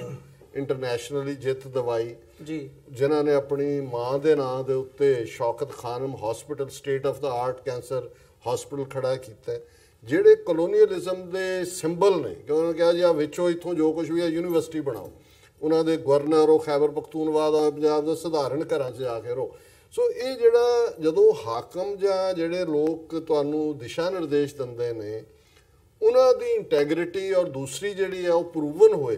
ਤੇ ਫਿਰ ਸੁਸਾਇਟੀ ਜਿੰਨੀ ਮਰਜ਼ੀ ਡੀਜਨਰੇਟ ਹੋਏ ਉਹਦੇ 'ਚ ਇੱਕ ਤਬਦੀਲੀ ਹੋਣੀ ਸ਼ੁਰੂ ਹੁੰਦੀ। ਹਾਲਾਂ ਇਟਸ ਨਾਟ ਦਾ ਕਿ ਵੀ ਕੋਈ ਜਾਦੂ ਦੀ ਛੜੀ ਹੈ ਕੋਈ ਤਬਦੀਲੀ ਹੋਏਗੀ, ਬਟ ਹੋਪ ਹੈ। ਔਰ ਮੈਂ ਸਮਝਦਾ ਹਾਂ ਵੀ ਇਹ ਪਾਕਿਸਤਾਨ ਦਾ ਮੁਸਤਕਬਲ ਜਿਸ ਤਰੀਕੇ ਦੇ ਨਾਲ ਗੱਲ ਚੱਲ, ਚੈਲੰਜਸ ਨੇ, ਇਹਦੇ 'ਚ ਕੋਈ ਸ਼ੱਕ ਨਹੀਂ ਹੈ, ਦੁਸ਼ਮਣ ਵੀ ਆਪਣੀਆਂ ਖੇਡਾਂ ਖੇਡ ਰਿਹਾ ਹੈ, ਵਿਦਨ ਕੰਟਰੀ ਵੀ, ਜਿਵੇਂ ਇਕਨੋਮਿਕਲ ਕ੍ਰਾਈਸਿਸ ਜੇ ਅਮਰੀਕਾ ਨੇ ਆਲ ਆਫ ਏ ਸਡਨ ਹੱਥ ਪਿੱਛੇ ਖਿੱਚੇ, ਔਰ ਜੇ ਫੋਰਨ ਪਾਲਿਸੀ ਉਹਨਾਂ ਦੀ ਹੈ ਵੀ ਅਸੀਂ ਕਚਕੌਲ ਲੈ ਕੇ ਮੰਗਣਾ ਨਹੀਂ ਹੈ, ਅਸੀਂ ਜਿਹੜਾ ਉਹ ਆਪਣੇ ਬਲਬੂਤੇ ਦੇ ਉੱਤੇ ਖੜਾ ਕਰਨਾ। ਔਰ ਜਿਵੇਂ ਅਸੀਂ ਸਿੱਖ ਡਾਇਸਪੋਰਾ ਦੀ ਗੱਲ ਕਰਦੇ ਹਾਂ ਕਿ ਉਹ ਸਟਰੈਂਥ ਨੇ, ਪਾਕਿਸਤਾਨੀ ਡਾਇਸਪੋਰਾ ਪਾਕਿਸਤਾਨ ਨੂੰ ਸਟੈਬਲਾਈਜ਼ ਕਰਨ ਦੇ ਲਈ ਫਾਈਨੈਂਸ਼ੀਅਲੀ ਵੀ, ਜਿਵੇਂ ਹੁਣ ਡੈਮ ਦੀ ਗੱਲ ਹੋਈ ਹੈ ਕਿ ਭਾਈ ਡੈਮ ਬਿਲਡ ਕਰਨ ਲਈ ਡੋਨੇਸ਼ਨ ਹੈ, ਤੇ ਜਦੋਂ ਇਹ ਪਤਾ ਹੋਏ ਸਾਡੀਆਂ ਦੋਨੋਂ ਕੌਮਾਂ 'ਚ, ਇਹ ਠੀਕ ਹੈ ਵੀ ਅਸੀਂ ਇਮੋਸ਼ਨਲੀ ਕਈ ਵਾਰ ਜਿਹੜਾ ਉਹ ਹਾਥੀ ਦੇ ਚੜਾਉਣ ਤੇ ਹਾਥੀ ਤੋਂ ਸੁੱਟਣ 'ਚ ਵੀ ਯਕੀਨ ਰੱਖਦੇ ਆ, ਇਮੋਸ਼ਨਲ ਕੌਮਾਂ ਨੇ, ਪਰ ਜਿੱਥੇ ਸਚਿਆਰਾ ਕੋਈ ਲੀਡਰ ਮਿਲ ਜਾਏ ਜਾਂ ਗੱਲ ਅੱਗੇ ਤੁਰਨ ਲੱਗ ਜਾਏ ਫਿਰ ਕੌਮਾਂ ਖਲੋ ਵੀ ਜਾਂਦੀਆਂ ਨੇ। ਸੋ ਮੈਂ ਇਸ ਨੂੰ ਇਸ ਹੋਪ ਦੇ ਨਾਲ ਦੇਖਦਾ, ਔਰ ਮੈਂ ਸਮਝਦਾ ਵੀ ਐਜ਼ ਏ, ਪਤਾ ਨਹੀਂ ਬਾਕੀ ਕਿਵੇਂ ਇਹਨੂੰ ਦੇਖਦੇ ਹੋਣਗੇ, ਪਰ ਮੈਂ ਇੱਕ ਸਿੱਖ ਐਕਟਿਵਿਸਟ ਦੇ ਨਾਤੇ ਦੇਖਦਾ ਕਿ ਸਾਡਾ ਸਭ ਕੁਝ ਪਾਕਿਸਤਾਨ ਦੇ ਨਾਲ ਜੁੜਿਆ ਹੋਇਆ, ਜਿੱਥੇ ਰਿਲੀਜੀਅਸ ਪਾਰਟ ਤੋਂ ਧਾਰਮਿਕ ਵੀ ਜੀ, ਉੱਥੇ ਜੇ ਅਸੀਂ ਖਾਲਿਸਤਾਨ ਦੀ ਨਾਲ ਸਰਹੱਦਾਂ ਦੀ ਗੱਲ ਕਰਦੇ ਹਾਂ, ਕੱਲ ਨੂੰ ਸੈਂਟਰਲ ਏਸ਼ੀਆ ਤੱਕ ਸਾਡੀ ਐਕਸੈਸ, ਲੈਂਡ ਲੌਕਡ ਅਸੀਂ ਕੰਟਰੀ ਹੈ, ਸਾਡੇ ਲਈ ਵਪਾਰਕ ਓਪਰਚੁਨਿਟੀਜ਼, ਔਰ ਇਹ ਸਾਰੀਆਂ ਜਿਹੜੀਆਂ ਨੇ ਸਾਡੇ ਲਈ ਇਹ ਹੋਰ ਵੀ ਜ਼ਰੂਰੀ ਆ। ਔਰ ਅਕਲੀਅਤਾਂ ਦੀ ਗੱਲ, ਔਰ ਮੈਂ ਇਹ ਗੱਲ ਅੱਗੇ ਕਈ ਵਾਰ ਮੈਂਸ਼ਨ ਵੀ ਕੀਤੀ ਕਿ ਜਦੋਂ ਪਾਕਿਸਤਾਨ ਦੋ ਹਿੱਸਿਆਂ 'ਚ ਟੁੱਟਿਆ, ਭਾਰਤੀ ਫੌਜ ਨੇ ਉੱਥੇ ਜਾ ਕੇ ਉਹਨੂੰ ਮਸ਼ਰਕੀ ਜਿਹੜਾ ਪਾਕਿਸਤਾਨ ਸੀ ਉਹਨੂੰ ਬੰਗਲਾਦੇਸ਼ ਬਣਾਇਆ, ਤੇ ਸਰਦਾਰ ਕਪੂਰ ਸਿੰਘ ਜਿਹੜੇ ਵੱਡੇ ਸਿੱਖ ਫਿਲਾਸਫਰ ਨੇ 20ਵੀਂ ਸਦੀ ਦੇ, ਉਹਨਾਂ ਨੇ ਕਿਹਾ ਸੀ ਕਿ ਹੁਣ ਭਾਰਤ ਦੇ ਵਿੱਚ ਅਕਲੀਅਤਾਂ ਦੀ ਸ਼ਾਮਤ ਆਏਗੀ। ਉਹਨਾਂ ਦਾ ਇਹ ਵਿਸ਼ਵਾਸ ਸੀ ਕਿ ਪਾਕਿਸਤਾਨ ਦਾ ਸਟਰੋਂਗ ਰਹਿਣਾ, ਭਾਰਤ ਦੇ ਵਿੱਚ ਅਕਲੀਅਤਾਂ, ਉਹ ਮੁਸਲਮਾਨ ਹੋਣ, ਸਿੱਖ ਹੋਣ, ਈਸਾਈ ਹੋਣ, ਦਲਿਤ ਹੋਣ, ਉਹਨਾਂ ਦੀ ਸੇਫਟੀ ਸਿਕਿਉਰਿਟੀ ਦੀ ਗਾਰੰਟੀ ਵੀ ਹੈ। ਔਰ ਅਸੀਂ ਅੱਜ ਦੇਖ ਰਹੇ ਹਾਂ ਕਿ ਭਾਰਤ ਦੇ ਨਕਸ਼ੇ 'ਚ 200 ਮਿਲੀਅਨ ਮੁਸਲਮਾਨਾਂ ਦਾ ਕੀ ਹਾਲ ਕਰ ਦਿੱਤਾ ਹੈ, 30 ਮਿਲੀਅਨ ਈਸਾਈਆਂ ਦਾ ਕੀ ਹਾਲ ਕੀਤਾ ਹੈ। ਸੋ ਪਾਕਿਸਤਾਨ ਨੂੰ ਸਟਰੋਂਗ ਕਰਨ ਦੇ ਲਈ, ਔਰ ਅਸੀਂ ਜਦੋਂ ਦੇਖਦੇ ਹਾਂ ਕਿ ਵੀ ਜਿੱਥੇ ਧਰਮ ਦੀ ਆਜ਼ਾਦੀ ਦੀ ਗੱਲ ਕਰਤਾਰਪੁਰ ਲਾਂਘੇ ਦੇ ਨਾਲ ਸ਼ੁਰੂ ਹੋਈ ਹੈ, ਸਾਡੇ ਲਈ ਇਹ ਜ਼ਰੂਰੀ ਵੀ ਹੈ ਕਿ ਵੀ ਅਸੀਂ ਉਵੇਂ ਹੀ, ਐਟਲੀਸਟ ਮੈਂ ਉਵੇਂ ਹੀ ਸੋਚਦਾ ਹਾਂ ਪਾਕਿਸਤਾਨ ਲਈ ਜਿਵੇਂ ਮੈਂ ਆਪਣੇ ਮੁਲਕ ਖਾਲਿਸਤਾਨ ਲਈ ਸੋਚਦਾ, ਕਿਉਂਕਿ ਮੈਨੂੰ ਇਹ ਲੱਗਦਾ ਹੈ ਵੀ ਸਾਡਾ ਮੁਸਤਕਬਲ ਅਕਾਲ ਪੁਰਖ ਨੇ ਸਾਂਝਾ ਰੱਖਿਆ ਹੋਇਆ, ਇਕੱਠਾ ਰੱਖਿਆ ਹੋਇਆ, ਔਰ ਸਾਡੇ ਦੁੱਖ ਦਰਦ ਵੀ ਸਾਂਝੇ ਨੇ। ਔਰ ਜਿਨ੍ਹਾਂ ਦੇ ਨਾਲ ਅਸੀਂ 47 'ਚ ਕਿਸਮਤ ਜੋੜੀ ਸੀ, ਉਹਨਾਂ ਨੇ ਸਾਡੇ ਨਾਲ ਕੀ ਕੀਤਾ, ਉਹ ਮੇਰਾ ਖਿਆਲ ਹੈ ਜੂਨ 84 ਤੋਂ ਬਾਅਦ ਪਿਛਲੇ 34 ਸਾਲ 'ਚ ਜੋ ਕੁਝ ਹੋਇਆ, ਕਿਸੇ ਸਿੱਖ ਨੂੰ ਹੁਣ ਕੋਈ ਭੁਲੇਖਾ ਨਹੀਂ ਹੈ ਕਿ ਇਹ ਜਿਹੜੇ ਦਿੱਲੀ ਦੇ ਹਾਕਮ ਨੇ, ਉੱਥੇ ਕੋਈ ਆ ਜਾਏ, ਜਿਵੇਂ RSS ਦਾ ਜ਼ਿਕਰ ਹੋਇਆ, ਉਹ ਹਿੰਦੂਤਵੀ ਜ਼ਹਿਨੀਅਤ ਨੇ ਨਾ ਪਾਕਿਸਤਾਨ ਦੀ ਅੱਡਰੀ ਹੋਂਦ ਨੂੰ ਕਦੇ ਕਬੂਲੇ ਜੀ, ਨਾ ਉਹਨਾਂ ਨੇ ਸਿੱਖਾਂ ਨੂੰ ਕਦੇ ਅੱਡ ਕੌਮ ਦੇ ਤੌਰ ਤੇ ਕਬੂਲੇ। ਉਹਨਾਂ ਨੇ ਤਾਂ ਇਮੀਡੀਏਟਲੀ ਬਾਅਦ ਸਾਨੂੰ ਕ੍ਰਿਮੀਨਲ ਟ੍ਰਾਈਬ ਬਣਾਇਆ ਸੀ, ਤੇ ਆਰਟੀਕਲ 25B ਭਾਰਤੀ ਆਇਨ ਦਾ, ਉਹਨਾਂ ਦੇ ਕਨਸਟੀਟਿਊਸ਼ਨ ਦਾ, ਸਿੱਖਾਂ ਬਹੁਤੀਆਂ ਜੈਨੀਆਂ ਨੂੰ ਹਿੰਦੂ ਬਣਾਉਂਦਾ। ਸੋ ਅਸੀਂ ਸਮਝਦੇ ਹਾਂ ਕਿ 2019 'ਚ ਜਿਹੜਾ ਪਾਕਿਸਤਾਨ ਹੋਰ ਵੀ ਉਭਰਵੇਂ ਢੰਗ ਦੇ ਨਾਲ ਇੰਟਰਨੈਸ਼ਨਲੀ ਵੀ ਰੋਲ ਪਲੇ ਕਰੇਗਾ। ਅਮਰੀਕਾ ਦੇ ਕੰਟੈਕਸਟ ਅਸੀਂ ਸਮਝਦੇ ਹਾਂ ਵੀ ਬੇਸ਼ੱਕ ਡੋਨਲਡ ਟਰੰਪ ਦੀਆਂ ਪਾਲਿਸੀਜ਼ ਨੇ ਉਹ ਇਮੀਗ੍ਰੇਸ਼ਨ ਰਿਲੇਟਡ ਹੋਏ, ਅਦਰਵਾਈਜ਼ ਹੇਟਡ ਹੋਏ, ਇਸਲਾਮੋਫੋਬੀਆ ਹੋਏ, ਦੁਨੀਆ ਦੇ ਵਿੱਚ ਕਨਵਰਸ਼ਨਸ ਵੀ ਦਿੱਤੀਆਂ ਨੇ, ਪਰ ਮੈਂ ਇਸ ਪਾਲਿਸੀ ਦੀ ਹਮਾਇਤ ਕਰਦਾ ਕਿ ਜਿਹੜਾ ਇਰਾਕ ਉੱਥੋਂ ਸੀਰੀਆ 'ਚੋਂ ਫੌਜ ਕੱਢਣਾ ਔਰ ਅਫਗਾਨਿਸਤਾਨ 'ਚੋਂ ਕੱਢਣਾ, ਔਰ ਉਹਦਾ ਇਹ ਕਹਿਣਾ ਕਿ we can't be the policeman of the world. ਇਹ ਠੀਕ ਹੈ, ਸ਼ਾਰਟ ਟਰਮ ਉਹਦੇ ਥੋੜੇ ਬਹੁਤ ਨੁਕਸਾਨ ਵੀ ਹੋਣਗੇ, ਪਰ ਲੌਂਗ ਟਰਮ ਅਮਰੀਕਾ ਨੂੰ ਵੀ, ਕਿਉਂਕਿ ਬੀਇੰਗ ਅਮਰੀਕਨ ਅਸੀਂ ਆਪਣੇ ਇਸ ਮੁਲਕ ਦੇ ਵੀ ਹਿੱਤ ਦੇ ਨਾਲ ਜੁੜੇ ਹੋਏ ਹਾਂ, ਕਿ ਅਮਰੀਕਾ ਜਿਹੜਾ ਹੈ ਉਹ ਜਾ ਕੇ ਦੂਜਿਆਂ ਥਾਵਾਂ ਦੇ ਲੰਬੜਦਾਰੀ ਨਾ ਕਰੇ, ਥਾਣੇਦਾਰੀ ਨਾ ਕਰੇ। ਔਰ ਇਹ ਨੀਤੀ ਜਿਹੜੀ ਹੈ ਲੌਂਗ ਟਰਮ ਇੱਕ ਪੋਜ਼ਿਟਿਵ ਸਾਈਨ ਹੈ ਕਿ ਅਮਰੀਕਾ ਜਿਹੜਾ ਹੈ ਉਹ ਜਾ ਕੇ ਕਿਤੇ ਹੋਰਨਾਂ ਦੇ ਵਿੱਚ ਦਖਲ ਅੰਦਾਜ਼ੀ ਨਾ ਕਰੇ। ਜੀ ਬਿਲਕੁਲ। ਸੋ ਇਸੇ ਦੇ ਨਾਲ ਅਸੀਂ ਰੁੱਖ ਕਰੀਏ ਅੱਜ ਦੀ ਜਿਹੜੀ ਗੱਲਬਾਤ ਹੈਗੀ ਹੈ ਭਾਰਤ ਦੀ ਜਿਹੜੀ ਪੋਲੀਟਿਕਸ ਹੈਗੀ ਹੈ ਉਹਦੇ ਵੱਲੋਂ। 2019 ਦੇ ਵਿੱਚ ਜਿਹੜੀਆਂ ਚੋਣਾਂ ਹੈਗੀਆਂ ਨੇ ਕੇਂਦਰ ਦੀਆਂ, ਲੋਕ ਸਭਾ ਦੀਆਂ, ਉਹ ਡਿਊ ਨੇ। ਸੋ ਜਿਸ ਹਿਸਾਬ ਨਾਲ ਇਸ ਵਕਤ ਸਾਰਾ ਮਾਹੌਲ ਬਣਿਆ ਹੋਇਆ ਹੈ, ਜਿੱਥੇ BJP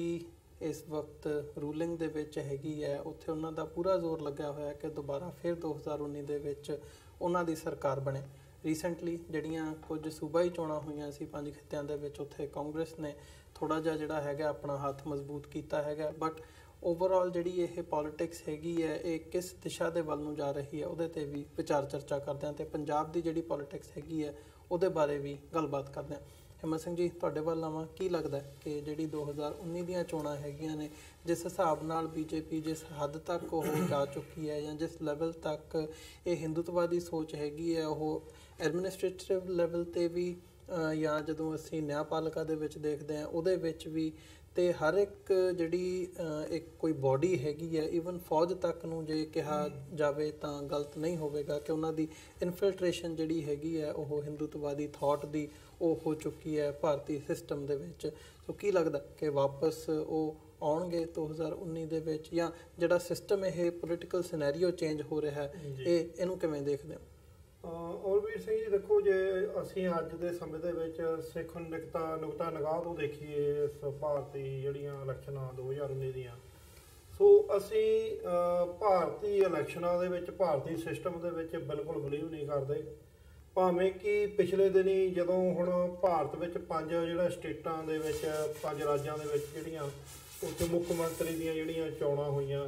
ਉਹਦੇ ਵਿੱਚ ਬੀਜੇਪੀ ਦੀ 3 ਰਾਜਾਂ ਦੇ ਵਿੱਚ ਬੜੀ ਬੁਰੀ ਤਰ੍ਹਾਂ ਹਾਰ ਹੋਈ ਆ। ਸੋ ਮੈਂ ਸਮਝਦਾ ਜਿਵੇਂ ਬੀਜੇਪੀ ਨਰਿੰਦਰ ਮੋਦੀ ਦੇ ਵੰਡ ਤੋਂ ਬਾਅਦ ਜੋ ਭਾਰਤ ਵਿੱਚ ਖਾਸ ਕਰਕੇ ਮਿਨੋਰਟੀ ਦੇ ਨਾਲ ਜੋ ਉਹਨਾਂ ਨੇ ਕਰਨਾ ਸ਼ੁਰੂ ਕੀਤਾ ਆ, ਜੋ ਕਹਿ ਲਓ ਹੇਟ ਕ੍ਰਾਈਮ ਦੀਆਂ ਘਟਨਾਵਾਂ, ਈਵਨ ਮਿਨੋਰਟੀ ਨੂੰ ਡਰਾਉਣਾ ਧਮਕਾਉਣਾ, ਉਹਨਾਂ ਦੇ ਮਨ ਦੇ ਵਿੱਚ ਇੰਨਾ ਕੁ ਡਰ ਭੈ ਸਹਿਮ ਪੈਦਾ ਕਰ ਦਿਓ ਕਿ ਉਹ ਮਤਲਬ ਆਪਣੇ ਘਰਾਂ ਤੋਂ ਬਾਹਰ ਨਾ ਨਿਕਲ ਸਕਣ। ਸੋ ਇਹਦੇ ਵਿੱਚ ਐਗਜ਼ਾਮਪਲਾਂ ਜਿਵੇਂ ਤੁਸੀਂ ਆਸਿਫ ਬਾਨੋ ਦੇ ਨਾਲ 2018 ਦੇ ਵਿੱਚ ਜਿਹੜਾ ਕਸ਼ਮੀਰ ਦੇ ਵਿੱਚ ਇੱਕ ਮੰਦਿਰ ਦੇ ਵਿੱਚ ਉਹਨਾਂ ਦੇ ਹਿੰਦੂ ਤਵੀ ਗੁੰਡਿਆਂ ਵੱਲੋਂ ਕਿਵੇਂ RSS ਵੱਲੋਂ ਜਿਹੜੀਆਂ ਕਿ ਉਹ ਅੰਡਰ ਅੰਬਰੇਲਾ ਬੀਜੇਪੀ ਦੇ ਹੀ ਹੈਗੀਆਂ, ਉਹ ਸਾਰੀਆਂ ਜਿਹੜੀਆਂ ਹਿੰਦੂ, ਉਹਨਾਂ ਨੂੰ ਅਸੀਂ ਦੂਜੀ ਭਾਸ਼ਾ ਵਿੱਚ ਟੈਰਰਿਸਟ ਜਥੇਬੰਦੀਆਂ ਕਹਿੰਦੇ, ਜਿਵੇਂ ਕਿ CIA ਜਿਹੜੀ ਅਮਰੀਕਾ ਦੀ ਜਥੇਬੰਦੀ, ਉਹਨਾਂ ਨੇ ਉਹਨੂੰ ਅੱਤਵਾਦੀ ਜਥੇਬੰਦੀਆਂ ਵੀ ਘੋਸ਼ਿਤ ਕੀਤਾ ਹੈ। ਸੋ ਉਹ ਲੋਕ ਜਿਵੇਂ ਕਸ਼ਮੀਰ ਦੇ ਵਿੱਚ ਆਸਿਫ ਬਾਨੋ ਦੇ ਨਾਲ 6 ਦਿਨਾਂ ਤੱਕ ਜਿਹੜਾ ਬਲਾਤਕਾਰ ਉਹਨਾਂ ਅਫੀਸਰਾਂ ਵੱਲੋਂ ਜਿਹੜੇ ਕਿ ਰਿਟਾਇਰ ਸੀਗੇ ਉਸ ਸਿਸਟਮ ਦੇ ਕੀਤਾ ਗਿਆ, ਔਰ ਕਿਵੇਂ ਉਹਨਾਂ ਦੇ ਹਿੰਦੂ ਤਵੀ ਜਿਹੜੇ ਅਟਾਰਨੀ ਸੀਗੇ ਉਹ ਵੀ ਅਗੇਂਸਟ ਹੋ ਗਏ ਕਿ ਇਹਦਾ ਕੇਸ ਵੀ ਨਾ ਲੜਿਆ ਜਾਵੇ। ਸੋ ਇਸੇ ਤਰ੍ਹਾਂ ਅਸੀਂ ਜਦੋਂ ਹੁਣ 2018 ਦੀ ਗੱਲ ਵੀ ਕਰਦੇ ਹਾਂ ਨਾਲ ਦੀ ਨਾਲ ਕਿ ਉਸੇ ਹਿੰਦੂ ਸਿਸਟਮ ਦੇ ਅਧੀਨ ਜੇ ਅੱਜ ਅਸੀਂ ਗੱਲ ਕਰਦੇ ਹਾਂ ਕਿ ਭਾਰਤ ਵਿੱਚ ਚਾਹੇ ਉਹ ਗੁਰਦੁਆਰਾ ਗਿਆਨ ਗੋਦੜੀ ਸਾਹਿਬ ਦੀ ਗੱਲ ਕਰ ਲਓ, ਹਰਿਦੁਆਰ ਸਾਹਿਬ ਦੇ ਵਿੱਚ, ਜੇ ਅਸੀਂ 1984 ਦੇ ਸਮੇਂ ਦੀ ਅਟੈਕ ਦੀ ਗੱਲ ਕਰਦੇ ਕਿ 32 ਤੋਂ 33 ਤੋਂ ਵੱਧ ਗੁਰਦੁਆਰੇ ਸਾਹਿਬਾਨ ਉਸ ਵੇਲੇ ਇਹਨਾਂ ਨੇ ਨੁਕਸਾਨੇ ਆ, ਢਾਹ ਢੇਰੀ ਕੀਤੇ ਆ ਟੈਂਕਾਂ ਤੋਪਾਂ ਦੇ ਨਾਲ। ਸੋ ਉਹ ਸਿਲਸਿਲਾ ਅੱਜ ਵੀ ਜਾਰੀ ਆ। ਉਹਨਾਂ ਦੇ ਵਿੱਚ ਅੰਦੌਰ ਦੇ ਵਿੱਚ ਮਿਊਨਿਸਪਲ ਕਮੇਟੀ RSS ਦੇ ਗੁੰਡਿਆਂ ਨੇ ਰਲ ਕੇ ਕਿਵੇਂ ਅੱਜ ਦੇ ਸਮੇਂ ਦੇ ਵਿੱਚ ਵੀ ਜਿਹੜਾ ਗੁਰਦੁਆਰੇ ਢਾਏ ਜਾ ਰਹੇ ਆ, ਔਰ ਸ਼ਿਲੌਂਗ ਦੇ ਵਿੱਚ ਕਿਵੇਂ ਜਿਹੜੇ ਸਾਡੇ ਸਿੱਖ ਪਰਿਵਾਰਾਂ ਨੂੰ ਔਰ ਗੁਰਦੁਆਰਾ ਸਾਹਿਬ ਨੂੰ ਵੀ ਨੁਕਸਾਨ ਕੀਤਾ ਗਿਆ, ਔਰ ਇੱਥੋਂ ਯੂਨਾਈਟਿਡ ਸਿੱਖ ਵਾਲੇ ਵੀਰ ਸਾਡੇ ਜਾ ਕੇ ਉਹਨਾਂ ਨੇ ਉੱਥੇ ਉਹਨਾਂ ਨੂੰ ਜਿਹੜੀਆਂ ਸਿੱਖ ਪਰਿਵਾਰ ਸੀ ਉਹਨਾਂ ਦੀ ਟੇਕ ਕੇਅਰ ਕੀਤੀ। ਈਵਨ ਉਸ ਸਟੇਟ ਦਾ ਮੁੱਖ ਮੰਤਰੀ ਇਹ ਗੱਲ ਕਹਿ ਰਿਹਾ ਕਿ ਤੁਸੀਂ ਸਟੇਟ ਤੋਂ ਸਾਰੇ ਸਿੱਖ ਛੱਡ ਕੇ ਚਲੇ ਜਾਓ ਜੀ। ਸੋ ਇਹ ਜਿਹੜੀਆਂ ਸਿਸਟਮ ਅੱਜ ਜਦੋਂ ਨਰਿੰਦਰ ਮੋਦੀ ਬੀਜੇਪੀ ਦੇ ਰਾਜ ਦੇ ਵਿੱਚ ਸਿਸਟਮ ਜਿਹੜਾ ਇਹ ਬਣਿਆ ਹੋਇਆ, ਜਿਹਦੇ ਵਿੱਚ ਲਲਿਤ ਮੋਦੀ ਵਰਗੇ ਹਜ਼ਾਰਾਂ ਕਰੋੜਾਂ ਡਾਲਰਾਂ ਰੁਪਈਆਂ ਦਾ ਗਬਨ ਕਰਕੇ ਇੰਗਲੈਂਡ ਦੇ ਵਿੱਚ ਬੈਠੇ ਆ, ਵਿਜੇ ਮਾਲੀਆ ਵਰਗੇ ਇੱਕ ਕ੍ਰਿਕਟ ਦਾ ਕੋਈ ਹੋਰ ਸੀ ਉਹ ਵੀ ਮੋਦੀ ਉਹ ਸੀ। ਸੋ ਇਹ ਜਿਹੜੇ ਇਨਸਾਨ ਆ ਇਹਨਾਂ ਨੇ ਕਿੰਨਾ ਹੀ ਪੈਸਾ ਜਿਹੜਾ ਗਬਨ ਕਰਕੇ ਇੰਗਲੈਂਡ ਦੇ ਵਿੱਚ ਬੈਠੇ ਆ, ਜਦ ਕਿ ਉਲਟ ਜਦੋਂ ਜਿਹੜੇ ਸਾਡੇ ਸਿੱਖ ਨੌਜਵਾਨ ਆ, ਜਿਹੜੀ ਭਾਰਤੀ ਏਜੰਸੀਆਂ ਇੰਟਰਪੋਲ ਆ, ਉਹ ਝੂਠੇ ਕੇਸਾਂ ਦੇ ਵਿੱਚ ਫਸਾ ਕੇ ਉਹ 2018 ਦੇ ਵਿੱਚ ਵੀ ਆਉਂਦੇ ਰਹੇ ਆ ਕਿ ਅਸੀਂ ਝੂਠੇ ਕੇਸ ਬਣਾ ਕੇ ਉਹਨਾਂ ਨੂੰ ਚੱਕਣ ਆਉਂਦੇ ਰਹੇ ਆ ਵਿਦੇਸ਼ਾਂ ਚੋਂ। ਦੇਖੋ ਇਹਨਾਂ ਕੋਲ ਆਪਣੇ ਜਿਹੜੇ ਕਾਨੂੰਨ ਬਣਾਏ ਹੋਏ ਆ ਭਾਰਤੀਆਂ ਕੋਲ, ਜਿਹੜੇ ਕਿਸੇ ਸਟੇਟ ਦੇ ਕੰਟਰੀ ਦੇ ਨਾਲ ਜਿਹੜੇ ਲੈਣ ਦੇਣ ਦੇ ਕਾਨੂੰਨ ਹੁੰਦੇ ਆ, ਇਹਨਾਂ ਕੋਲ ਉਹ ਕਾਨੂੰਨ ਮੁੱਕ ਜਾਂਦੇ ਆ ਜਦੋਂ ਇਹਨਾਂ ਦੇ ਆਪਣੇ ਜਿਹੜੇ ਬੈਠੇ ਆ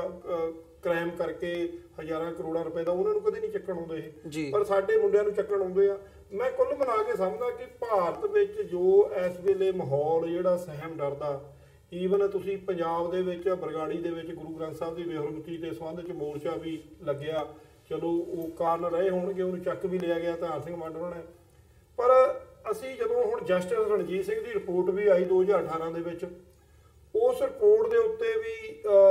ਉਹ ਸਾਰਾ ਲੋਲੀਪੌਪ ਦੇ ਕੇ ਵਿਧਾਨ ਸਭਾ ਪੰਜਾਬ ਦੇ ਵਿੱਚ ਵੀ ਉਹ ਇੱਕ ਦਿਨ ਆ ਜਿਹੜੀ ਉੱਥੇ ਡਿਬੇਟ ਹੋਈ ਆ ਲੀਡਰਾਂ ਦੇ, ਇੱਕ ਪਾਰਟੀ ਕਾਂਗਰਸ ਅਕਾਲੀਆਂ ਤੇ ਆਮ ਆਦਮੀ ਪਾਰਟੀ, ਉਹ ਲੋਲੀਪੌਪ ਕੌਮ ਨੂੰ ਥਮਾ ਦਿੱਤਾ ਗਿਆ ਤੇ ਨਿਕਲਿਆ ਕਿ ਕੁਝ ਵੀ ਨਹੀਂ, ਕਿਸੇ ਨੂੰ ਕੋਈ ਸਜ਼ਾ ਨਹੀਂ ਦਿੱਤੀ, ਕੋਈ ਇਨਸਾਫ ਨਹੀਂ ਦਿੱਤਾ। ਸੋ ਇਹ ਚੀਜ਼ਾਂ ਜਿਹੜੀਆਂ ਇਨਸਾਫ ਜਿਹੜਾ ਨਾ ਮਿਲਣਾ, ਔਰ ਮੈਂ ਸਮਝਦਾ ਚਾਹੇ ਉਹ ਪੰਜਾਬ ਹੋਵੇ ਚਾਹੇ ਭਾਰਤ ਦੀਆਂ ਹੋਰ ਸਟੇਟਾਂ ਹੋਵੇ, ਸੋ ਨਰਿੰਦਰ ਮੋਦੀ ਦਾ ਜੇ ਅਸੀਂ ਸਿੱਖ ਨੁਕਤਾ ਨਿਗਾਹ ਤੋਂ ਦੇਖੀਏ ਉਹ ਮੇਰੇ ਖਿਆਲ 'ਚ ਨਹੀਂ ਆ ਸਕਦਾ। ਭਾਵੇਂ ਕਿ ਅਸੀਂ ਭਾਰਤੀ ਸਟੇਟ ਦੀਆਂ ਜਿਹੜੀਆਂ ਇਲੈਕਸ਼ਨ ਦੀਆਂ ਨੀਤੀਆਂ ਜਾਂ ਇਲੈਕਸ਼ਨਾਂ ਦੇ ਵਿੱਚ ਅਸੀਂ ਬਲੀਵ ਨਹੀਂ ਕਰਦੇ, ਸਾਡਾ ਜਿਹੜਾ ਉਹ ਆਪਣੇ ਪੰਜਾਬ ਪ੍ਰਤੀ ਸਾਡਾ ਜਿਹੜਾ ਉਹ ਕੰਟਰੀ ਜਿਹਦੇ ਉੱਤੇ ਕਬਜ਼ਾ ਕੀਤਾ, ਅਸੀਂ ਉਸ ਆਜ਼ਾਦੀ ਦੇ ਘੁਲਾਟੀ ਆ, ਸਾਡੇ ਆਪਣੇ ਪੰਜਾਬ ਦੇ ਅਸੀਂ ਆਜ਼ਾਦੀ ਦੇ ਸਿਪਾਹੀ ਆ। ਅਸੀਂ ਉਹ ਵਰਲਡ ਦੇ ਅਲੱਗ-ਅਲੱਗ ਮੁਲਕਾਂ 'ਚ ਬੈਠੇ ਸਿੱਖ ਜਗਤ ਨਾਲ ਜਿਹੜੇ ਪੰਜਾਬ ਨਾਲ ਸੰਬੰਧਿਤ, ਪੰਜਾਬੀਅਤ ਨਾਲ ਸੰਬੰਧਿਤ ਲੋਕ ਆ, ਉਹ ਕੰਪੇਨ ਜਿਹੜੀ ਚਲਾ ਰਹੇ, ਉਹ ਭਾਵੇਂ ਰੈਫਰੈਂਡਮ 2020 ਦੀ ਹੋਵੇ ਜਾਂ ਹੋਰ ਢੰਗ ਤਰੀਕੇ ਹੋਣ, ਇੱਕ ਇੰਟਰਨੈਸ਼ਨਲ ਲਾਅ ਦੇ ਅੰਡਰ ਰਹਿ ਕੇ ਇੱਕ ਪੀਸਫੁਲੀ ਮੁਹਿੰਮ ਜਿਹੜੀ ਆ ਉਸ ਆਪਣੇ ਸਟੇਟ ਨੂੰ ਯਾਦ ਕਰਾਉਣ ਦੀ ਚਲਾ ਰਹੇ ਆ। ਅਸੀਂ ਬਿਲਕੁਲ ਵਿਸ਼ਵਾਸ ਜਿਹੜੀ ਆ ਭਾਰਤੀ ਸਟੇਟ ਦੀਆਂ ਇਲੈਕਸ਼ਨਾਂ ਦੇ ਵਿੱਚ ਨਹੀਂ ਕਰਦੇ। ਸੋ ਮੈਂ ਇੱਕ ਚੀਜ਼ ਮੈਂ ਥੋੜੀ ਜਿਹੀ, ਕਿਉਂਕਿ ਵਰਲਡ ਸਿੱਖ ਪਾਰਲੀਮੈਂਟ ਦੀ ਗੱਲ ਹੋਈ ਸੀ, ਮੈਂ ਥੋੜਾ ਜਿਹਾ ਇਹ ਚਾਨਣਾ ਪਾਉਣਾ ਚਾਹੁੰਦਾ ਕਿ ਵਰਲਡ ਸਿੱਖ ਪਾਰਲੀਮੈਂਟ ਡਾਕਟਰ ਅਮਰਜੀਤ ਸਿੰਘ ਉਹਨਾਂ ਨੇ ਜਿਹੜਾ ਦੱਸਿਆ ਕਿ 2015 ਦੇ ਵਿੱਚ ਚੱਬੇ ਧਰਤੀ ਦੇ ਵਿੱਚ ਜਿਵੇਂ ਮਤਾ ਇੱਕ ਵਰਲਡ ਸਿੱਖ ਪਾਰਲੀਮੈਂਟ ਦਾ ਸੀ, ਉਸ ਉੱਤੇ ਕੰਮ ਕਰਦਿਆਂ ਜਥੇਦਾਰ ਜਗਤਾਰ ਸਿੰਘ ਵਾਲਾ ਜੀ ਦੇ ਦਿਸ਼ਾ ਨਿਰਦੇਸ਼ਾਂ ਤੇ ਕੰਮ ਚੱਲ ਰਿਹਾ।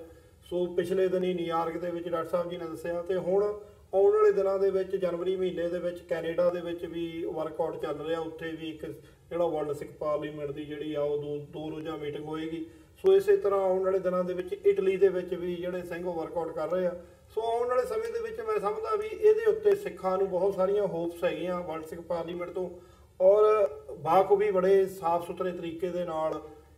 ਡਾਇਸਪੋਰਾ ਸਿੱਖਾਂ ਦੀ ਨਹੀਂ, ਮੈਂ ਸਮਝਦਾ ਪੂਰੇ ਵਰਲਡ ਦੇ ਸਿੱਖਾਂ ਦੀ ਅਗਵਾਈ ਜਿਹੜੀ ਬਹੁਤ ਇਮਾਨਦਾਰੀ ਦੇ ਨਾਲ, ਸਾਫ਼ ਸਪਸ਼ਟਤਾ ਦੇ ਨਾਲ ਇਹ ਕਰੇਗੀ। ਜੀ ਮੈਂ ਇਹਦੇ 'ਚ ਇੱਕ ਐਡ ਕਰਨਾ ਚਾਹੁੰਦਾ, 2019 ਦੀ ਚੋਣਾਂ ਦੀ ਤੁਸੀਂ ਗੱਲ ਕੀਤੀ ਹੈ, ਮੇਰਾ ਇਹ ਫੀਅਰ ਹੈ ਕਿ ਜਿਵੇਂ ਜਿਹੜੀਆਂ 5 ਸੂਬਾਈ ਅਸੈਂਬਲੀਆਂ ਦੀਆਂ ਚੋਣਾਂ ਹੋਈਆਂ, ਉਹਦੇ ਦਾ ਤੁਸੀਂ ਦੇਖੋ ਕਿ ਕਮਲਨਾਥ ਜਿਹੜਾ ਨਵੰਬਰ 84 ਦੀ ਸਿੱਖ ਨਸਲਕੁਸ਼ੀ 'ਚ ਰਾਜੀਵ ਗਾਂਧੀ ਦੇ ਨਾਲ ਕਾਤਲਾਂ ਦੀ ਵੱਡੀ ਕੋਟਰੀ ਦਾ ਹਿੱਸਾ ਹੈ, ਉਸ ਨੂੰ ਉੱਥੇ ਮੁੱਖ ਮੰਤਰੀ ਬਣਾਇਆ ਜਾਂਦਾ ਹੈ। ਰਾਜਸਥਾਨ ਦੇ ਵਿੱਚ ਜਿਹੜਾ ਇਹਨਾਂ ਦਾ ਪਾਇਲਟ ਨਾਂ ਦਾ ਬੰਦਾ ਹੈ, ਸਚਿਨ ਪਾਇਲਟ, ਜਿਹੜਾ ਰਾਜੇਸ਼ ਪਾਇਲਟ ਦਾ ਲੜਕਾ ਹੈ, ਜਿਹੜਾ ਰਾਜੇਸ਼ ਪਾਇਲਟ ਰਾਜੀਵ ਗਾਂਧੀ ਦੇ ਨਾਲ ਉਸ ਕਿਲਿੰਗ ਕੋਟਰੀ ਦਾ ਹਿੱਸਾ ਸੀ, ਉਹਨੂੰ ਡਿਪਟੀ ਚੀਫ ਮਿਨਿਸਟਰ ਬਣਾਇਆ ਜਾਂਦਾ ਹੈ। ਸੋ ਇਹ ਮੈਸੇਜ ਸਿੱਖਾਂ ਨੂੰ ਵੀ ਉਹਨਾਂ ਨੇ ਦਿੱਤਾ ਹੈ ਵੀ ਤੁਹਾਡੇ ਕਾਤਲਾਂ ਨੂੰ ਜੇ ਅਸੀਂ ਪਹਿਲਾਂ ਵਜ਼ੀਰ ਬਣਾਇਆ ਤਾਂ ਹੁਣ ਚੀਫ ਮਿਨਿਸਟਰ ਬਣਾ ਰਹੇ ਹਾਂ। ਔਰ ਜਿਹੜੀ ਨੀਤੀ ਇਹਨਾਂ ਦੀ ਕਸ਼ਮੀਰ ਦੇ ਵਿੱਚ ਚੱਲ ਰਹੀ, ਮੈਂ ਸਮਝਦਾ ਵੀ ਇਹ ਬੇਇਨਸਾਫੀ ਹੋਏਗੀ ਜੇ ਅਸੀਂ ਇਸ ਵਿਚਾਰ ਚਰਚਾ 'ਚ ਉਹਨਾਂ ਬਹਾਦਰ ਕਸ਼ਮੀਰੀਆਂ ਨੂੰ, ਜਿਨ੍ਹਾਂ ਦੇ ਤਾਲਿਬੇ ਇਲਮ ਵੀ ਬੱਚੇ ਬੱਚੀਆਂ ਨਿਕਲਦੇ ਨੇ ਸਕੂਲਾਂ 'ਚੋਂ ਆਜ਼ਾਦੀ ਔਰ ਪੈਰਟ ਗਨਸ ਦੇ ਨਾਲ ਹਜ਼ਾਰਾਂ ਬੱਚੇ ਬੱਚੀਆਂ ਨਬੀਨੇ ਬਣਾ ਦਿੱਤੇ ਗਏ ਨੇ, ਬਲਾਈਂਡ ਬਣਾ ਦਿੱਤੇ ਗਏ ਨੇ। ਔਰ ਪਿਛਲੇ ਹਫ਼ਤਿਆਂ ਤੋਂ ਅਸੀਂ ਦੇਖ ਰਹੇ ਹਾਂ ਕਿਵੇਂ ਜੰਮੂ ਕਸ਼ਮੀਰ ਵਿਧਾਨ ਸਭਾ ਨੂੰ ਭੰਗ ਕੀਤਾ ਗਿਆ, ਇਹਦੇ ਬਾਵਜੂਦ ਕਿ ਤਿੰਨੋਂ ਪਾਰਟੀਆਂ ਇਕੱਠੀਆਂ ਹੋ ਕੇ ਉਹਨਾਂ ਦੀ ਮੈਜੋਰਟੀ ਬਣਦੀ ਸੀ, ਔਰ ਇਸ ਵੇਲੇ ਕਿਲਿੰਗ ਚੱਲ ਰਹੀ ਹੈ। ਔਰ ਉਹਨਾਂ ਨੇ 2019 ਦੀਆਂ ਚੋਣਾਂ ਤੱਕ ਪਹੁੰਚਦਿਆਂ ਮੁਸਲਮਾਨਾਂ ਦੇ ਖਿਲਾਫ ਤਾਂ ਨਫ਼ਰਤ ਹੈ ਹੀ ਹੈ, ਔਰ ਜੋ ਉਹਨਾਂ ਨੇ ਗਾਂ ਦੇ ਨਾਂ ਥੱਲੇ, ਲਵ ਜਿਹਾਦ ਦੇ ਨਾਂ ਥੱਲੇ, ਮੇਰਾ ਫੀਅਰ ਇਹ ਹੈ ਕਿ ਹੁਣ ਜਿਵੇਂ ਸੁਪਰੀਮ ਕੋਰਟ ਦੇ ਵਿੱਚ ਜਨਵਰੀ ਦੇ ਪਹਿਲੇ ਹਫ਼ਤੇ 'ਚ ਬਾਬਰੀ ਮਸਜਿਦ, ਜਿਹਨੂੰ ਹੁਣ ਰਾਮ ਮੰਦਿਰ ਕਹਿ ਕੇ ਇਹ ਐਡਰੈਸ ਕਰਦੇ ਨੇ, ਉਹਦੀ ਹੀਅਰਿੰਗ ਸ਼ੁਰੂ ਹੋਣੀ ਹੈ। ਔਰ ਇਹ ਕੋਰਟ ਕਿਸੇ ਪਾਸੇ ਵੀ ਜਾਏ, ਇਹਨਾਂ ਨੇ ਮੰਦਿਰ ਵਹੀਂ ਬਣਾਏਗੇ ਦੇ ਨਾਂ ਥੱਲੇ, ਮੁਸਲਮਾਨਾਂ ਦੀ ਨਸਲਕੁਸ਼ੀ ਵੀ ਕਰਨੀ ਹੈ। ਔਰ ਜੇ ਉਹਨਾਂ ਨੂੰ ਲੱਗਾ ਵੀ ਇਕੱਲਾ ਮੁਸਲਮਾਨ ਨੂੰ ਉਹਨਾਂ ਦੇ ਵੋਟ ਬੈਂਕ ਨੂੰ ਪ੍ਰਭਾਵਿਤ ਕਰਨ ਲਈ ਕਾਫੀ ਨਹੀਂ ਹੈ, ਫਿਰ ਉਹ ਸਿੱਖਾਂ ਨੂੰ ਵੀ ਧੁਰ ਸਕਦੇ ਨੇ। ਸਿੱਖਾਂ ਨੂੰ ਇਸ ਭੁਲੇਖੇ 'ਚ ਨਹੀਂ ਰਹਿਣਾ ਚਾਹੀਦਾ ਕਿ ਜੀ ਨਵੰਬਰ 84 ਸ਼ਾਇਦ ਇੱਕੋ ਵਾਰ ਇੰਦਰਾ ਨਾ, ਇਹ ਉਹਨਾਂ ਨੂੰ ਇਹ ਜਾਂਚ ਆ ਗਈ ਕਿ ਭਾਈ ਕਿਵੇਂ ਇੱਕ ਅਕਲੀਅਤ ਨੂੰ ਮਾਰ ਕੇ ਮੈਜੋਰਿਟੀ ਨੂੰ ਖੁਸ਼ ਕੀਤਾ ਜਾ ਸਕਦਾ। ਸੋ 2019 ਦਾ ਜਿਹੜਾ ਇਹ ਬਿਗਨਿੰਗ ਹੈ ਬੜੀ ਇੱਕ ਡੇਂਜਰਸ ਹੋਏਗਾ, ਕਿਉਂਕਿ ਚੋਣਾਂ ਹੋਣੀਆਂ ਨੇ ਪਾਰਲੀਮੈਂਟ ਦੀਆਂ, ਔਰ ਉਹਦੇ ਥੱਲੇ ਜਿਹੜਾ ਅਕਲੀਅਤਾਂ ਨੇ, ਮਾਈਨੋਰਟੀਜ਼ ਬਲੀ ਦਾ ਬੱਕਰਾ ਬਣਾਈਆਂ ਜਾ ਸਕਦੀਆਂ। ਜੀ ਮਲਿਕ ਸਾਹਿਬ, ਤੁਸੀਂ ਇਹਦੇ 'ਚ ਕੁਝ ਐਡ ਕਰਨਾ ਚਾਹੋਗੇ, ਖਾਸ ਤੌਰ ਤੇ ਕਸ਼ਮੀਰ ਦੇ ਹਵਾਲੇ ਨਾਲ, ਕਿਉਂਕਿ ਪਾਕਿਸਤਾਨ ਦੇ ਪ੍ਰਧਾਨ ਮੰਤਰੀ ਮਤਲਬ ਪਾਕਿਸਤਾਨ ਵੱਲੋਂ ਯੂਨਾਈਟਿਡ ਨੇਸ਼ਨਸ ਨੂੰ ਵੀ ਇੰਟਰਵੀਨ ਕਰਨ ਦੀ ਗੱਲ ਕੀਤੀ ਗਈ ਹੈ, ਤੇ ਉਹਨਾਂ ਦੀ ਪਰਸਨਲ ਸਟੇਟਮੈਂਟ ਵੀ ਸੀ ਵੀ ਅਸੀਂ ਹਰ ਤਰੀਕੇ ਦੇ ਨਾਲ ਕਸ਼ਮੀਰੀਆਂ ਦੇ ਨਾਲ ਖੜੇ ਹਾਂ। ਕਸ਼ਮੀਰ ਦੇ ਅੰਦਰ ਗਵਰਨਰ ਰਾਜ ਦੇ ਨਾਂ 'ਤੇ ਜੋ ਕੁਝ ਹੋ ਰਿਹਾ, ਜਿਸ ਤਰ੍ਹਾਂ ਉੱਥੇ ਦੁਬਾਰਾ ਜਿਹੜੇ ਬੰਦੇ ਯਾਨੀ ਉੱਥੇ ਬਾਹਰ ਨਿਕਲਤੇ ਉਹਨਾਂ ਦੀ ਕਤਲੋ ਗਾਰਤ ਹੋ ਰਹੀ ਹੈ, ਔਰ ਜਿਸ ਤਰ੍ਹਾਂ ਡਾਕਟਰ ਸਾਹਿਬ ਨੇ ਕਿਹਾ ਕਿ ਤਿੰਨੋਂ ਮੇਜਰ ਪਾਰਟੀਆਂ ਜਿਹੜੀਆਂ ਉਹ ਇੱਕ ਹੋ ਕੇ ਦੁਬਾਰਾ ਚਾਹ ਰਹੀ ਸੀ ਕਿ ਅਸੈਂਬਲੀ ਜਿਹੜੀ ਹੈ ਬਹਾਲ ਹੋਏ, ਉਹ ਨਹੀਂ ਕਰਨ ਦਿੱਤੀ ਉਹਦੀ ਵਜ੍ਹਾ। ਔਰ ਮੈਂ ਇਹ ਸਮਝਦਾ ਕਿ ਕਸ਼ਮੀਰ ਦੀ ਜਿਹੜੀ ਆਜ਼ਾਦੀ ਦੀ ਜੰਗ ਉੱਥੇ ਲੜਦੇ ਪਏ ਆ ਕਸ਼ਮੀਰੀ ਨੌਜਵਾਨ, ਉਹਨਾਂ ਨੇ ਮਿਸਾਲ ਕਾਇਮ ਕੀਤੀ, ਤੇ ਉਹਨਾਂ ਨੇ ਅੱਗੇ ਮੈਂ ਸਮਝਦਾ ਕਿ ਅਗਰ ਦੇਖਿਆ ਜਾਏ ਕਿ ਅਗਰ ਹਜ਼ਾਰਾਂ ਕਸ਼ਮੀਰੀ ਨੌਜਵਾਨ ਉਹਨਾਂ ਨੇ ਮਾਰ ਦਿੱਤੇ, ਜੇਲ੍ਹਾਂ ਦੇ ਅੰਦਰ ਉਹਨਾਂ ਨੂੰ ਟੌਰਚਰ ਕੀਤਾ, ਔਰ ਉਹਦੇ ਬਾਵਜੂਦ ਉਹ ਨਿਕਲਦੇ ਆ, ਇਹ ਉਹਨਾਂ ਦੀ ਇਹ ਦੂਜੀ ਪੀੜ੍ਹੀ ਹੈ ਬੇਸਿਕਲੀ ਜਿਹੜੀ ਕਹਿੰਦੀ ਹੈ ਕਿ ਅਸੀਂ ਆਜ਼ਾਦੀ ਲੈਣੀ ਆ। ਤੇ ਮੈਂ ਸਮਝਦਾ ਕਿ ਕਸ਼ਮੀਰ ਦਾ ਜਿੱਥੇ ਇੱਕ ਹਿਊਮਨ ਪਹਿਲੂ ਹੈ,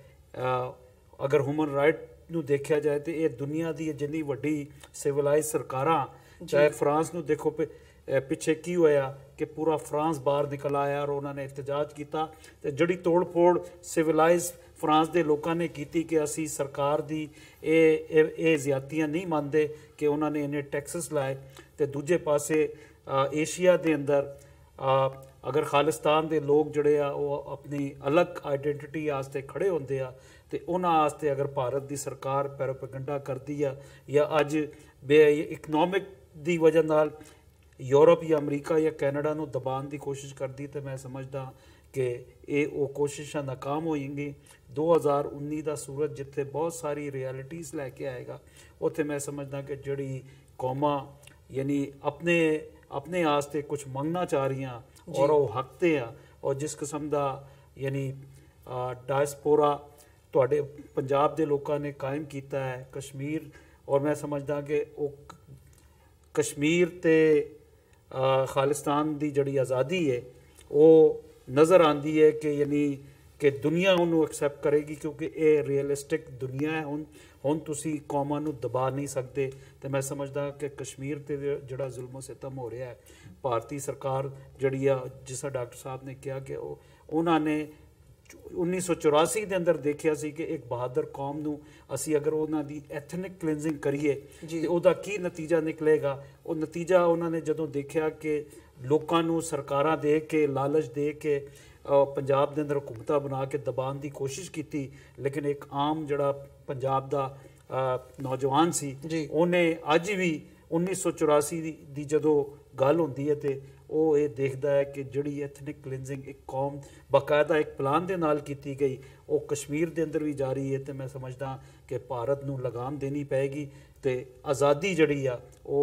ਉਹ ਹਾਸਿਲ ਕਰਾਂਗੇ, ਕਿਉਂਕਿ ਜੇ ਮੈਂ ਹਮੇਸ਼ਾ ਕਿਹਾ ਕਿ ਜਿਹੜੀ ਕੌਮਾਂ ਜਾਨ ਦੇਣਾ ਜਾਣਦੀਆਂ ਉਹ ਆਜ਼ਾਦੀ ਲੈਣਾ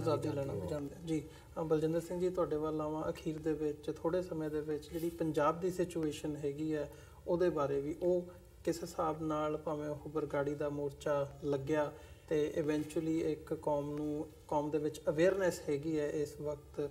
ਜਿਹੜਾ ਬਾਦਲ ਦਲ ਹੈਗਾ ਉਹਦੇ ਵਿੱਚ ਅਸੀਂ ਦੇਖਦੇ ਹਾਂ ਕਿਵੇਂ ਪਹਿਲਾਂ 3rd ਪੋਜੀਸ਼ਨ ਤੇ ਜਾਣਾ, ਆਪੋਜੀਸ਼ਨ ਵੀ ਨਾ ਰਹਿਣਾ, ਤੇ ਫਿਰ ਇਸ ਹੱਦ ਤੱਕ ਜਿਹੜੀ ਹੈਗੀ ਹੈ ਵੀ ਸੇਵਾ ਜਾ ਕੇ ਦਰਬਾਰ ਸਾਹਿਬ ਦੇ ਵਿੱਚ ਕਰਨੀ, ਉਹ ਕਿਤੇ ਨਾ ਕਿਤੇ ਸੰਕੇਤ ਦਿੰਦਾ ਵੀ ਜਿਹੜੀ ਪੰਥਕ ਅਵੇਅਰਨੈਸ ਹੈਗੀ ਹੈ ਉਹ ਇਸ ਵਕਤ ਜ਼ਰੂਰ ਮੌਜੂਦ ਹੈਗੀ ਹੈ ਪੰਜਾਬ ਦੇ ਵਿੱਚ, ਪਰ ਕੀ ਉਹ ਆਉਣ ਵਾਲੇ ਸਮੇਂ ਦੇ ਵਿੱਚ ਕੋਈ ਚੈਨਲਾਈਜ਼ ਹੋ ਕੇ ਕਿਸੇ ਪਾਸੇ ਨੂੰ ਇਨਸਾਫ ਵੱਲ ਨੂੰ ਜਾਂ ਆਜ਼ਾਦੀ ਵੱਲ ਨੂੰ ਪੇਸ਼ਕਦਮੀ ਕਰ ਸਕਦੀ ਹੈ?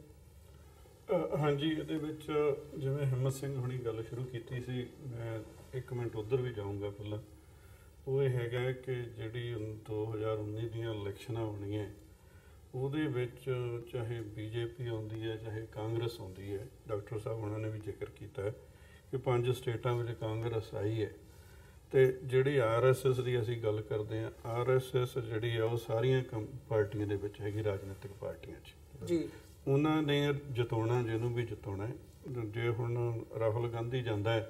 ਉਹ ਵੱਡਾ ਆਪਣਾ ਹਿੰਦੂ ਬਣ ਕੇ ਜਾਂਦਾ ਵੀ ਮੈਂ ਸਭ ਤੋਂ ਵੱਡਾ, ਮੋਦੀ ਨਾਲ ਵੀ ਵੱਡਾ ਹਿੰਦੂ ਹਾਂ ਜੀ। ਤੇ ਉੱਥੇ ਭਾਰਤ ਦੇ ਵਿੱਚ ਇੱਕ ਇਹ ਗੱਲਬਾਤ ਜ਼ਰੂਰੀ ਹੈ ਕਿ ਜਿਹੜਾ ਘੱਟ ਗਿਣਤੀ ਤੇ ਜ਼ੁਲਮ ਕਰੂਗਾ ਉਹਦੀ ਹਕੂਮਤ ਬਣੂਗੀ, ਚਾਹੇ ਉਹ ਸਿੱਖਾਂ ਦੀ ਨਸਲਕਸ਼ੀ ਹੋਈ ਹੈ 1984 'ਚ। ਰਾਜੀਵ ਗਾਂਧੀ ਨੂੰ ਜਿਹਨੇ ਬਹੁਮਤ ਦੇ ਨਾਲ ਜਿਤਾਇਆ, ਕਿਹਨਾਂ ਨੇ ਜਿਤਾਇਆ? ਬਾਹਰੋਂ ਤਾਂ ਨਹੀਂ ਆਇਆ ਕਿਸੇ ਨੇ ਵੋਟਾਂ ਪਾਤੀਆਂ। ਨਰਿੰਦਰ ਮੋਦੀ ਨੇ ਗੁਜਰਾਤ ਵਿੱਚ ਮੁਸਲਮਾਨ ਭਰਾਵਾਂ ਦਾ ਕਤਲੇਆਮ ਕੀਤਾ ਤੇ ਨਰਿੰਦਰ ਮੋਦੀ ਨੂੰ 4 ਸਾਲ ਪਹਿਲਾਂ ਕਿੰਨੇ ਬਹੁਮਤ ਦੇ ਨਾਲ ਜਿਤਾਇਆ। ਜਿਹੜੀ ਜੈਨੋਸਾਈਡ ਦੇ ਇੰਪਲਸ ਉੱਥੇ ਦੇ ਲੋਕਾਂ 'ਚ ਨੇ ਉਹ ਮਜਬੂਰ ਕਰਦੇ ਨੇ ਇਹਨਾਂ ਨੂੰ ਪਾਰਟੀਆਂ ਨੂੰ ਘੱਟ ਗਿਣਤੀਆਂ ਦੇ ਉੱਤੇ ਜ਼ੁਲਮ ਕਰਨ ਵਾਸਤੇ ਜੀ। ਇਹ ਜਦੋਂ ਅਸੀਂ ਕਿਸੇ ਵੀ ਪਾਰਟੀ ਦਾ ਅਸੀਂ ਇਸ ਤੋਂ ਉੱਪਰ ਉੱਠ ਕੇ ਜਾਂ ਸੋਚਾਂਗੇ ਇਸ ਰਾਜਨੀਤਿਕ ਪਾਰਟੀਆਂ ਨੂੰ, ਕਾਂਗਰਸ ਤੋਂ ਜਾਂ ਬੀਜੇਪੀ 'ਚੋਂ, ਤਾਂ ਸਾਨੂੰ ਪਤਾ ਲੱਗੂਗਾ ਕਿ ਵਿਚਲੀ ਪ੍ਰੋਬਲਮ ਕੀ ਹੈ, ਇਹਨਾਂ ਬਿਮਾਰੀਆਂ ਦੀ ਜੜ ਕੀ ਹੈ ਜਿਹੜੀਆਂ ਇਹਨਾਂ ਨੂੰ ਪਾਰਟੀਆਂ ਉਹਨਾਂ ਨੂੰ ਖੁਸ਼ ਕਰਨ ਦੇ ਲਈ ਘੱਟ ਗਿਣਤੀਆਂ ਦੇ ਕਤਲੇਆਮ ਕਰਦੀਆਂ ਤੇ ਫਿਰ ਬਹੁਮਤ ਲੈ ਕੇ ਆਪਣੀ ਰਾਜ ਸਰਕਾਰਾਂ ਬਣਾਉਂਦੀਆਂ। ਚਾਹੇ 19 'ਚ ਕਾਂਗਰਸ ਦੀ ਆ ਜਾਏ ਚਾਹੇ ਬੀਜੇਪੀ ਦੀ ਆ ਜਾਏ, ਤੇ ਲੇਕਿਨ ਆਊਗੀ RSS ਦੀ, ਬਿਲਕੁਲ ਆਊਗੀ RSS ਦੀ, ਉਹਦੇ 'ਚ ਕੋਈ ਫਰਕ ਨਹੀਂ ਹੋਊਗਾ। ਉਹ ਮੁਸਲਮਾਨਾਂ ਲਈ ਕਾਂਗਰਸ ਵੀ 19 ਘਾਤਕ ਹੈ, ਤੇ ਬੀਜੇਪੀ ਵੀ 19 ਘਾਤਕ ਆ। 19 ਸਿੱਖਾਂ ਦੇ ਦੋਨੋਂ ਘਾਤਕ ਨੇ।